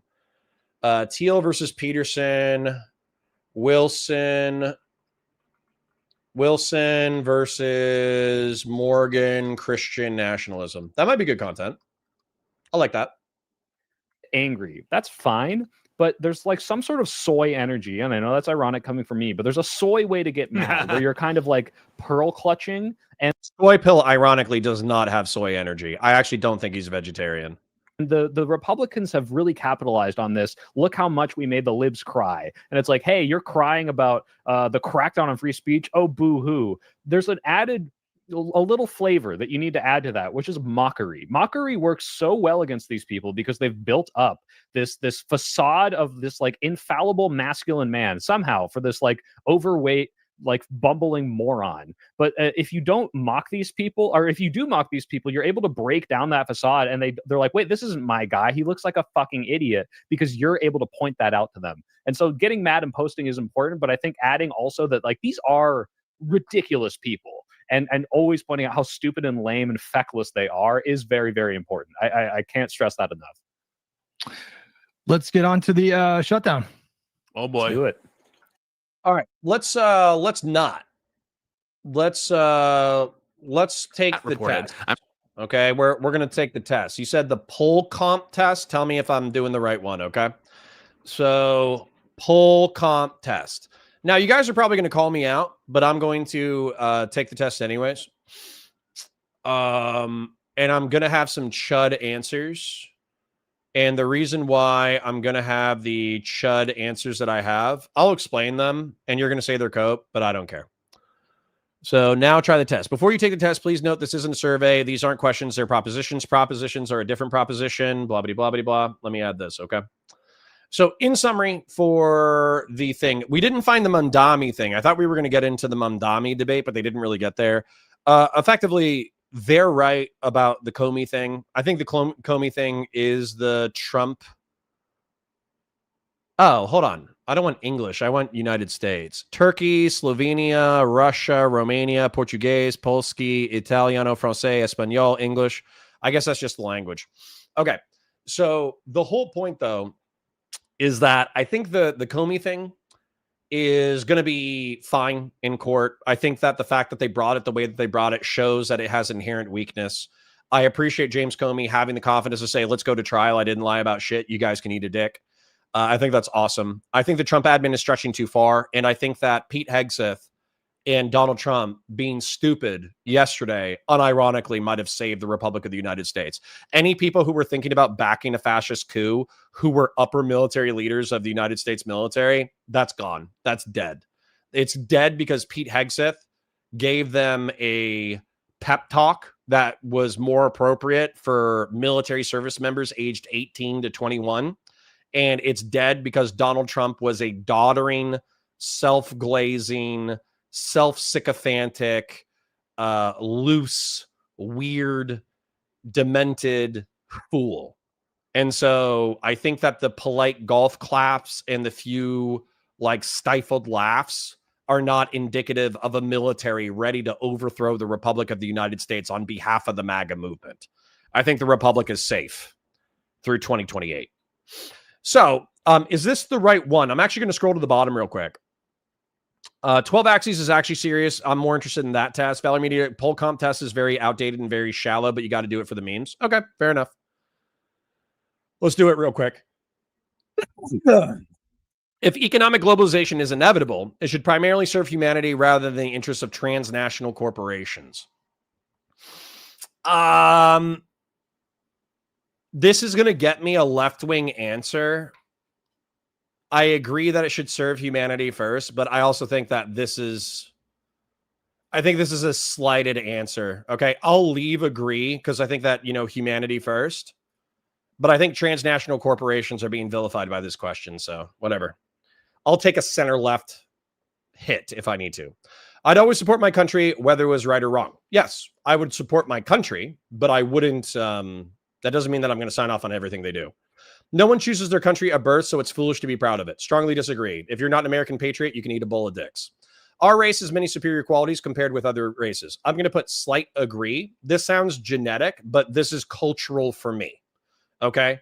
And I do think that Europeans, I think Americans do have a lot of superior qualities when it comes to culture. Now, I don't like that they're racializing it or they're geneticizing it, but I'm going to go ahead and say yes. The enemy of my enemy is my friend. Agree. It can be true. It's not always true. Military action that defies international law is sometimes justified. Strongly agree. There is now a worrying fusion of information and entertainment. Agree. Next page.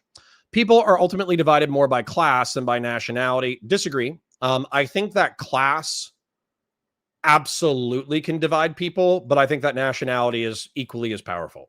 Controlling inflation is more important than controlling unemployment. I agree with that. Because corporations cannot be trusted to voluntarily participate in the environment, they require regulation. I'm going to put agree, even if that's quote unquote center left. That's just true. From each according to his ability to each according to his need is a fundamentally good idea. Strongly disagree. Communists can eat a dick. The freer the market, the freer the people. True. I think that free markets absolutely correlate with individual freedom. Now, that being said, do we need some degree of regulation? Absolutely. Do we need some degree of taxation? Absolutely. But generally speaking, free markets correlate with individual liberty. It's a sad reflection on our society that something as basic as drinking water is now bottled and branded consumer product. Strongly disagree. I love bottled water. Fiji kicks ass. Land shouldn't be a commodity to be bought and sold. Nope, you can go fuck off. It is regrettable that many personal fortunes are made by people who simply manipulate money and contribute nothing to their society. I'll go slight agree on that, even if it makes me a lefty. Protectionism is sometimes necessary in trade. Strongly agree. Now, this might put me, weirdly enough, contrary to the tariffs position that I've done before. But at the same time, for national security, I am 100% okay with using protectionist trade policy to protect the military industrial secrets of our country, along with high technological stuff like computers and AI and all that bullshit. So yes, this statement is just true. The only social responsibility of a company should be to deliver profit to its shareholders. Disagree. The rich are too highly taxed. Disagree. Those with a high ability, it's kind of like, I'll leave disagree, even though that's a center left answer. I'll leave it. Those with the ability to pay should have access higher to higher standards of medical care. Yes, absolutely agree. I would do a multi-payer medical system if I could, where the bare essentials, like emergency room care, annual physicals, doctor recommendations, prescription drugs, I would do that to be fairly like cheap to the average consumer. But if you want like super advanced, like cancer R&D drugs that regrow your hair and gave you a 10-inch dick, I think that you should be able to pay for extra crazy hardcore health insurance to help you with those expenses, or you should be able to pay for it out of pocket. Government should penalize businesses that mislead the public. Yeah. A genuine free market requires restrictions on the ability of predator multinationals to create monopolies. I agree with that. Abortion when the woman's life is not threatened should always be illegal. Okay. I'm going to put agree, even though I don't technically agree with the thing. When the woman's life is not threatened should always be illegal. I agree of the sentiment that abortion of a viable fetus is immoral, and after 20 weeks, it should be illegal, especially if the fetus is viable. So this is saying, like, when a woman's life is not threatened, should always be illegal. Nah, like, no. But the vibe is abortion is way too fucking normalized in our society right now. All authority should be questioned. Agree. An eye for an eye and a tooth for a tooth. Disagree. Taxpayers should not be expected to prop up any theaters or museums that cannot survive on a commercial basis. Disagree. Schools should make classroom attendance compulsory. Strongly agree. All people have their rights, but it is better for all of us to know different sorts of people. Wait, all people have their rights, but it is better for all of us that different sorts of people should keep to their own kind. Disagree. Good parents sometimes have to spank their children. Strongly agree. Although, by the way, I have never spanked my kids. I haven't had to because I have really, really, really good kids and I talk to them all the time. Spanking should be a last resort.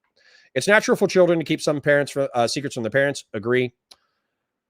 Possessing marijuana for the personal use should not be a criminal offense. Agree. The prime function of schooling should be to equip the future generation to find jobs. Agree. People with serious inheritable disabilities should not be allowed to reproduce. Strongly agree.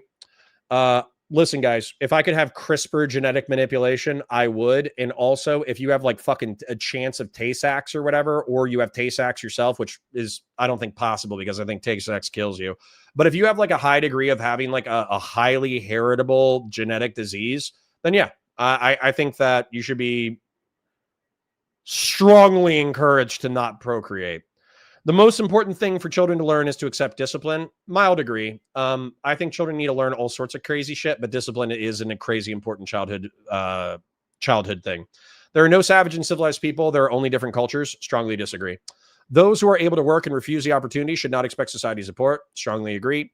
When you are troubled, it's better not to think about it, but to keep busy with more cheerful things. I'm like literally right in the middle of these two things.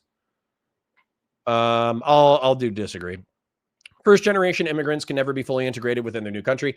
I agree, but that doesn't mean that they can't be substantively integrated. They just can't be fully integrated. What's good for the most successful corporations is always ultimately good for all of us. Mild degree, but obviously there's like 10,000 caveats for that.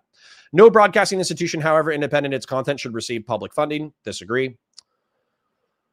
Our civil liberties are being excessively curbed in the name of counterterrorism. Mild degree. A significant advantage of a one-party state is that it avoids all the arguments that delay progress in a democratic political system. As a descriptive term, this is correct. A significant advantage of a one-party state is that it avoids all the arguments that delay progress in a democratic political system. This is just descriptively true. I don't think that's a moral statement, but I think that's descriptively true. Although the electronic age makes official surveillance easier, only wrongdoers need to be warranted. I'm more into the current status quo of the Orwellian police state that is limited by the Constitution of the United States. I'm more into it than anybody in chat. I'm actually perfectly like, okay, with the surveillance apparatus, we could talk about it later. The death penalty should be an option for the most serious crimes. Strongly agree. In a civilized society, one must always have people above and be obeyed and people to be commanded. Mild degree, there's lots of incompetent, stupid people who need guidance and leadership, and there's some people who are naturally born leaders. So mild degree. Abstract art that doesn't represent anything shouldn't be considered art at all. I'll put strongly agree. Fuck your abstract art. Abstract art can eat a dick. In criminal justice, punishment should be more important than rehabilitation. Mild degree. Like preventing future crime through incarceration is more important than rehabilitation. Rehabilitation is a secondary consideration. It's a waste of time to try to rehabilitate some criminals. True. The business person and the manufacturer are more important than the writer and the artist. Technically, I agree with that. Mothers may have careers, but their first duty is to be homemakers. I agree. Almost all politicians promise economic growth, but we should heed the warnings of climate science that growth is detrimental to our efforts to curb global warming. Believe it or not, I'm an eco-fascist, so I agree with that. Making peace with the establishment is an important part of maturity. I agree with that. Astrology explains many things. Strongly disagree. You cannot be moral without being religious. Disagree. I actually would probably put agree because you know what? I'm going to put agree. I don't think you have to be a religious literalist to be moral. I think you need to. All right, I'll put disagree because you guys are going to bitch if I fucking leave that as agree. I think you need to understand. No, fuck that. I'm going to leave agree. You have to understand religious morality. Okay. And if you understand religious morality through comic books or through Batman or through Superman or through Greek mythology or through some other shit, you can say you're not religious, but you're still understanding Greco-Roman and Christian morality through pop media. Okay. So I think that you need to understand religious morality prescriptions and where they come from in order to have a moral judgment. You can say that secular humanism provides all the answers with all the trappings of religion. A lot of secular humanist principles are rooted in religious philosophy. So charity is better than social security as a means of helping the genuinely disadvantaged. Disagree. Taxation is based. Some people are naturally unlucky. Strongly agree. It is important that my child's school instills religious values. Disagree. Although I feel like that could be the agree similar to up here. I'm actually going to go ahead and say agree because, yep. You should understand religion even if you don't believe in religion. Sex outside of marriage is usually immoral. It's fun, but I agree. A same-sex couple in a stable, loving relationship should not be excluded from the possibility of child adoption. I agree. Pornography depicting consenting adults should be legal for the adult population. I agree. What goes on in a private bedroom between consenting adults is no business of the state. Strongly disagree. What I mean by that is this kind of goes back to like my homophobic anti-promiscuity take where like my 15-year-old friend who was engaging in meth gangbang parties, even if he was 18, if you're engaging in meth gangbang parties, no offense, but like I borderline think you need to be institutionalized. No one can feel naturally homosexual. Disagree. I know lots of natural homosexuals. These days, openness about sex has gone too far. I agree. Now let's see where you stand.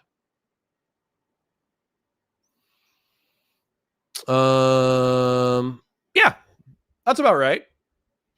That's almost exactly where I would expect to be. I'm perfectly fine with that. Yeah. I'm a little bit authoritarian sometimes, but I have some libertarian instincts. I'm a little bit left-wing sometimes, but I'm a little bit right-wing economically. I think that's fine. And then you said the 12. I'm going to save the 12 things for next time. Okay. I'm going to save the 12 things for next time, just for the sake of the VOD. But I'll go ahead and respond to you guys. I'm sure you guys are like, oh, Connor, you have to answer the questions autistically, literally, even if you know what the vibes are. But we'll go there. All right, let's go to the scroll portion. AF Racing, blah, blah, blah. Fung Dark says, I'm telling you as a former reactionary Trump voter that seeing Destiny and company shit on radical lefties was a big honeypot for me. Based. Sapien Green says, poor Iceland being forgotten like usual. True. Radical left is not as cool as it sounds. True. Machiavellian says, you get what you pay for. True. AF Racing says, one thing Trump has done, in my opinion, is wake a big people chunk up to realizing we don't want to lose what we have, that capitalism gives us a great life, and the Constitution, while imperfect, is good. Based. Rob says, that works with cars, fast, cheap, and reliable. True. AF Racing says, be right back, starting the tubular left party. Based. Gnarly Widdershins party. Based. Fatsimo says, sounds like hiding the ball and decommodification goes further center than I thought. It does.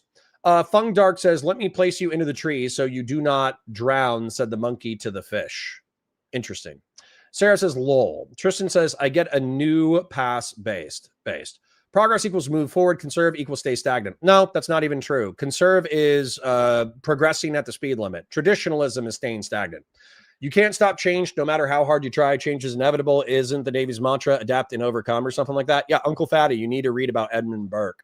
G Free says, not all change is good and some things are worth preserving. True. Uncle Fatty says, ask him to quote a red letter verse. How about you read Edmund Burke? Hearshot says, Andrew had 11K concurrence yesterday. He is skyrocketing. Ugh. Listen, no offense. I'm happy for his success, but I think his audience is worse off for it. Fire W says, poll comp test is very outdated and very shallow, but you got to do it for the memes. 12 axes is actually the one that I'll do next time. Can we zoom in? No. What? Controlling unemployment is much more important than inflation. No, it's not.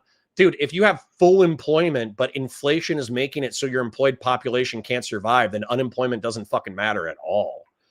Fung Dark says, tariffs aren't bad. Trump's tariff fallacy is bad. Sure. Tristan Clark says, this is surprisingly good content going through the test. Based. AF Racing says, 1% of abortions happen after 21 weeks. Guess what? Only 5 per 100,000 people are murdered on an annual basis. We still prohibit murder. Sam says, lol. What kind of question is that? Peter Mars says Connor's showing his conservatism. Lol. True. They love their authority figures. True. Sin Patty says, wait, my conservative streamer has conservative beliefs? Based. Surprise Pikachu face. True. Uncle Patty says, thou shot ought to never talk shit about dear leader. Yeah, that's pussy shit. Sarah says, lol, Connor, you are pro Minority Report the movie? Kind of. We should talk about it sometime. Fire W says, you had more authoritarian tendencies than I thought. It happens. Listen, guys. I want you, my 110 dear loyalist viewers, I want you to be able to have homosexual sex, okay? But I want you to wrap your tools, all right? I don't want you to be doing meth and banging 10,000 different people. Then I want you to be able to smoke weed recreationally and drink alcohol recreationally because I think there's a value to that. However, I don't want you to be participating in hard drug narco cartel trafficking. And then for you to, while you can do cocaine casually, the side effect of you doing cocaine casually is that the inner city is flooded with crack cocaine and tens of thousands of people get addicted. They become socially and economically unproductive. I don't think your hedonism is more important than the productivity and health of other citizens of the United States. So, I mean, we can get into specific policies, but realistically, like, I want you to have fun. I want you to smoke pot. I want you to drink alcohol. I want you to have young love. I want you to be stupid, but I don't want you to be like a promiscuous, drug addicted, bed blob whore. Sorry. Chiefrey says Connor cannot conceptualize moral aliens. It's like asking him to imagine a new color. Maybe. Jonas Zilla says, I did get a lot of my morality from comic book references. True. Son Patty says, all lads, we're not beating the you forgot to ask someone allegations. True. Sarah says, stop looking in the windows, Connor. Let the gay folk bang. Nope. You will love your gay partner. You will have monogamous sodomy. You will have monogamous sodomite relationships, okay? Kay says, I'm similar to you in the left-right axis, but more libertarian-based. Fire W says, I didn't expect you to be much more authoritarian. It happens. Input says, I can work with that. Uncle Fatty says, I'm a little bit country and a little bit rock and roll. True. Wow, that was fucking rude. Zeta says, thank God Trump and Hegseth are so odious that the generals that they are literally too cringe to coup the government with. That's unironically the takeaway from the day. Fun Dark says, I definitely saw you creeping up the y-axis with some of those answers, lol. Yep, well, don't do hard drugs and don't have endless orgies and we'll be all right. Connor, is it true that the Navy is full of gays? Yes, it's full of seamen, both kinds. Bob Smith says, look, man, we need an escalatory ladder of the universal basic punishment. First, universal basic traffic stops, universal basic technique, universal basic jail. It's a sliding scale. Bob Smith, are you grassroots hegemon in disguise? Connor when not liberal. I know. Fung Dark, we just saw inflation made everyone lose their shit. If unemployment just shot to 8% with low inflation, Kamala would have won. Probably. Sapien Green says, we, your loyal followers, also want you to be able to have homosexual sex for freedom. Okay, I'm not going to take you up on it, but I hope that I hope that you have serial monogamous sodomy, okay? I hope that the gays in my audience, I hope they meet a nice young man, they introduce him to their parents, they have, clean, kind, sweet sodomy together, and then they stay together for 5 to 10 years, and then they break up, and then they have another monogamous relationship, and then they get married, and then they buy a bunch of dogs. Okay? That's what I hope. Uncle Fatty says, the only thing necessary for the triumph of evil is for good men to do nothing. True, 50 years ago. Hans Mayer says, it's so funny that he thinks the same talking points work on the military as they work on the MAGA Bade? I don't know what that word is. Uncle Fatty says, the greater the power, the more dangerous the abuse, and a state without the means of some change is without the means of its own conservation. Sure, 50 years ago. Well, guess what? I'm an old school fella. I'm a classical Republican. AF Racing for 10 says, keep up the great content for the Monitor Fund. Thank you, King. I parasocially love you, and thank you for the financial support. Sage Outcast says, hey now. Fire W says, I actually like the test content. Can you also take the personality test? Laugh my ass off for the memes. It was much more fun than I expected. Yeah, let's do the 12 axes and let's do the personality test. Peter Mars says, make sure to get your dowry. True. Fatsimo says, sodomy is worse for your health than smoking cigarettes. Should slap warning labels on gay men's buttholes. Well, they might like it. Finding another monogamous gay is like finding a shiny Pokemon. I know. That's why I'm encouraging you to do so. For the second time, I'm not grassroots hegemon. Okay. Take it, push it up the butt as all you want monogamously. True. Why do the straights always think about gay sex? Is Grindr still offline? No, it's because I have a gay... Okay. Answering your question genuinely, Uncle Fatty. And by the way, who is it? I got to leave in a second. But Bear, okay? Bear is a friend. He was here earlier today. I don't see him now. But Bear is a gay friend. And he was saying like, man, I'm thinking about being monogamous, but a lot of people are super judgmental in the gay community. It's like, why are people being judgmental about falling in love with somebody that you like and then staying with them? Why is that something to be judgmental about? And same thing with my friend Gay Zach. I'm telling you, my impression of homosexuals was set at 15 years of age. Gay Zach I was probably 16, truth be told. But Gay Zach was 15 and he was able to smoke meth and go to gay orgies and they wouldn't ID him. And he would do hard drugs and participate in gay orgies. That's fucking crazy. Okay. Even if it was legal, even if he was 18, that's fucking crazy. So like 18-year-olds doing methamphetamine and having orgies, in my opinion, should be culturally discouraged at minimum, and maximum if they're doing hard drugs and spreading diseases. That is in the interest of the state to be, at minimum, to be like doing public information campaigns against not having unprotected sex with 20 men while high on hard drugs. I think that's like a low bar to cross. Sorry. Dark triad test. I'm probably a little psycho, but I'm actually incredibly empathetic. And I'm really empathetic. Like even to like animals and other people, I'm typically pretty empathetic. Like I still think some people deserve to die, but that doesn't mean that I don't empathize with them dying horribly.